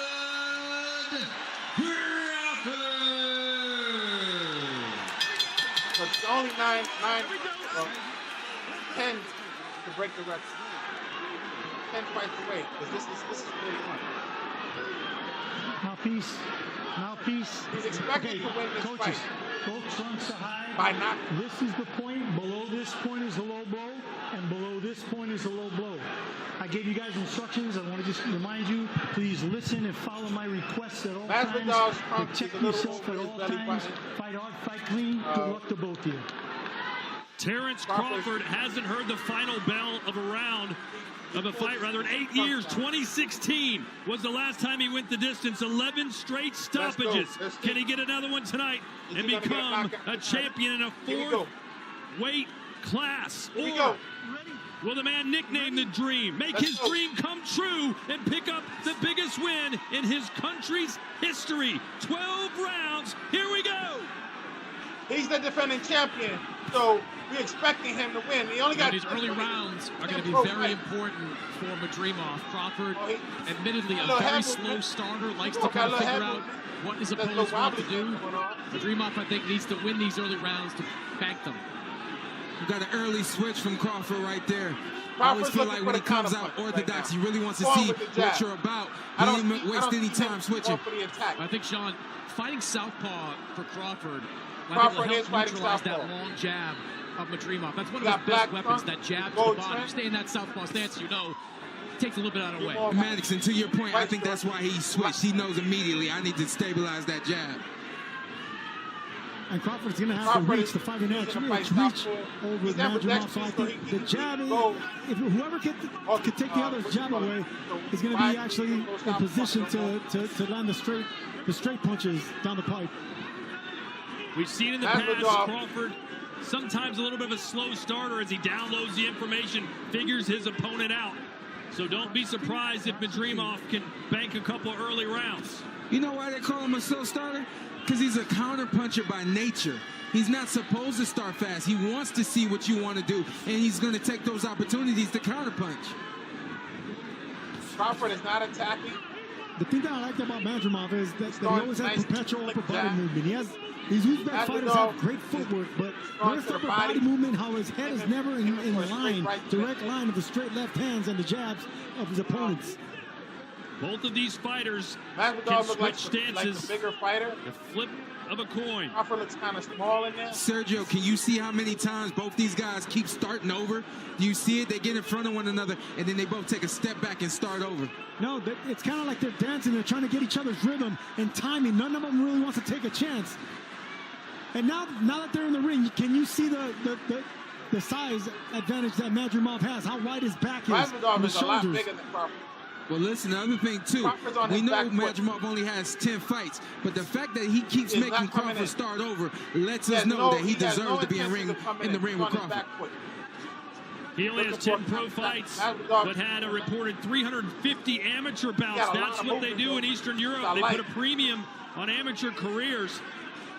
But right now, Madrimov, the WBA champ. Kind of wobbly, like when he moves, and he bounces a lot. Bouncing is, if you got the stamina, it's good. There's a counter right from Madrimov.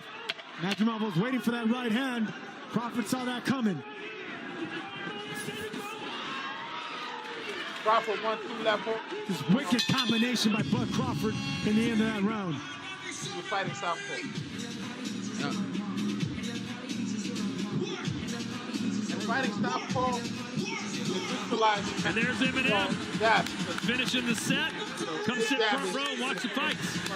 Pretty good gig. Yeah. Eminem is sitting at the first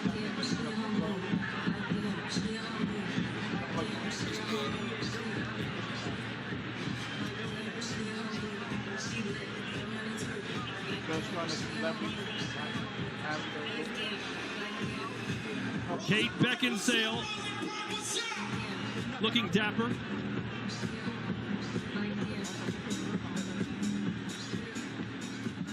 You're right on the button. Hit the angle afterwards. Let's go. I'm calling it down the middle. Round Number 2. two. Step back. Step I back. think Crawford lost that first round. Madrimov was the aggressor. And he commanded. Round 2. We are scheduled for 12. Crawford came out in the... That was a really good controlled first round from both guys. Just looking, trying to download information, as we like to say, and figure out what the other one is all about. I like how that first round went from both guys. Yeah, so do I, Sean. I like the way that Crawford ended it, but you could tell that he has respect for Madrimov. The upper body movement, how it's always it's never stopping. It's always perpetual upper body movement, so it's hard to time Madrimov. It's little things like that that will stop a rhythm fighter from finding their rhythm. So, again, another thing that Madrimov can do to stabilize Terence Crawford is that movement, that upper body movement. Madrimov trying to remain a puzzle that Crawford can't figure out for as long as possible. Either Madrimov is respecting his power or whatever. I don't know what he's doing. They're doing a lot of dancing. So the other thing I see as well, Crawford moving to his left, which is moving into the power of Madrimov, but he's again trying to take away that jab hand. We see if Madrimov can't land the jab, he can't get started. I like the way that Madrimov steps over to his right every time he tries to cut off the ring. They can hit you with the jab. The funny thing, though, is right there. Yeah, you got the step over. We know the punch is supposed to come, but you got a sharpshooter standing across from you, so that's why we're not getting that step over right hand from Madrimov. Yeah, what Madrimov lacks in professional experience, those 11 pro fights, he more than makes up for with an amateur background. More than 300 amateur wins. Amateur background. So he has been around the block a few times. I like those foot feints by Madrimov. Bud's not fighting on them, but he's respecting them. You don't know the kind of caliber of amateur. You get all kinds of plays. All kinds of plays. The almost pro. Let's go back down. I got to slay. It's a slow fight so far for the crowd, but I like the control of both guys. I like how both guys aren't deviating from their plans. Right hand from Madrimov. And another one. Bud shakes it off. Two good right hands, though, right down the middle. Bud staying in the southpaw stance. There's only 40 seconds left. The crowd getting a little restless. It's going to be a tough fight for Bud, man. I could see it. Trying to get the timing down of Madrimov is going to be very difficult, man. He doesn't give you much to read, and he's always perpetually moving in the same rhythm, the same bounce.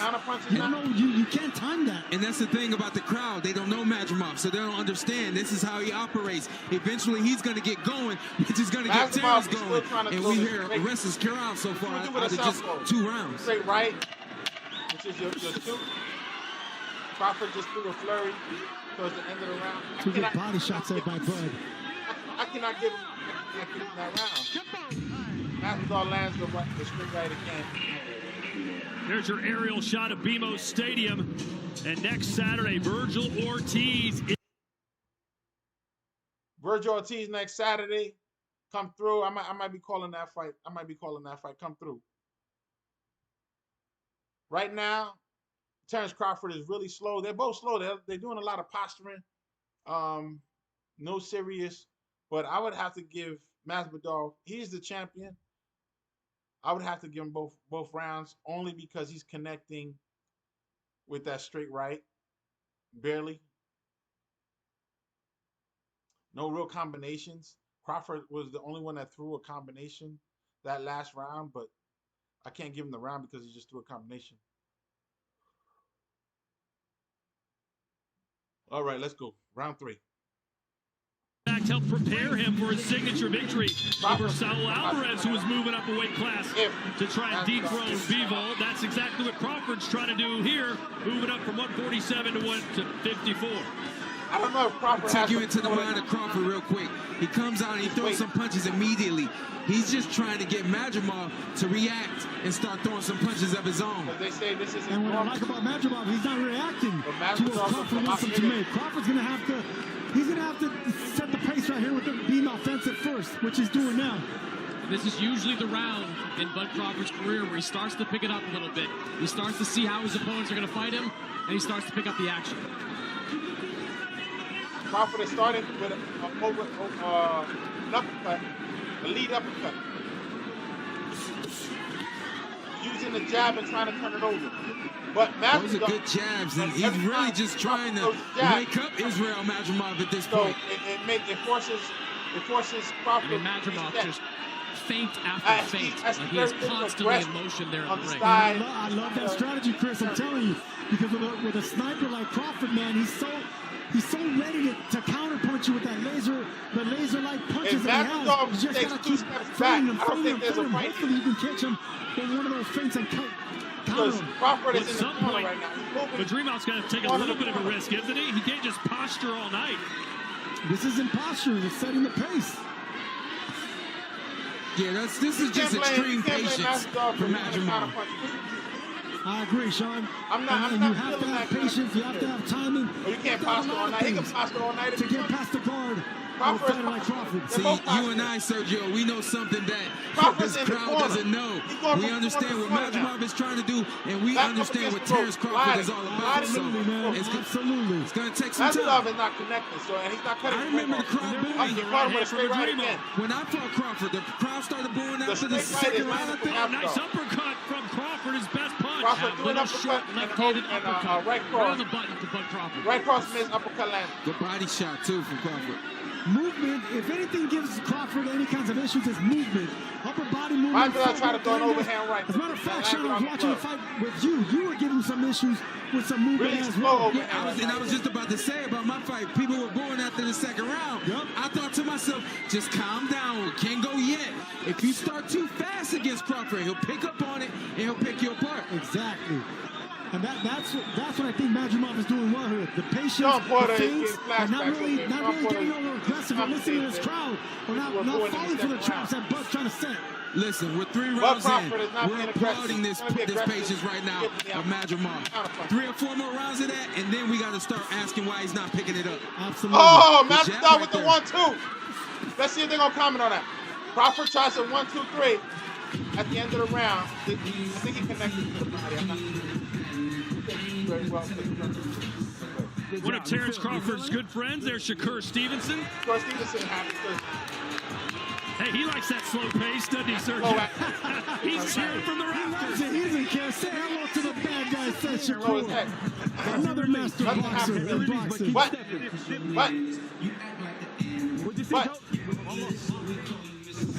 Again, another control round from Crawford right there, eating the right hand. The best punch, of course, landed by Madrimov right now. One of only a few punches, but Crawford comes right back.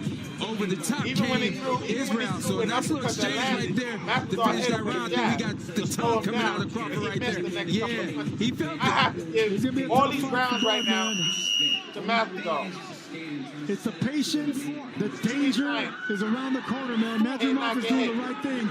Starting off this slow and patient. Can't danger favor that was Crawford around the corner for Madrimov, too. I thought that little short uppercut was a really nice shot for Bud Crawford. I like how he picked up the pace a little bit in that third round, a little bit faster than the first two. Right now it's blow for blow. Madrimov hit him with a jab and Crawford answered. Crawford throws one to the body, misses, and one to the head, not connected. I'm sorry, 2 to the body and 1 to the head. Crawford has stayed almost exclusively in the southpaw stance, Sergio. You expect him to go orthodox? No, I expect. I don't know what to expect with Crawford. I think most of the time he's going to say southpaw, but it's incredible. This man is equally as good from both stance. It's just unexpected. That's what makes him so difficult to figure out. Crawford does not come into fights with a game plan as to when he's going to go orthodox and when he's going to switch. He just does it on the fly. There you see some of the punch stats there. Terrence Crawford, 15 landed, 82 thrown. Better stats, 14 out of 43 for Israel. Let's go, come on. You can't prepare for that. That's going to take a step back. You know, it's kind of like a boxing version of Bruce Lee. You know, there's no style to his method. You can't train for it. You don't know what to prepare for. There's still a lot of, pump fakes, fidgeting. Another good right hand from Madrimov. He's landing that too. Madrimov's landing that too. Yeah, no, he's got the angle for that right hand, and he's landing it. Crawford is standing off for an uppercut. Body shot from Crawford. That was a Prepare to fantastic see. body shot Prepare to from see. Bud Crawford. Madrimov coming in, with landed a power that shot hand right to the right to side. Madrimov that can knock him out. Those are heavy shots for Crawford. They sound thumping. Instead up. I mean, both these guys are hitting right, junior middleweights right now. But Crawford is put everything right in there. that right. Crawford tried to throw 3 hooks. And look at the footwork of Madrimov, able to get around him before he threw that right hand. That left hook. Oh, that was a right hook. Madrimov has that right. Just cocked and ready to go, man. You seen it right there. He unleashed that quick. There it is again right there. Crawford's just way too fast right now. Too slick. He's setting him up. If I was going to point out one weakness in Madrimov that Bud could exploit is that when he does throw some of these fights, he overcommits. He goes all in. He kind of lunges at you. If Crawford can time it right, that's something he can counter. He does do that quickly. He has explosiveness and the footwork to get away with it. And he doesn't fall off balance when he does it either. That's something he's been doing for years and years and years, Madrimov has. Right cross. Oh, right hand from Madrimov. And an uppercut by Bud, but that's a dangerous punch to throw. I'm telling you, Crawford is looking for an uppercut. And a Madrimov doing very Every well time so Masvidal far. lands that right, Crawford is measuring him. And his pace seems to suit him. Ooh, nice right hand by Madrimov. And then Crawford is trying to throw hook. Madrimov is keeping his distance, which is really smart. Okay. Crawford's not looking that great right now. As far as boxing. If they're giving him rounds, it's because they like it. I'm not falling it down the middle, I said. Falling it down the middle. Madrimov is holding his own with only 10 fights. He's keeping his distance. He's not lunging in unless he feels that he can land. Every time he throws that right cross, he lands. he finds a home. And all you see is Terrence Crawford nodding his head like, oh. Better round there from both guys. We're starting to heat up. The right hand is really starting to heat up for Madrimov. He's found the range. He's found the distance. He's not afraid to lead with that right hand. But he's the waiting. best punch to lead with against a southpaw. Right there we see Crawford utilizing that jab. Don't be surprised if we see Crawford switch up. If Crawford because that right hands hand that is properly, so clean. I would love to see that uppercut that Bud landed. It was a beautiful shot, but also Madrimov landed a right hand. Madrimov coming close. Both of them are Crawford looking for different openings, man, and both of them are so sharp and strong right now. And those hooks are in the lower weight class. Crawford still staying in the southpaw stance. Crawford has not. I'm a little surprised. He's got caught with quite a few right hands. I'm looking to see him switch pretty soon. But I think more than anything, he knows he needs to sit down and try to hurt Israel Madrimov to get some respect. After 4 rounds, I give all 4 rounds to Madrimov. Crawford is now staying in the center of the ring. There's no dancing around right now. He just caught a left hook from Madrimov. Crawford throws a combination. Yeah, he's starting to throw a little more often now. Yeah, he's not throwing with that jab. He's going in the front door with a straight left. Again, Madrimov lunging with disrupting the rhythm, trying to disrupt the rhythm of Madrimov. Body shot. That's why I thought he was switching to orthodox. He knows that left hand is going to get there. Let's go. So he's going to lead off with the left hand now. Madrimov, they chanting for him now.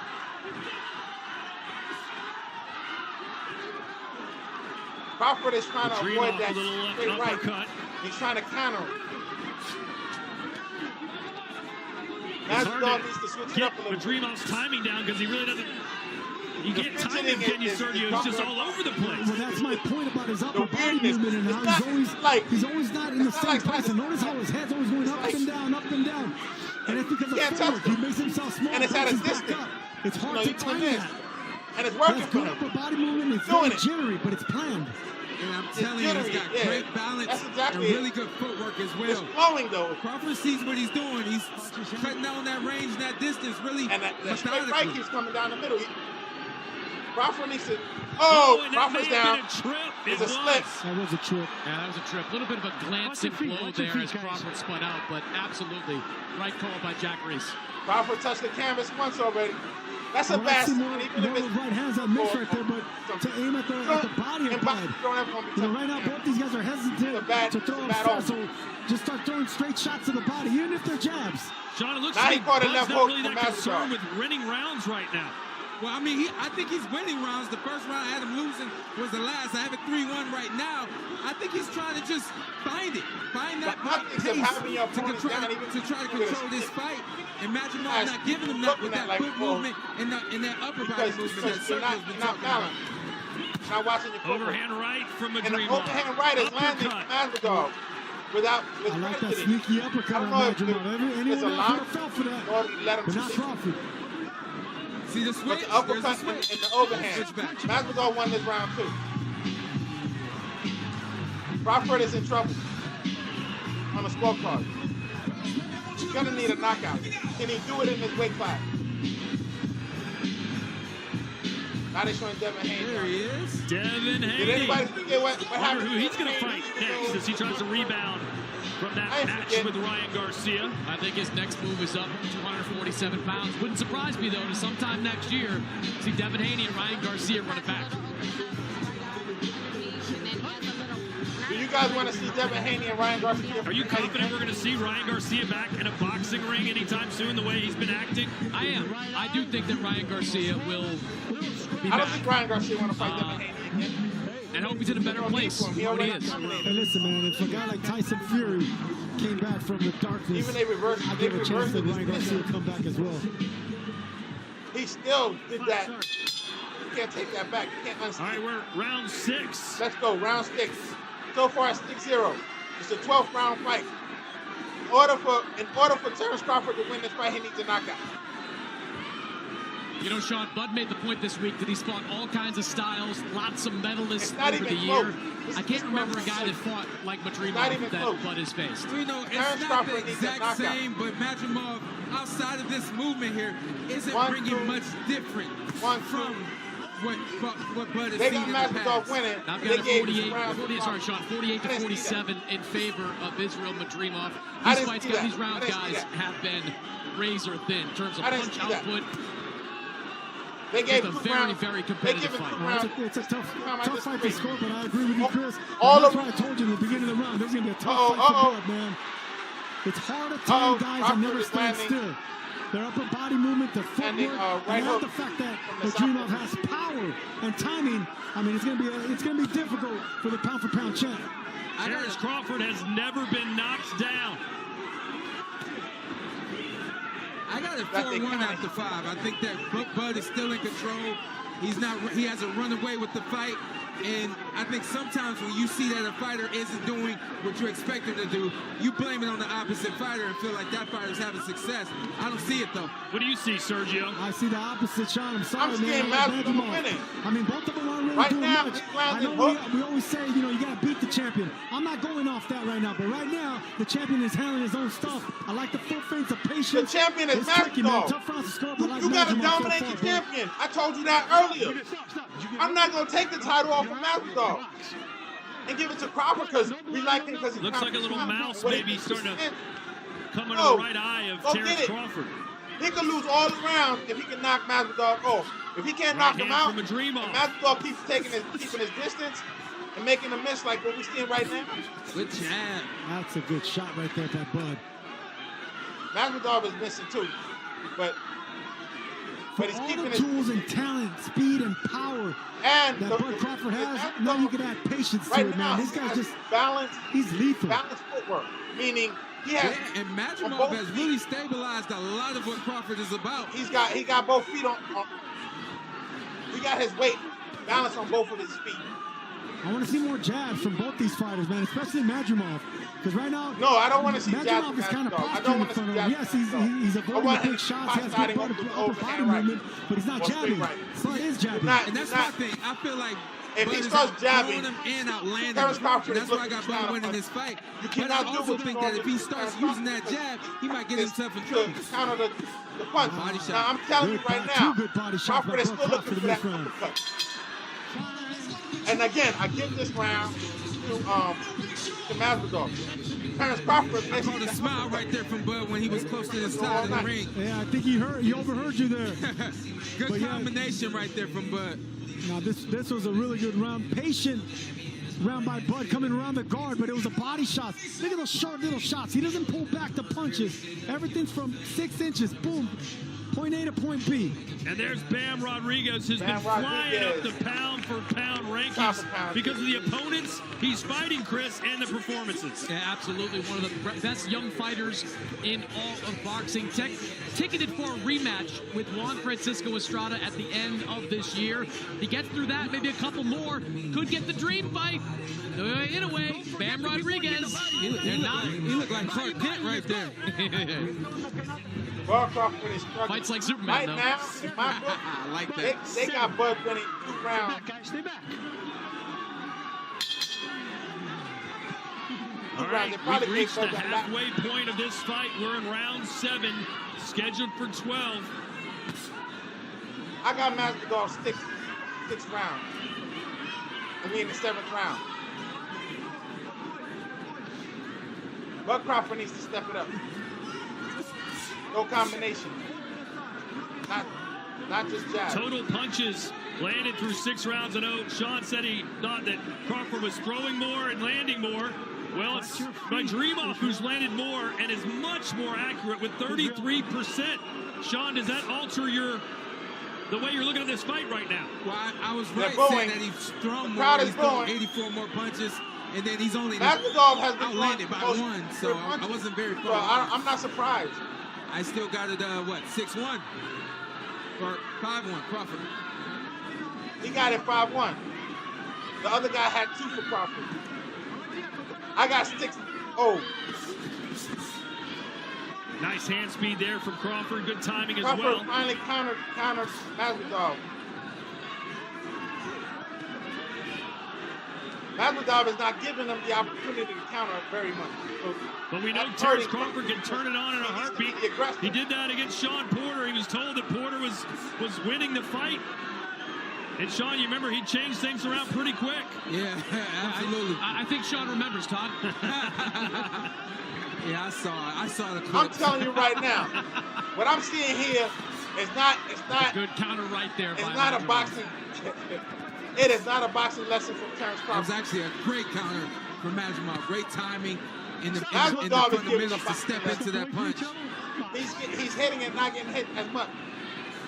Bud said the plan was to make it look easy, but Sergio, it's not been easy. I didn't expect it to be easy, man. I mean, Madrimov is not an easy fighter. With all that amateur experience, the strength, the footwork, there's a lot of comparisons of him and Golovkin. I really don't see those aside from the body structure, maybe the facial expressions. He's a different hybrid of a puncher. Does it with footwork, with face, with unique combinations. And what I really like is the patience. He's still patient into the 7th round. That he can't land. You need patience against a guy like Crawford because you don't want to make any mistakes. You could turn your lights off like that. That's the sign of a 11 straight knockout wins for Terrence Crawford. He adjusted. He changed his style. He's not throwing that lunging. European fighters are very disciplined. And that's why we can see Madrimov even at this point. Nice body shot. Oh, Crawford tried to push him to the ground. That's crazy. I would want to see Madrimov start doing more. Throwing some body shots at Bud. Crawford or start pushing him back with jabs to the body. That's beautiful. If he would have knocked him down, they probably would have counted that as a knockdown. I got to give Crawford this round for that skill set. Jaron Boots Ennis, again, Philadelphia's finest. One southpaw, one orthodox. I wonder what's next for him. Chris, can you shed some light on that? I'd like to make a unification fight against either Mario Barrios or Montes Stanionis. One fight that could be out there, though. Virgil Ortiz. I know if Boots Ennis doesn't get the big fight at 147, he's ready to go up to 154. For the knockdown. Almost. Because they might have called it a split, or they could have with the punch connect. Sometimes they call it a knockdown. That would have gave Buck Crawford a boost. But right now he just won that round. That's 6-1. He got to keep this up to get a tie in my scorecard. In order for Buck Crawford to win this. There's a look at BMO Stadium. You heard Joel Diaz, the trainer, Madrimov, saying, look, give me some combinations. They know what I know. All right? Doesn't pick up. This is 6-1 Crawford right now. It's going to be an interesting round right here. They should have told him he's losing this fight. Crawford having some success to the body last round. I'm really curious to see if he's going to try to go back there. I gave Crawford that last round for that split move. What would you like to see Madrimov do, Sean, to turn things around if he is indeed down by 6 rounds to 1? You know, Sergio said it in the 2nd or 3rd round. He said he wants to see the jab more from Madrimov. I like to see the jab more. And I like to, Sergio said it last round, get to the body. He's got to do more work, and that's what the Diaz corner told him. Yeah, like you don't have to aim for the head. It's going to be hard to aim for the head. I mean, you're dealing with a sniper in Crawford. But if you try to stop him in the middle, just aim at the chest, aim at the body, aim at the elbows. Keep those arms from countering you. You're not going to take in the corner like Israel Madrimov talking to Joel Diaz. Hey, it's a chess match still out there. He wants his guy to start letting his hands go. He said one of these two guys is going to take the initiative over these final few rounds. He wants Madrimov to be that guy. How are you taking the title away off the camp? That'll be a robbery. Terrence Crawford so experienced in these big fights entering tonight. He has been in so many rounds. And a right cross, but he missed. In title fights, Madrimov just 11 pro fights total. But that hook, man. Something I'm saying for Madrimov right now, he's getting creative. I like to see him get creative. Go around the gloves. Stop waiting on the back end of those shots. Go nice straight right. You got straight right again. Good right there from Madrimov. And another one, that tongue sticking out from Crawford. Crawford sticks out the tongue like and he doubled up that left hook that threw off the rhythm that Bud was catching. Madrimov's having some good moments. Crawford's losing, These man. guys are both throwing some haymakers now. Oh, he caught him. Anytime Madrimov gets home, Crawford takes that away. Remember that uppercut I told you? He caught him with it. That's what I mean by meanness when I talk about that. the deciding factor here. But Crawford is mean, man. He won't let you take any initiative. He won't let you take any rounds. You hit me with 2, I'm going to come back to 4. This is what I talk about when I talk about the mental fortitude of Terrence Crawford. Now trying to walk down Madrimov. Oh, right hand from Madrimov, and he grabs on as Crawford looked like he was starting to get into his flow here in round 8. That punch almost was a home run, guys. I'm telling you, that was an awkward overhand right by Madrimov. It looked like he was bending down defensively, and he comes over the top. That overhand right and that straight right from Madrimov. This is a smart, tough, strong, and tricky fighter in Israel Madrimov. Right now on the scorecard, Terrence Crawford has to Vasily Lomachenko. There were rumors that he might fight Tank Davis next, but Lomachenko said he wanted some time off. Yeah, there was some talk, some serious talks about Lomachenko facing Tank Davis, but I think Lomachenko, having gone through a lot, both inside and outside the ring over the last few years, needs a little bit of a break. Going to take the rest of the year off. Still a world champion at 135. Going to look for some bigger fights next year. There's Lupe Fiasco over his left shoulder. Crawford needs to step it up. No combination.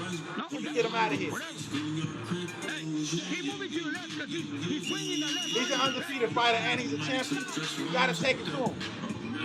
Knock him out. Get the referee to stop him. That was a pretty good round from Madrimov, but how does he build on that, Sean? You know, it's got to be about consistency when you're going up against Terrence Crawford. Whatever you do well, stay consistent. He's now starting to stay put. He's still using that upper body movement, but he's not moving his feet. When Crawford's coming in, Crawford's having his way. Only 4 rounds to go. Let's look at our CompuBox statistics. Through 8 full rounds, Madrimov has landed more power punches. 35% to 28% landed. I mean, you look at some of these numbers, whether it's total punches landed, power punches landed, they are really only separated by a handful. This is as competitive a fight as you can get. You know, this is the elite level. Madrimov he simply doesn't have the record that proves it, and he also doesn't have the popularity that would show that he's on the level of a Terrence Crawford. Is he the next best pound for pound? Because right now, Crawford is just going that right hit. Going hook. And he's become more aggressive, Sergio. He's going to have to get more aggressive. Now that this is where size comes into play. Madrimov is the natural 154-pounder. This is what you got to start implementing your physicality on Crawford. Right now, Crawford but going is not responsibly behind footwork and foot feints, which he is. Well, that was the advice from Joel Diaz over these last couple of rounds. A very animated Joel Diaz in the corner. He wants to see him let his hands go and be the more assertive fighter at this stage of the fight. Which is different. He's not doing That's a good straight right hand that Madrimov's landing. Even if Madrimov is hitting gloves, they're still doing some damage. You know, you still feel the rattle when you block those shots, and as a naturally nice left there from Madrimov as Crawford was closing in. Madrimov should just be content right now hitting those gloves. They're still going to do the job. They're still going to get points, and you're still going to be initiating the action. Nice from Madrimov. He's having his best round of the night. Yes, he is. Every time Crawford tries to do something, we keep waiting for Crawford to completely figure out Madrimov, but maybe Madrimov is starting to figure Crawford out. Crawford went for that shots by Madrimov. I'm telling you, and not he's falling looking off for balance that. either. If he lands it, he's going to win those the are getting fight. close to landing because of all those foot feints that he's been doing this entire fight. Now he's able to capitalize on them. Crawford is waiting for one punch. It's the uppercut. If you're watching this, Crawford I'm telling has to stay you, watch what he's doing. Defensively. Every time he puts his guard down, stays still, and the overhand right comes, or the straight right, he's going to land. Crawford is looking for the uppercut. A right uppercut. Excuse me, a left uppercut. He landed it to the body. A slip on the logo there from Madrimov as he glanced down. Wow, nice move by Madrimov. He threw that straight right again, but he split to the side. Beautiful boxing. Beautiful boxing. I don't know how you have Crawford winning this. Turkey a la Sheik and Eminem. Crawford is not winning this fight. I don't care what you gotta say. Crawford is not winning this fight. Crawford is not winning this fight right now. He needs a knockout. Hey, Sergio. No, that was a clean shot. Here's the overhand. And it caught him on the right side of Crawford's slow face. motion. You weren't able to roll with that shot. It got tweaks your neck a different way. He catched him with a straight right. Overhand left hook right there. And looping that overhand hook is coming. Those are trying to land key punches now at this point in the fight. What's great about Madrimov, you see some of those shots land, but when he lands them, he doesn't admire them. He immediately dips that head out of the way to prevent a counter shot. Excellent observation, and that's why he can't find rhythm. Crawford can't find his rhythm because he's punching and dipping. Is Madrimov. This fight's unique in the fact that usually once the fight progresses in the later rounds, Crawford has got you figured out and he starts to take over. That has not been the case here as we enter round 10. Crawford has not taken over nothing. Body shot right there from Crawford. And that's because of the constant flow. You know, the rhythm of Madrimov's upper body doesn't give you a stationary target. Oh, nice. He's never in front of you long enough for you to get him. With an uppercut, Madrimov. It's like a good uppercut from Terrence. Crawford threw the uppercut again. And jittery, but strong enough to get your attention with shots like that. For his trouble. Madrimov is ducking and he's backing up.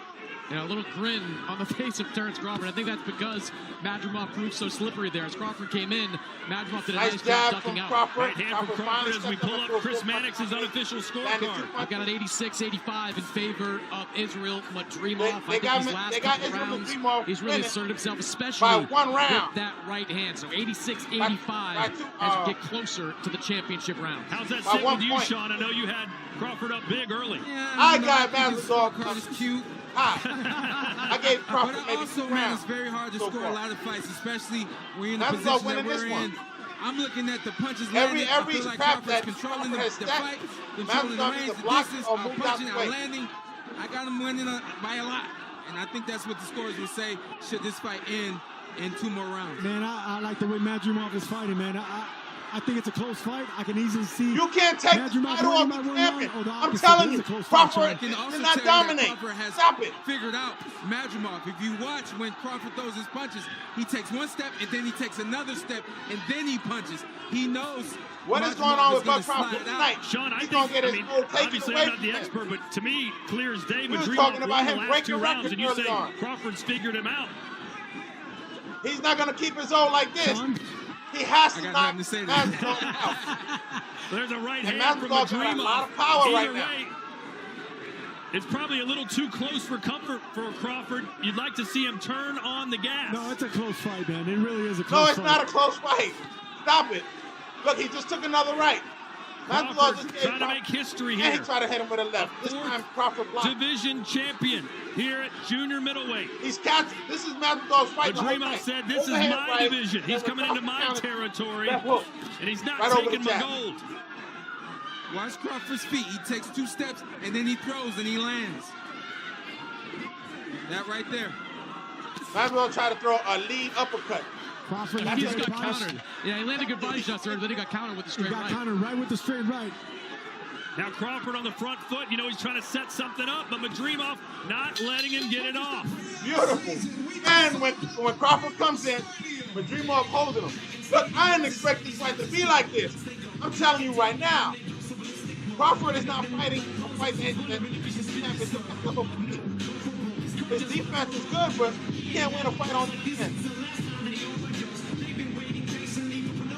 Madrimov has only 10 fights, 10 professional fights. He's the champion.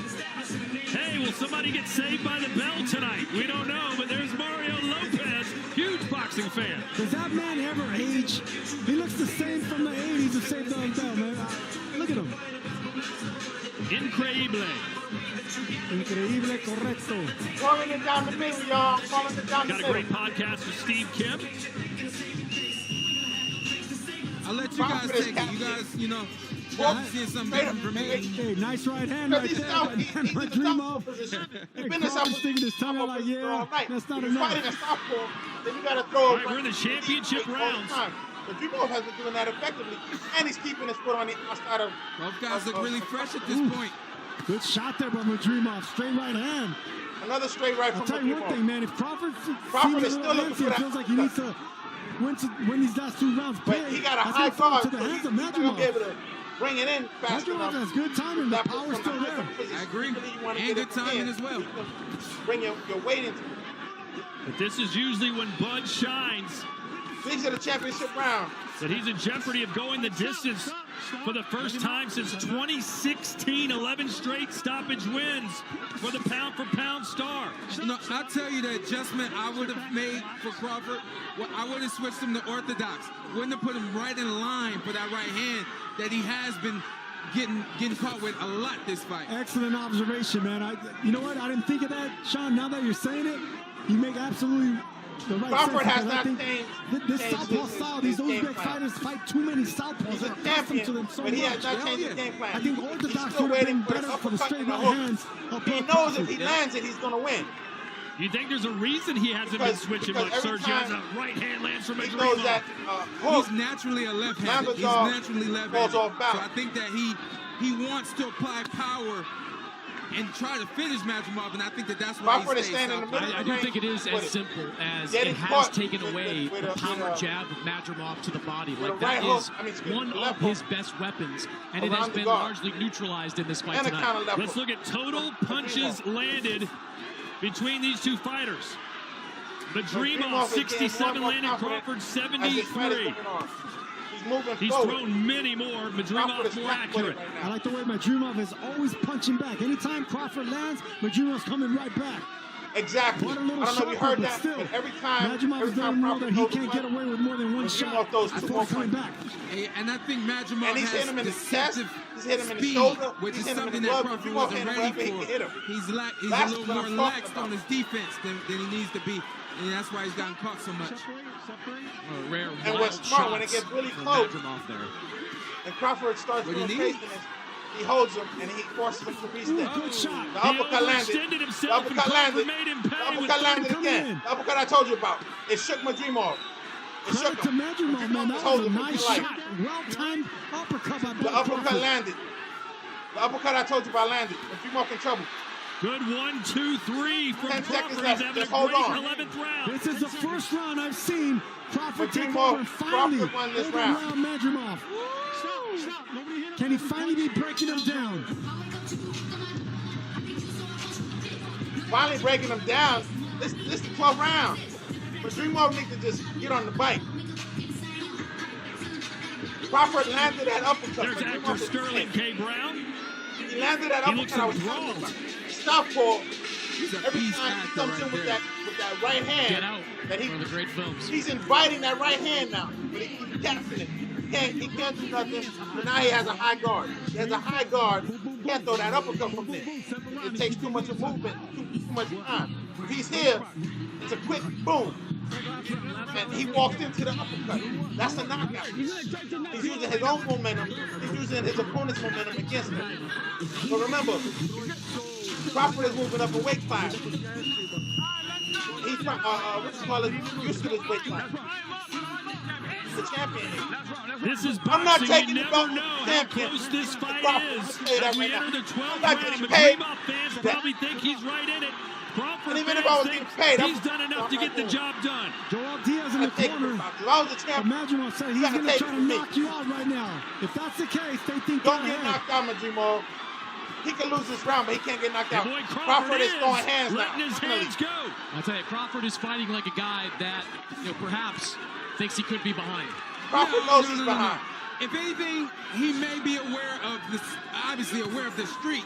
But I think more than anything, he knows that Crawford he needs to impress tonight. might go if he tonight. wants This the might be future, the step. kind of future that Vegas is planned going to for lose him. their He's money. gotta be Who's ready. getting the bag? Who's Who's getting the bag? tonight, Sean? I've got him up right now. 105, 104, heading into He this gave last Crawford round. that last round Madrimov is on his fighting an scorecard. excellent fight. Those early rounds, Put everything in then that he left, gave those including his left foot coming off the ground. Good right hook by Madrimov. Madrimov is staying right in the middle with in the pocket, right in with Crawford.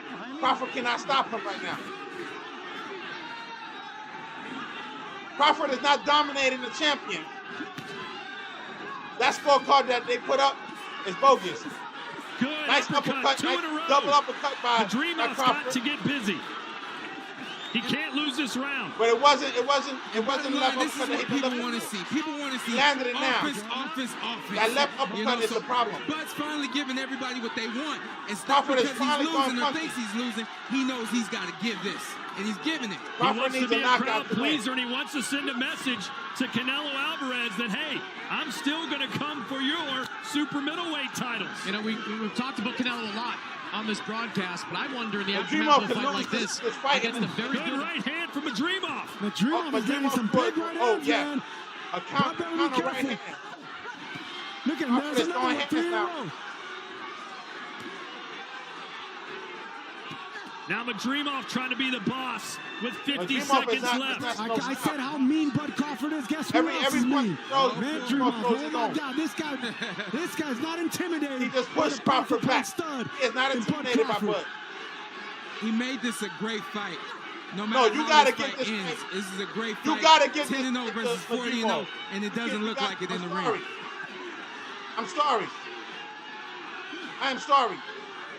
There's 25 seconds Joel left. Diaz told Crawford don't got it. he was going to try to knock him out because he knows Bud Crawford. He knows what Bud Crawford wants to do. Madrimov is flat-footed now. 10 seconds left. Crawford is not going to knock him out. 10 seconds left. Crawford is not going to knock him out. Crawford tried to hold. The fight is over. Well, now there's 10 seconds left. Stop. And that will do it. For the first time in 8 years, Crawford is Crawford taking did not win this the fight. distance. I'm sorry. But I'm did he sorry. do enough to win Crawford lost his another own. world title in a You're not going to take the title off. This is going to be a tricky job for the judges here. The scorecard's going to be all over the place. I'm telling you. This was I didn't see Crawford come out of the fucking woods until the 12th round. I am so sorry. Crawford did not win this fight. They got Madrimov on the shoulders. If Madrimov loses this fight, it's a robbery. It's a whole robbery. They got Madrimov on the shoulders. Crawford looks defeated to me. John thinks it was relatively easy to score. Chris Mannix thought it was very close. No, it was nowhere near close. I hate to admit it, but I agree with Mannix on this one, man. This was a tough fight to score, but no, Madrimov was definitely in the fight, man. Right now. They're not it was a back and forth, and this is the type of fight I expected. No, we're not going to listen to that. We're not going to stop this guy. I'm not listening to that bogus crap. Crawford lost the fight. Sweet signs prevailed. Sweet signs prevailed. He was waiting for an uppercut that came in the 11th round solidly. And once it landed, he did not finish Madrimov off. Madrimov came and countered it. Because when he hit that uppercut, Crawford landed that uppercut that I told you he was looking for all night long. When he came with the right hook, Madrimov hit him with his own left hook, and he had to reset. When he had him when it looked like he was in trouble, Madrimov hold him for dear life, and he got to reset. Yo, I don't know this man. I'm gonna tell you right now. This is my first fight really watching him completely. I seen some of his stuff, but this is the first time I watched him completely. He outboxed him, man.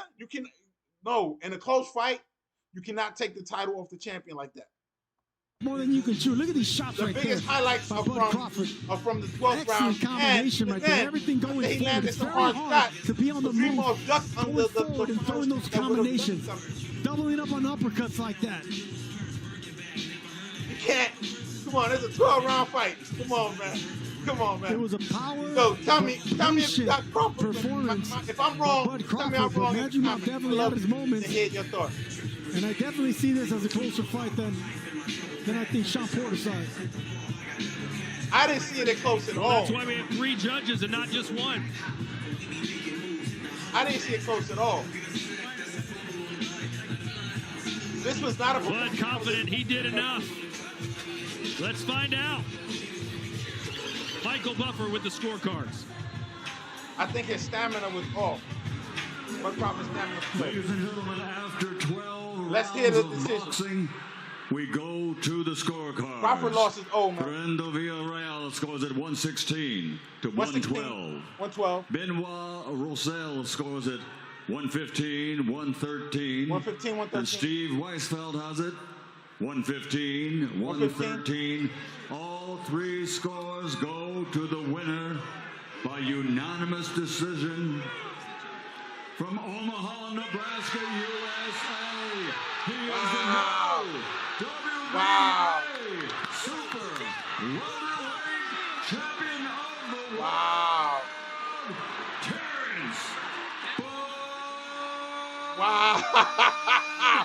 This was a robbery. I did not see. History is made as Crawford, with the unanimous decision, becomes a champion in a fourth-weight division. But it wasn't easy. In fact, if one round went the opposite way, we'd have had a draw. Yeah, my eyes didn't deceive me. Madrimov was in this fight, but had to respect what was coming back. It wasn't a one-sided fight like our colleague Sean Porter saw it, but I'm telling you, man, that man right there is dangerous. He's going to keep being dangerous. It's Israel Madrimov, because he fought the best fighter on the planet and almost made it a draw. It's a very tough fight to judge, to be a part of, and I can tell you right now, I'm curious to hear what Bud Crawford's going to say in this interview, because he had to respect the sly combinations and the strategy that Madrimov had for him. Every time they calling it a draw, Madrimov would do something and let that rhythm go out the window. Here's Chris Mannix with the new champ. This was a robbery. Bud, congratulations. But I see why they want that Canelo world champion after this win. Always Madrimov, but you had to work for it in the ring tonight. It's like how do you think the fight played out? First and foremost, I like to thank God for blessing me and my opponent to lead the ring safely and blessing me with this victory. Yeah, you totally got blessed. Pay homage to my loved ones that passed away. R.I.P. to my cousin Liz Burns. R.I.P. to my cousin B. I didn't see him winning that fight on my scorecard, man. No way. Israel was a tough competitor. I knew he was going to be tough. Like I said, I knew all about him when I went to Uzbekistan, and they was telling me so much about him. He's real strong. He's durable. He took a lot of good shots, and he got me to around 12.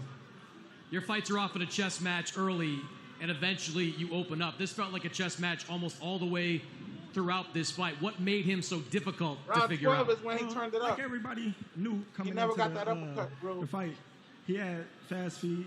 He had good rhythm upstairs, and he was strong, and he was waiting to counter me just like I was trying to counter him.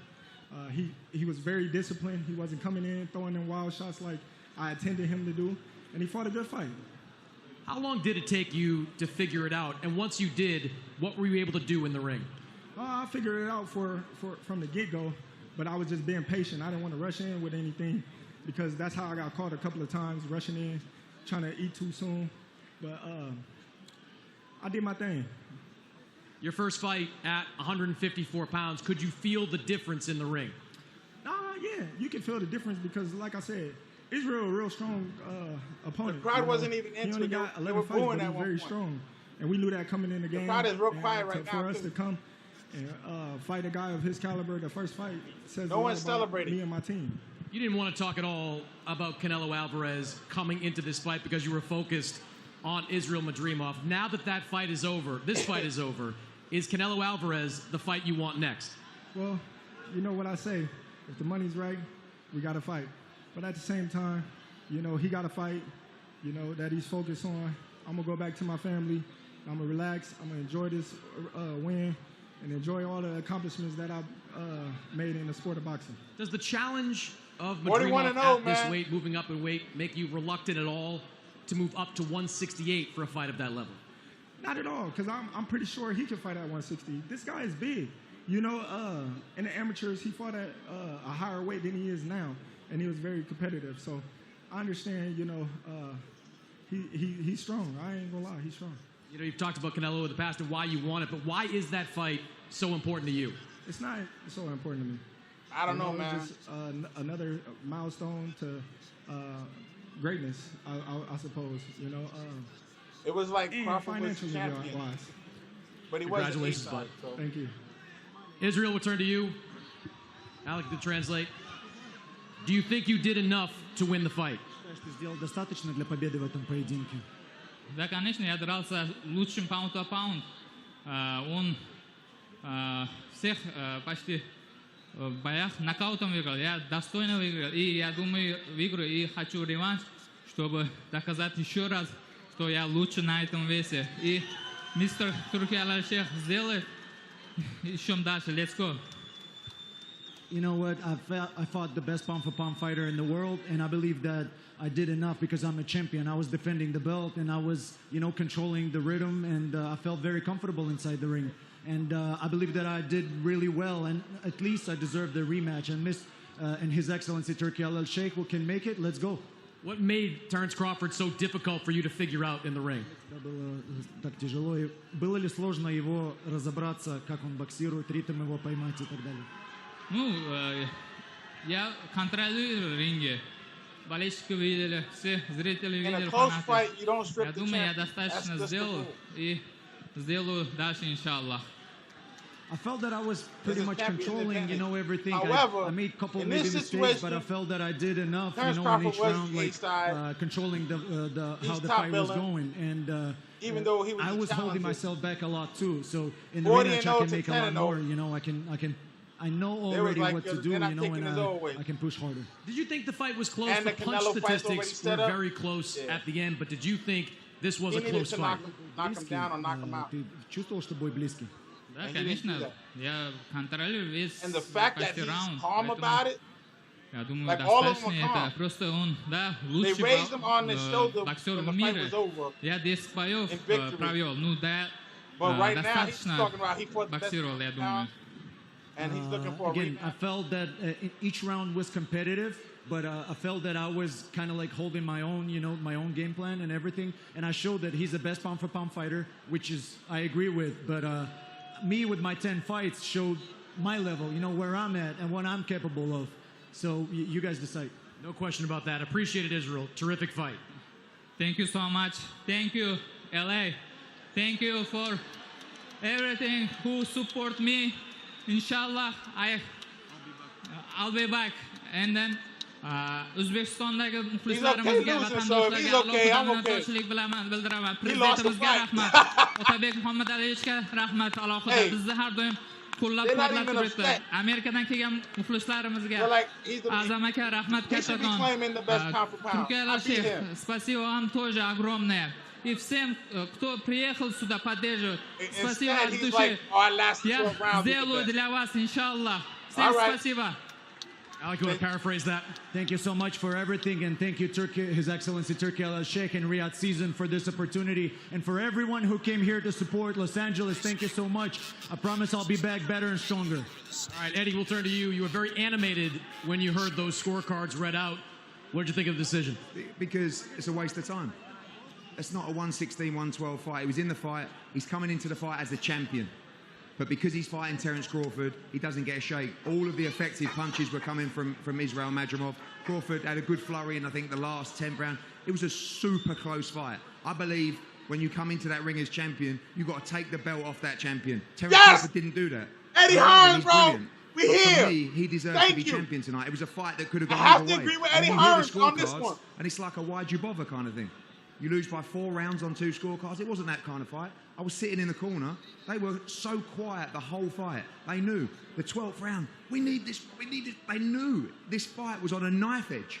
And you get absolutely zero respect from the judges because it's Terence Crawford. He's an amazing fighter. It was a very close fight. But as champion, he deserved more respect on those scorecards. That was a fight that could have gone either way. And it feels like a waste of time when you lose 116, 112. It's like they're already filled out before. Everyone knows His Excellency. They were coming up to me, you've ruined our plans. And it was that kind of fight. And then you hear the scorecards, and it's a waste of time. Appreciate it, Eddie. I know Israel will be back. Guys? I'm with Eddie Hearns on this one. That seemed a little aggressive by Eddie Hearns. 2 of the scorecards, I believe, were 115, 113. This wasn't like apart. I mean, it was that close of a fight. I mean, it could have gone either way. No, I think the judges got it right. I think they got it right. I think. No, I don't think they got it right. It was a very close fight. It was a competitive fight. Both these fighters proved what they could do, and you heard Bud Crawford give all the respect to that man right there. Well, I think the one thing that will be muted after this is the conversation of him going up to face Canelo 2 weight divisions heavier as we look at the footage of Daniel Dubois and Anthony Joshua. 100,000 fans are expected at Wembley Stadium as Riyadh season hits London Saturday, September 21st. But he escaped this fight by the hair on his chinny chin, winning by 1 round essentially on 2 scorecards to Terrence Crawford. What would make you think he can go up not just one weight division, 160, but another one and beat arguably the pound-for-pound king of Canelo? I don't. I think that's just too much for Bud Crawford. Yo! Crawford just sunk his stick. I just think that's too much. Crawford just sunk his stick. We'll go through the highlights one final time here from Los Angeles, California. It was a very close fight. Started out at a slow pace, picked up a little bit, but Madrimov the only time I saw Terrence just as Crawford show up hard was in the for 12th Crawford to round. figure out as Crawford was for Madrimov. It was a back and forth. forth. I'm going to give it to him. He got a record to chess protect, match you know what I mean? 2 brilliant boxers. I mean, even when Crawford first round Hall of Famer, whether he's going to lose. But now that he was gifted this fight, intercepting shots just like that. See, anytime Crawford got something going, Madrimov will respond. This is a gift. That's what you need to do for a fighter like Crawford. You can't let him take initiative. You can't let him lead the He can't go fight Canelo and put that ball at risk. Do that. There's those uppercuts from Crawford. That may have been his best moment of the fight. Moving up 2 weight classes. But he came out in the 12th looking for that knockout. You got to salute Crawford for that. And he needed to win that 12th round, Chris, to win on the scorecards. They got so Crawford, in the end of the day, gets another world title, the WBA Junior Middleweight Championship of the World, a 4th division world champion. There aren't many fighters in the history. Crawford won, and with that win, should he fight Canelo next? That's the question. Should Terrence Crawford, after this fight, Canelo is not that guy. Canelo is slick with power. At that weight class of 168. At 157, Crawford did not look strong. He looked like the smaller guy. He was being dominated by, a guy with 10 fights, 10 pro fights. This is what I'm trying to tell you. Eddie Hearns was right. You got to dominate the champion. Terrence Crawford did not dominate the champion. And he did not beat him on a scorecard like Pitbull Cruz got dominated earlier tonight. Pitbull Cruz got dominated. Why? Because he wasn't connecting with his punches. Madrimov got hit, and then he countered with 3 or 4 punches. The sweet science, baby. Anyways, at this point, it's a mute subject. But if you thought Terrence Crawford won this fight, go ahead and leave your thoughts in the comments. If you thought Madrimov won this fight and actually created an upset and got robbed, go ahead and leave the thoughts in the comments. Hey, it's been fun. And I had a great time. I hope you did too. Thank you for the privilege of your time. And remember to keep your hands up, chin tucked, and eyes open, and protect yourself at all times, baby.